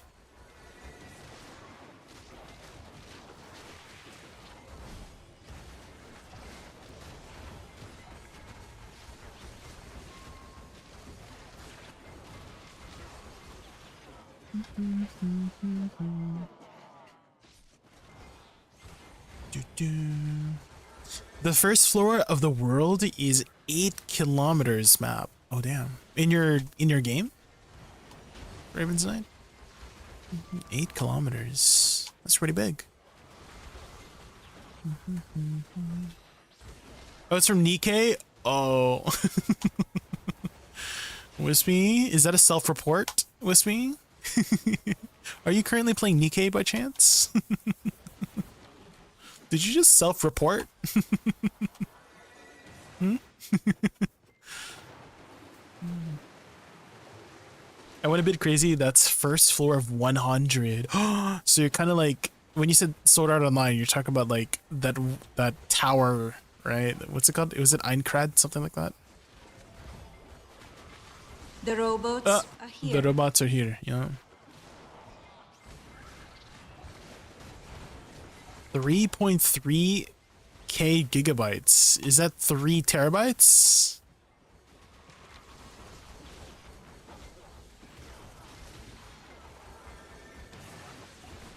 That's a lot of space.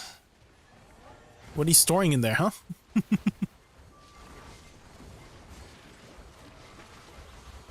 I listen to their music. I do not play the game. Yeah. Right. That's a good excuse. We'll see. That's a good excuse. Yeah, I'd believe that. Yeah. That's good.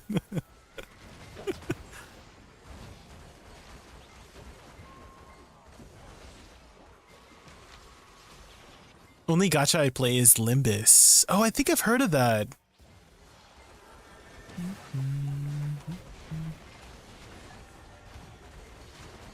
Though I pay attention to the lore of multiple gachas. Oh. Did you buy your Gamba boxes? I did. I did not last week though. I had no idea they reset. I see. I didn't get anything good though, unfortunately. So I only got the one reset, unfortunately. Apparently we could do it 3 times total, but I did not know it reset.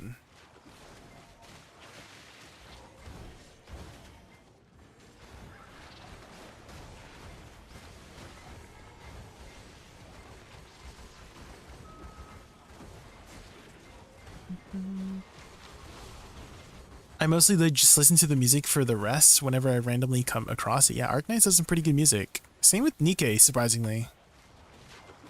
Yeah, we play Nikkei for the music, right? Yeah, exactly, yeah. You broke even on them boxes? Oh, well, I mean, breaking even is better than losing, right? Surely. I found out to this.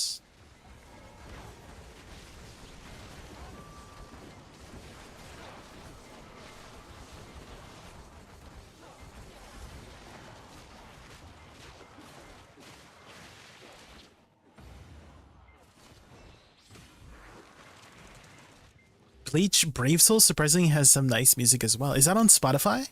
Discrepancy? I do have a Spotify song request command.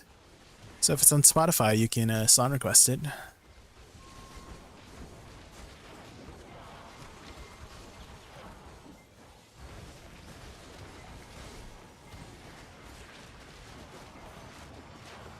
Latest anniversary song. Okay, okay. Do you got a link to that? Step on up to this. Step on up to this. Step on up to this. Step on up to this.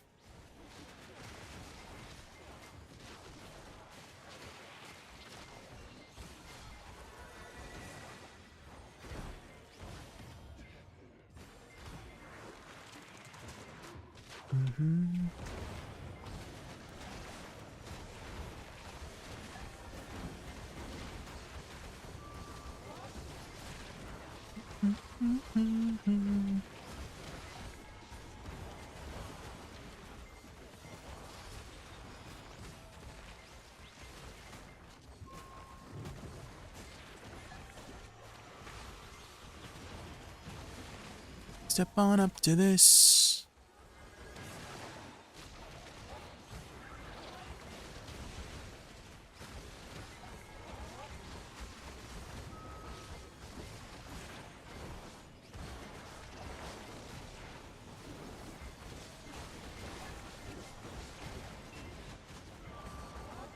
almost got.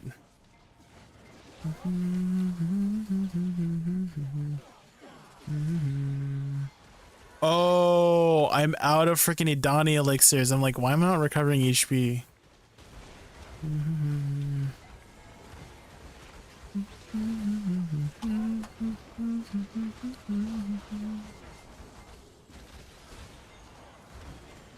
I guess I gotta buy some more.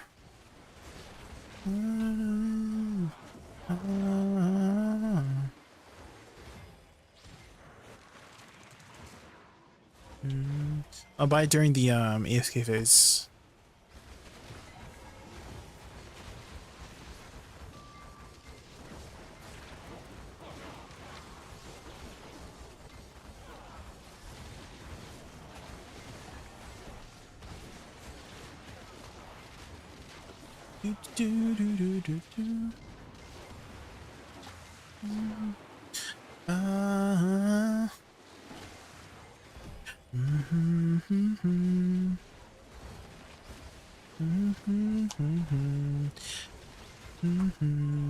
What's gonna be the style like, Ravens, with your game? Is it gonna be like over the shoulder, like BDO, or like more 2D style MMO?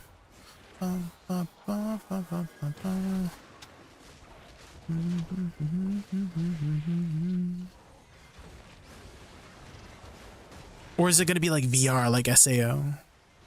And then if people die, they die on rail, you know? They die in real life.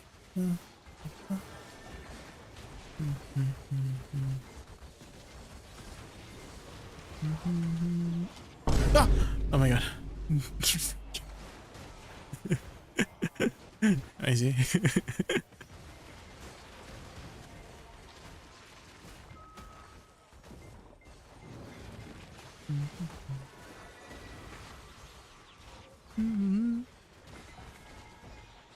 Over the shoulder, third person. Okay, I see, I see.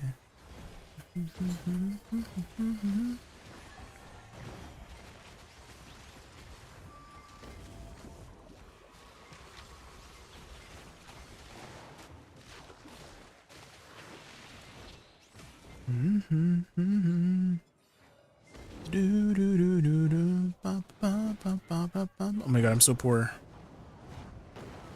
I'm poor, guys, I'm poor. I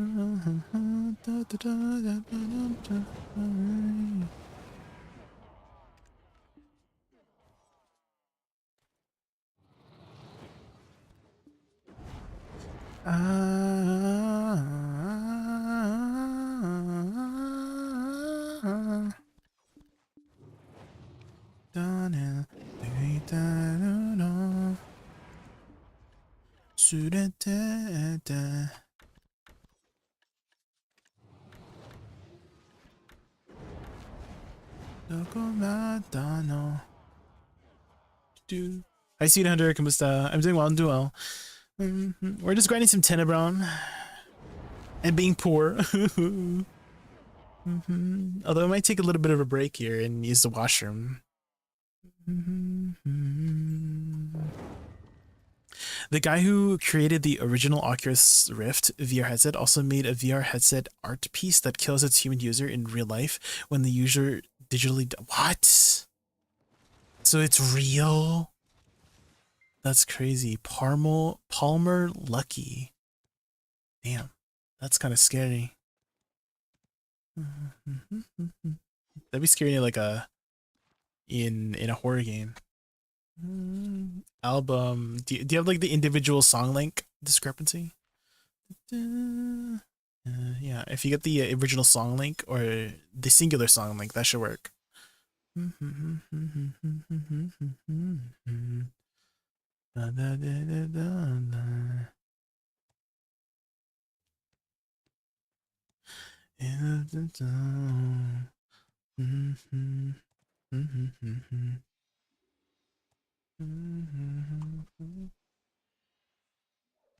right, let's take a look at this. Won't leave you behind. Koshuni.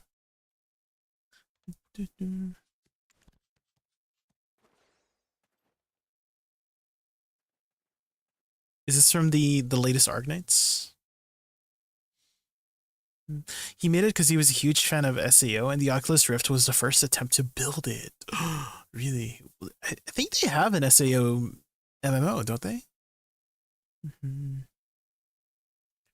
Dang, when did SAO first come out? I feel like it's been over 10 years now, right?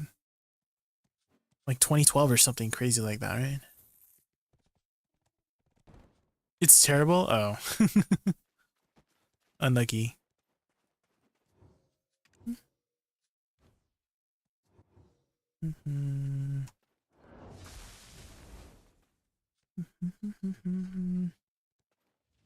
Okay. Guys, I'm just gonna quickly use the washrooms. So let's put up ooh, some tech source videos would be kind of cool.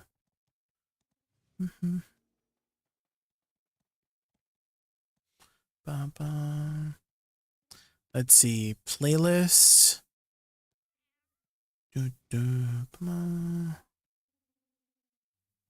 Setup wars. Oh shoot. Oh god. That's not what I meant to do. I didn't mean to queue up the whole playlist.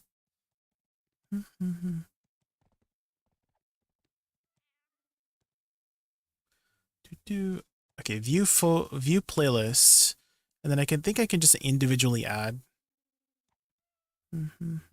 Add to queue. Here we go. Add to queue. Let's add a couple to queue. Okay. SEO season 1 first aired in 2012. We're old. Okay, I'm just gonna quickly use watching, guys. I'll be right back. I'll leave you guys with this tech source video.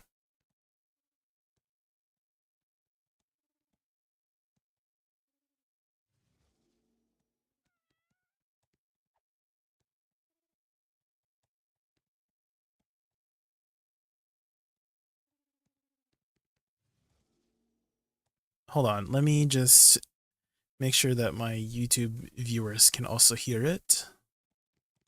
There we go. Intro, which a lot of you have already started working on. I can't wait to see what you're cooking. But yeah, with that said, sit back and relax and let the season finale begin.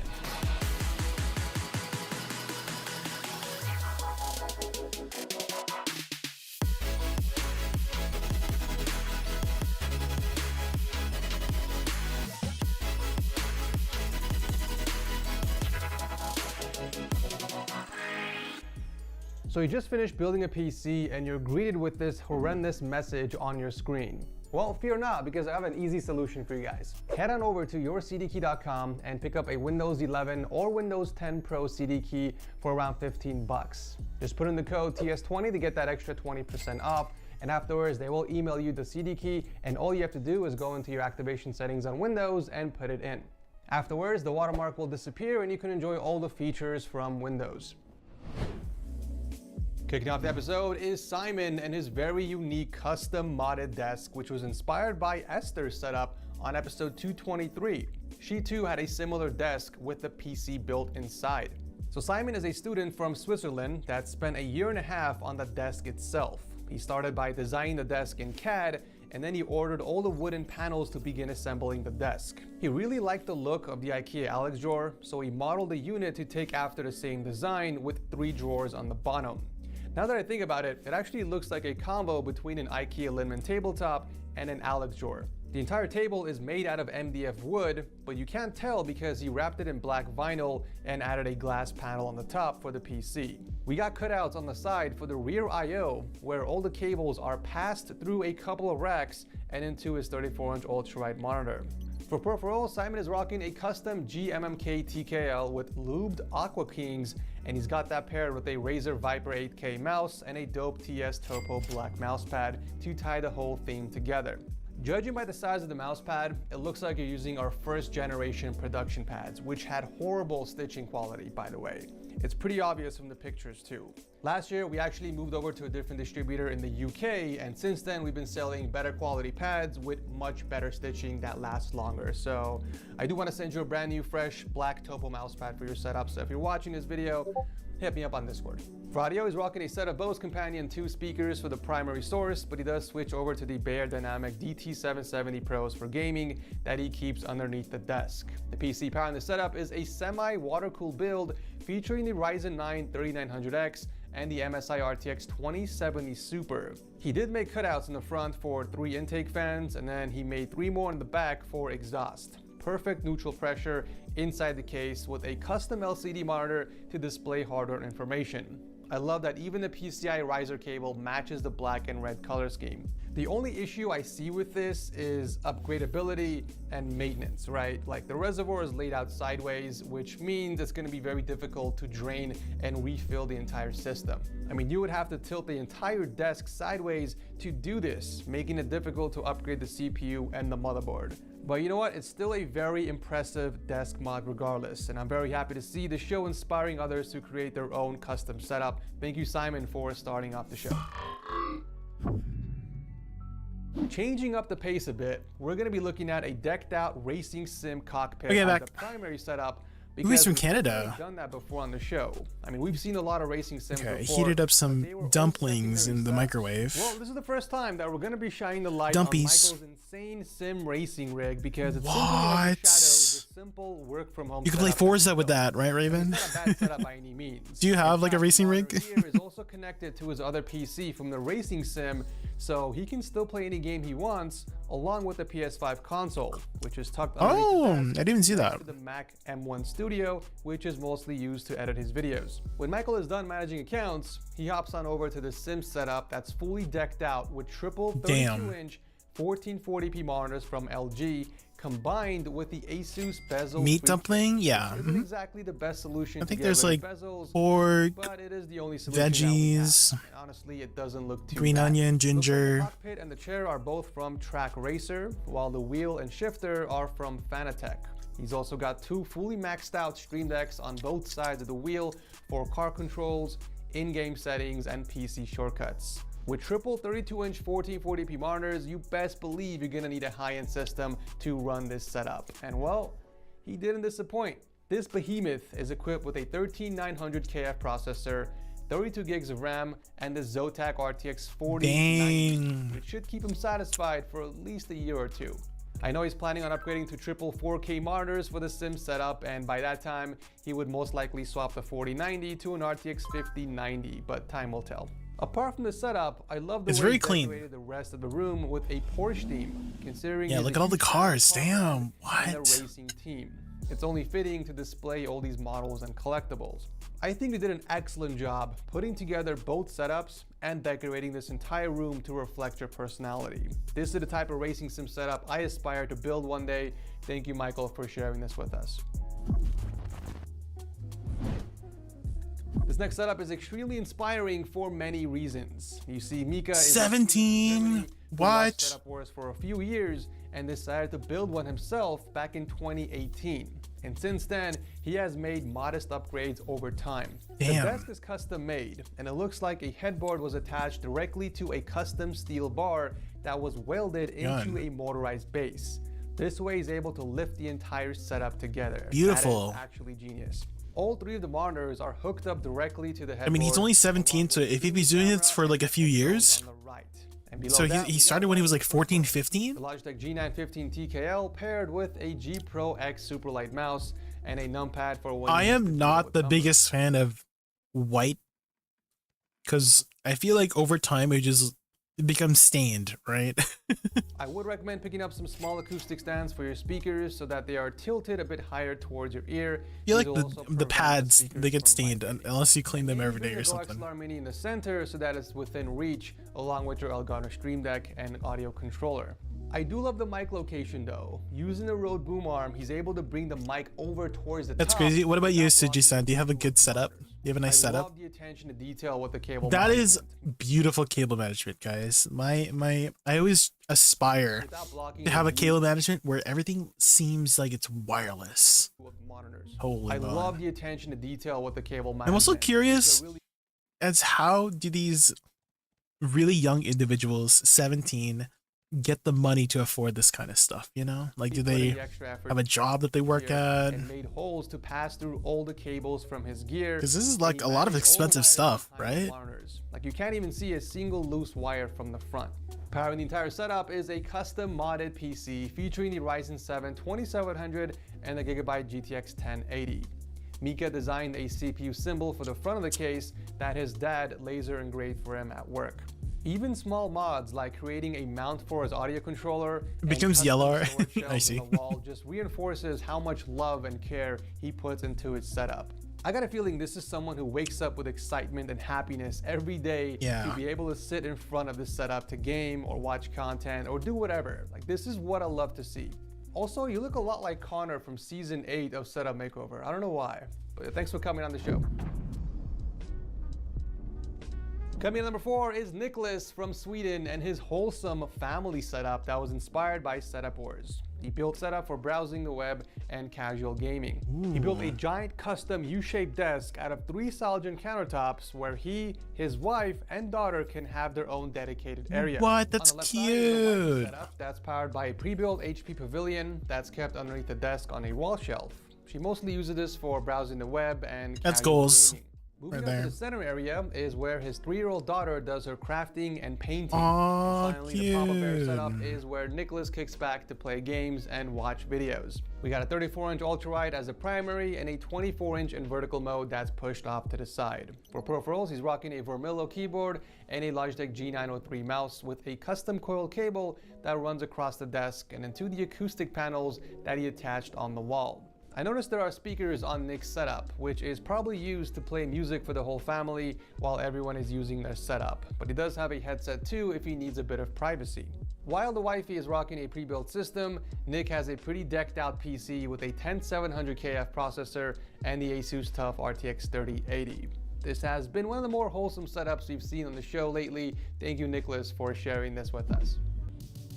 You're heading off to bed, Ravens? All right, have a good night. Thank you so much for hanging out. I really appreciate it. I love the presentation. See you later. You can't help but just stare at it. The colors work seamlessly together, and the setup is nicely organized with symmetry in mind. So Zach is a business intelligence analyst from Ohio, and he wanted a happy place where he can relax after work. Wait, his wallpaper?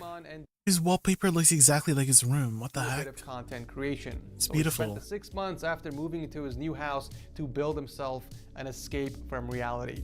We got an ultrawide as a primary, stacked on top of a smaller 15-inch portable monitor for multitasking. I absolutely love this monitor layout, and I highly recommend it to anyone that's going with a dual monitor setup with an ultrawide as your primary.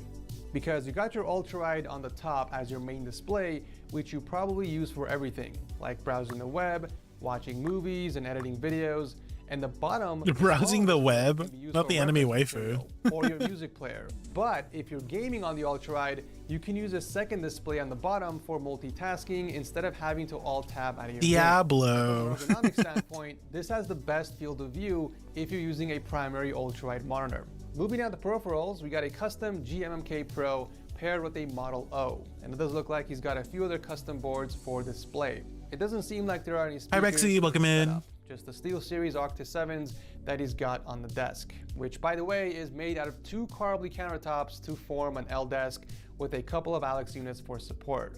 The other side is the entertainment setup where he's got a 55-inch 4K TV hooked up to his PS5 console. I just love how both sides blend nicely together. There is a seamless transition from one setup to the other. Zach definitely didn't disappoint in the decorating aspect. Nor did he disappoint in the cable management. Excellent use. What's the update with the movie? Finally finalized all the papers. So second week of December, we're going to start moving everything. So the plan is still and the Gigabyte my parents are Aero going RTX first to 4070 Ti. settle down, Really good choice and of then parts once the to property set the manager system says with the whole they light found a theme. person to take over Fantastic this setup, no apartment, doubt. Thank you, Zach, for then sharing I this with us. move there. As always, So guys, I'm let me know in moving the comment section last. which of these setups was your But absolute this place is still favorite technically from today's ours. We're video. renting it I'm out. excited for season 7 of Setup Wars. So that's the and you're excited update. to check out the new intro. Let me know by We're almost there. We're almost there. As always, thank you so much for watching, and I'll see you guys very soon in the next one.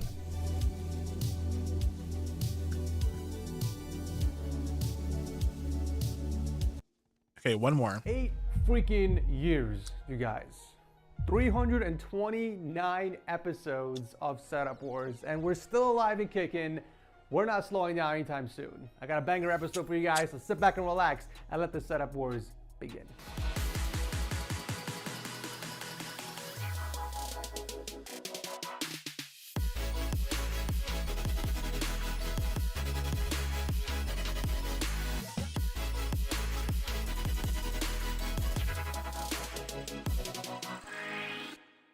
So you just finished building a PC and you're greeted with this horrendous message on your screen.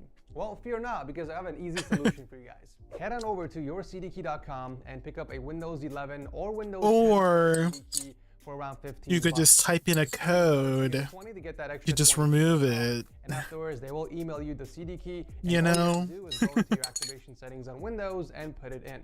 Afterwards, the watermark will disappear and you can enjoy all the features from Windows. Kicking off the episode is Aaron coming in hot from Germany and a spectacular dual monitor setup. Okay, I'll tone it Clean, down. very clean. But it's a very clean floating monitor setup that took him just over a year to build for gaming and watching content on his spare It's beautiful. The plants too, the dark theme. I think this is the kind of setup that I would do from any place. And another 24-inch 75Hz display in vertical for multitasking and browsing. Look at the little plants at the top. Monitors are Cute. hooked up to the wall, while the rest of the setup is on Ooh, top the of a backlighting. I never thought of that. table he picked up from I didn't think of each that. wall, while the rest of the setup I like that is on idea. You see the backlighting? the web. Both monitors Just like attaching these lights. It's a little bit messy, but it does the job. hooked up to the wall, while the rest of the It setup gives a nice is backlight here. on top of a used $50 table he picked up from eBay. Talk about a steal. Damn, that's a really nice table for 50 bucks. For peripherals, he kept things very minimal with a wireless X79 keyboard and a Ew. Pro X I hate 60% keyboards. They're so tiny. I can't. I need my 100% keyboards. I use all the F keys, the numpad all the time. like it was overdone. For audio, the only source he's got are the Arctis ones, and for cable management, People who use 60% keyboards are like crazy. They're raceways crazy. are used on the ground to help cover and channel the wires into the next room, while the cables underneath the I know I use my numpad all the time. Self-made racks. He's also got a pencil drawer to help keep the surface of the desk neat and tiny. Is that what you use, Icy? Do you use a 60% keyboard? Powering the whole setup is a custom build inside the NZXT H510, and it's packing the i5 12400F and an RX 6600. Or there's like 50% keyboards where they don't even have numbers on it. I don't know why. They don't have like the 1, 2, 3 above the QWER. I'm like, why? Why do people run the PCI cable towards the right instead of running it straight down and into the back of one of the cutouts? I know it's a small nitpick, but it makes a huge difference, believe me. Other than that minuscule change, the setup is extremely clean and minimal, and I gotta give you credit for making such impressive changes to your setup in just over a year. Thank you, Aaron, for starting off the show. Up next is a true battle station by definition. Jason's mesmerizing quad monitor my setup is God. enough to make a grown man The cry. speakers. This is the Optimus Prime Look at the of all backboard. setups. Jason is currently a college student in South Carolina, and believe it Again, or not, I am so the setup in just like impressed and surprised and shocked at how these really young individuals can have a setup like this, you know, because this is a lot of time, effort, and money. First and foremost, I gotta talk about the table because it's such a refreshing take on a floating desk. Unfortunately, he didn't break it down for me in the notes, but from what I can see, we have a massive headboard that's split into two by the tabletop that's mounted directly against the wall. But what really separates this floating desk compared to the rest is the shape and design that went into it. Both pieces are spaced out from the wall. What if they lie about their age? Well, I don't know. A bit of lighting. My cable management is dirt. To support the PC, which I thought was a big brain move. It's much easier to Wallpaper access is kind of shit. Oh, like the back, as the opposed to mounting whole background. system against the wall. It could be a little bit better, yeah. Please. Perfect. It's like 4 in the same one. Seen enough setup wars videos to know what he is doing. The execution is on point. Oh, look at those trucks. He's also rocking some pretty nice monitors. I mean, this guy is not messing around here. We got a 32-inch, 240 hertz, 1440p display as a primary. That's sandwiched by 2 more 32-inch high refresh rate monitors, finishing up with a 42-inch 4K Samsung TV up top as an overhead. Damn, that is a lot of pixels.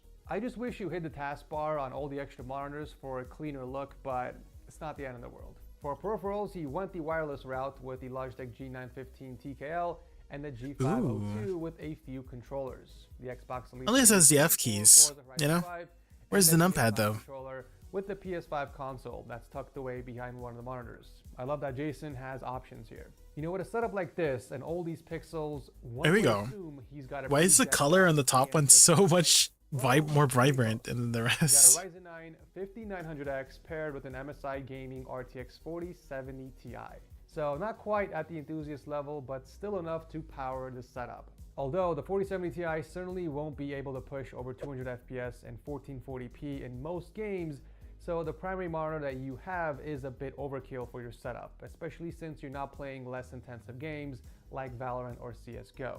It definitely seems like you budgeted more towards aesthetics and the monitors rather than the graphics card, which should have been the priority here. Also, stock PSU cables don't really do the build justice. I would definitely invest. I do like how TechSource goes into the technicalities of things too, which is a good teaching perspective. I applaud you on all the custom work and the phenomenal floating desk that you created. And because of that GPU looks like it's sagging. It is. I want to award you cheap $25 cable extension. Oh, like it's fun. Maybe. I'm like running my finger along it. Maybe it is. Yeah. Extensions from Amazon to really improve the overall look. Regardless, this was a very refreshing and unique setup. I applaud you on all the custom work and the phenomenal. Jason's electric bill must be expensive. Yeah. That and many other reasons, I want to award you with the 55th seal of approval. Oh, sheesh. Hit me up on Discord to claim your free TechSource mousepad and your one-of-a-kind plaque. Well done. Coming up next at the number 3 slot is the one Michael Bay. Michael Bay. The real Michael Bay, damn. The budget Michael Bay, but it's still the an honor budget to Michael have Bay you now on the show regardless.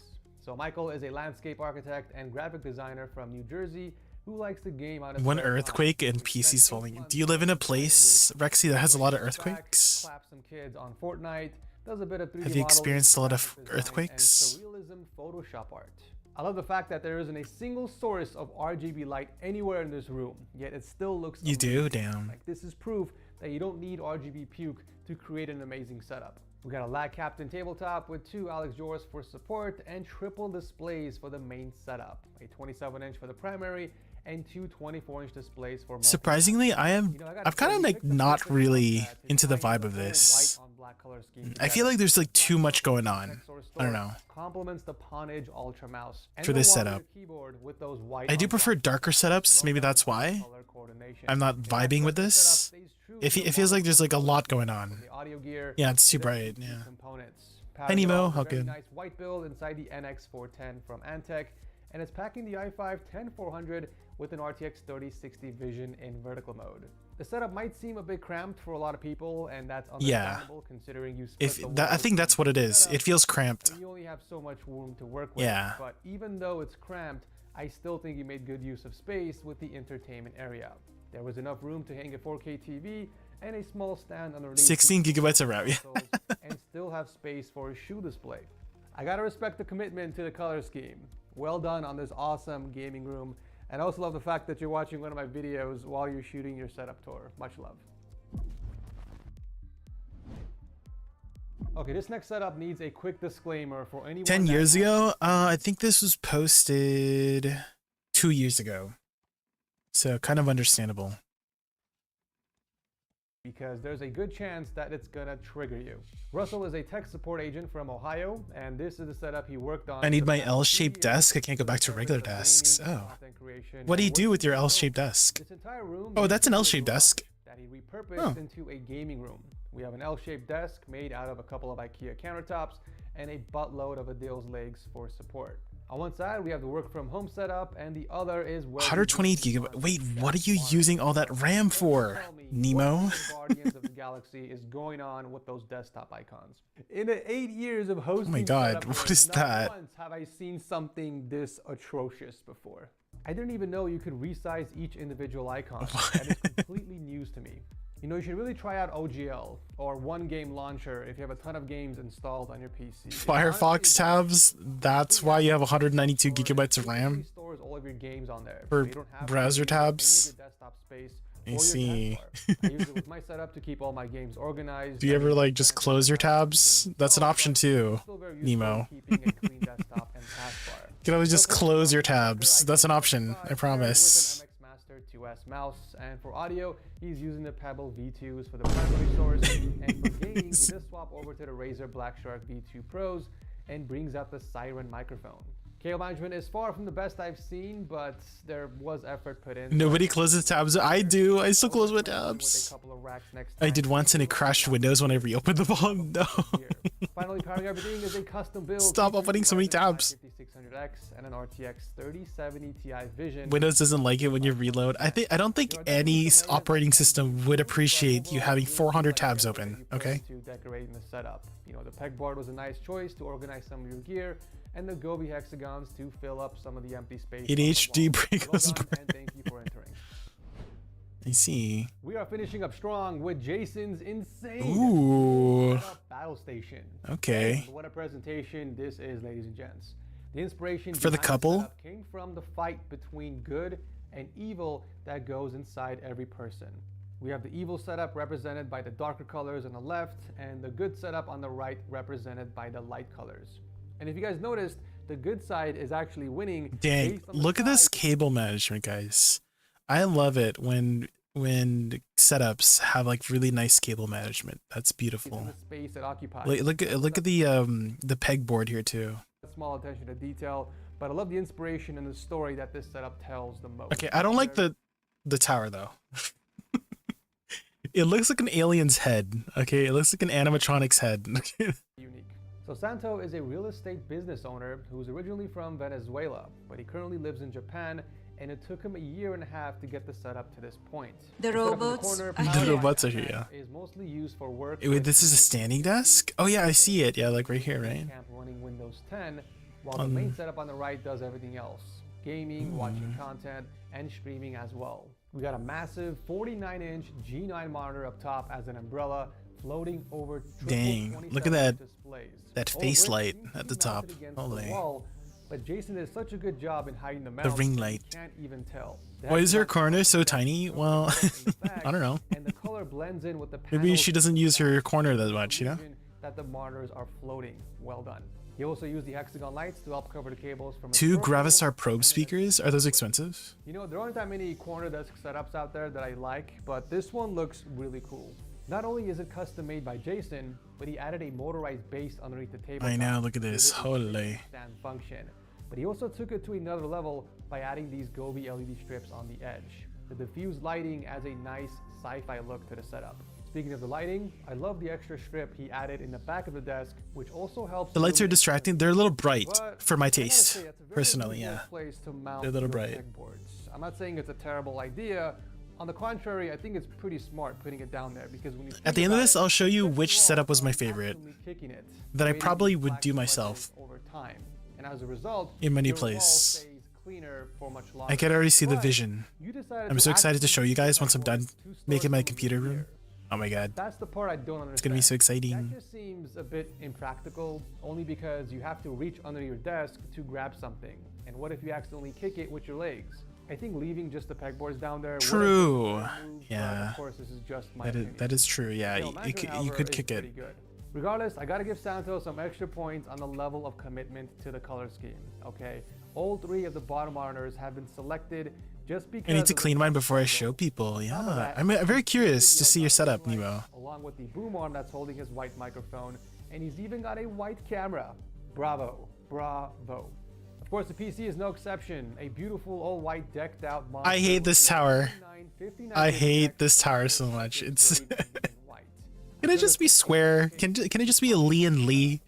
Does anybody have a Lee and Lee tower setup? I've seen a setup of this. I love the Lee and Lee series. The dedication to the color scheme, but above all, I love the story that you're telling here. The endless fight between good and evil. Does collecting machine? There's a lot more surface area if it's curved, right?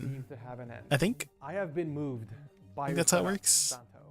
And it is with great pleasure to award you the 56th seal of approval. Let's freaking go, baby. 2 seals in 1 episode. That hasn't happened. 2 seals. If you're watching this video, hit me up on Discord to claim your free TechSource mouse pad and your one. You have a fractal? I see. Okay, let me show you guys my favorite one. It was in the previous one. Hold on. Ladies and gents, welcome to the season finale of Setup Wars. This will be the final episode of season 6, which means episode 331 will be the beginning of season 7 with a brand new Where was intro, which a lot.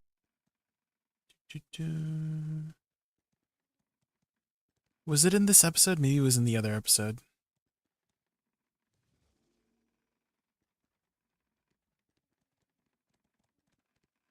I'm trying to find it here.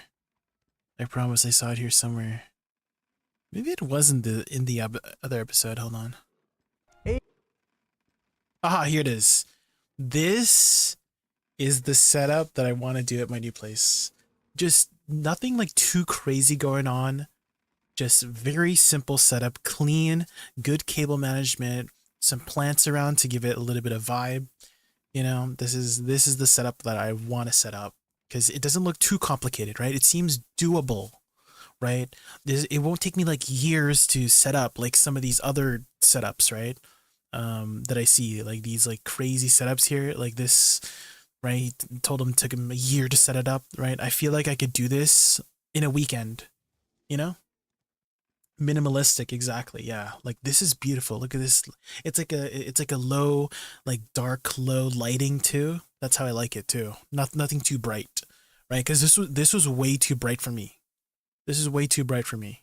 But this is perfect. Just very simple, nothing crazy going on. You know. My desk took me almost 3 hours to build. What kind of desk you got? You got a standing desk? You got one of those standing desks? Cozy, humble, demure. Yeah. Demure, you know. Where's that meme from again? Demure meme. Was it this one? You see how I do my makeup for work? Very demure, very mindful. I don't come to work with a green cut crease. I don't look like a clown when I go to work. I don't do too much. I'm very mindful while I'm at work. Yeah, very demure. I look very presentable. The way I came to the interview is the way I go to the job. A lot of you girls go to the interview looking like Marge Simpson and go to the job looking like Patty and Selma. Not demure. I'm very modest. I'm very mindful. You see my shirt? Only a little chichi out, not my chocho. Be mindful of why they hired you. She's trolling, right? What's the name you'd like me to make it out to? You see how I do my Anyways. All right. Oh my God, what is that? Oh my God. What is that? Your desk is 79 inches. Holy. Okay, guys, if you're looking for like just the size of desks to go for, I think like 60 to 65 is a good size, like starting size, because most people will be getting a monitor that's around 24 to 27 inches. That's standard 1920 by 1080p monitors, right? So if you have 2 of them, that's already covering about 50 to 55 inches. And then 60 to 65 inches kind of covers the rest of the things that you would want, right? So if you're looking for a good starting size, 60 to 65 inches wide, right? You know, lengthwise is good, right? I sent you the Amazon link. Oh, in my Discord. Hold on.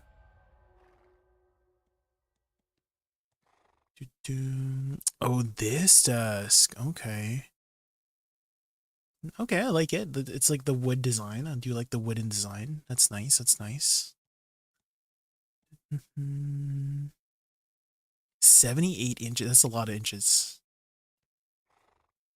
Don't open it on stream. Don't dox yourself. Don't worry, I'm not logged in. Not logged in, don't worry.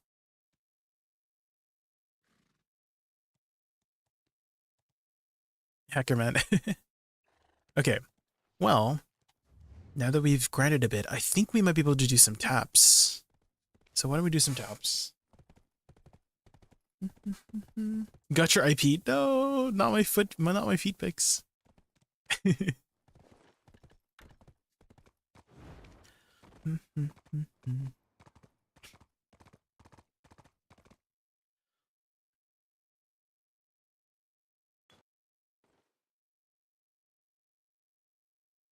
Oh! Oh my god. BDO doing BDO things.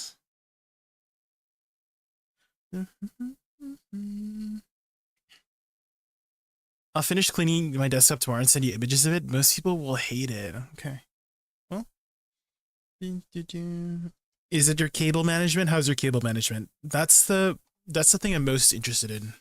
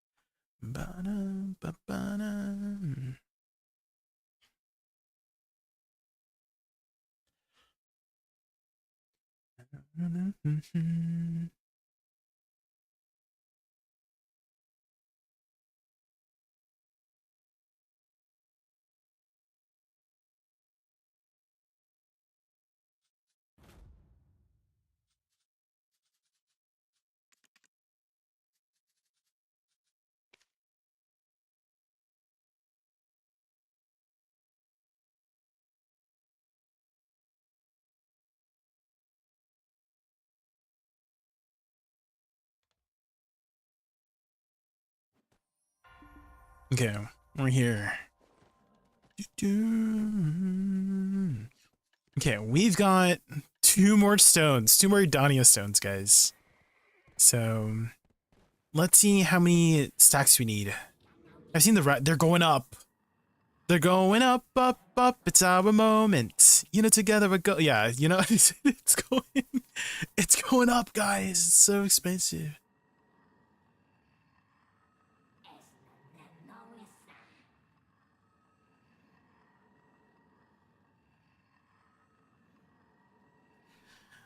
The RAM prices, the prices of RAM.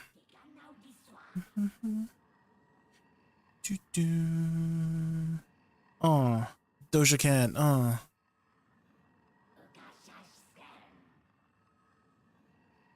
Okay, starting at 200. Because I think we used all of our 300 stacks already, right? Okay.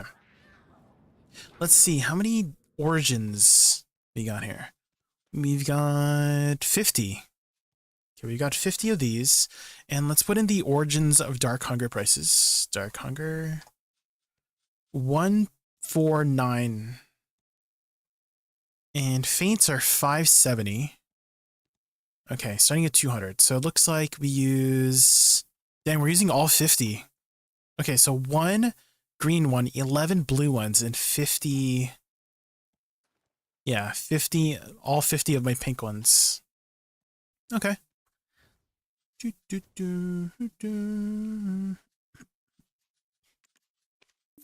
How many hungers we got here, though?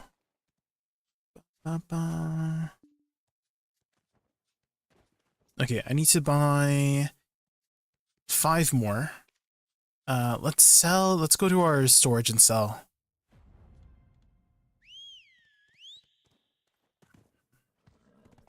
Ba-da-da.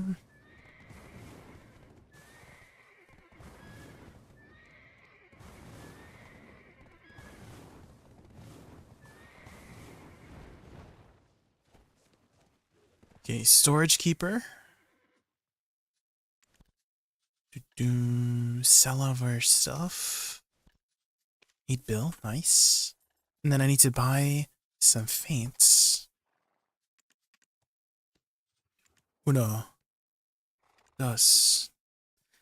tres, cuatro, cinco. Faint.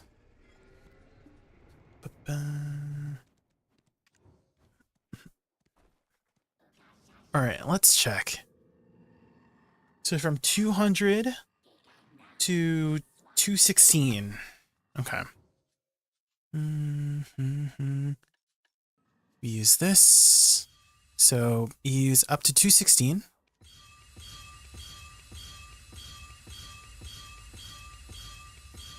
Okay, and then we use 4 blue ones. 1, 2, 3, 4. You sent me a picture in general chat. Oh, of your desk? Let's take a look.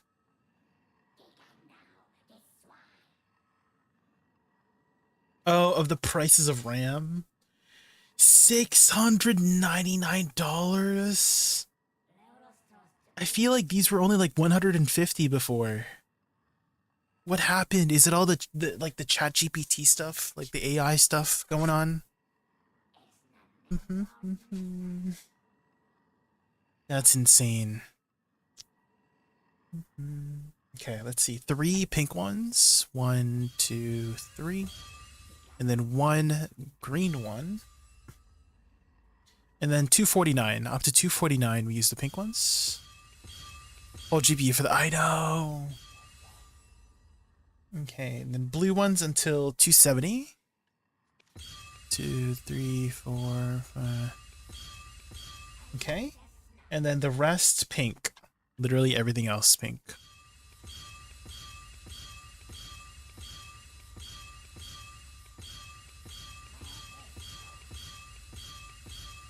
Without the RAMs. You need RAM to run the computer though. Okay. Okay, how many crons I got here? Okay, we need to buy a few crons, I think. Nope. Well, maybe actually, I think we need like 500. We can do 2 taps on our armors.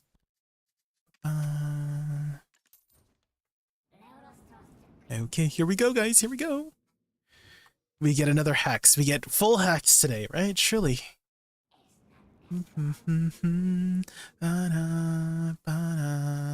Apply? Okay, 318, 7.4%. Surely. Here we go. Come on. 1 tap, please. Ah, the lingering. Okay, una más, una más. Last one. We only have 1 more stone left. Oh my god, the lingering. Holy. The new enhancement window, yeah, it's very different, right? It's very different. Well, it was a good try. Good try, everybody. Good try.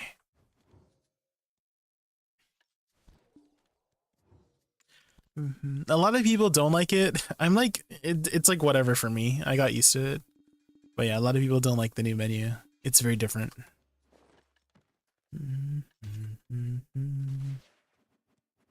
Okay, guys. I think we're gonna have to end stream here, guys, because I do have a lot of work tomorrow. Basically, these next 2 weeks will be very busy for me because of the move stuff, so I won't be streaming as much.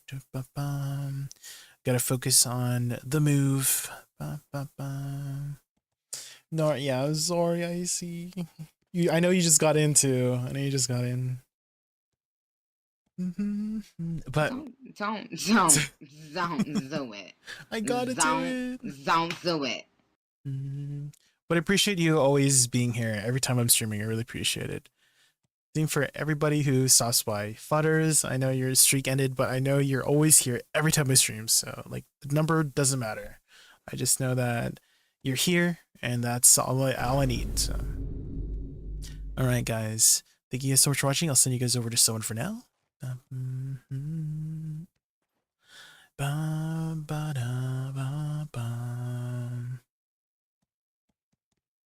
Let's see.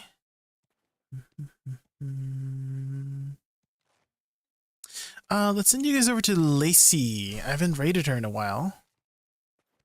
Can you guys do me the biggest favor and spam my raid emote when we head over there? You just need to be a follower to use the raid emote. Oh, yeah. There we go. I thought I pressed the wrong button. Okay. I'll see you guys over there, guys. Bye. Good night.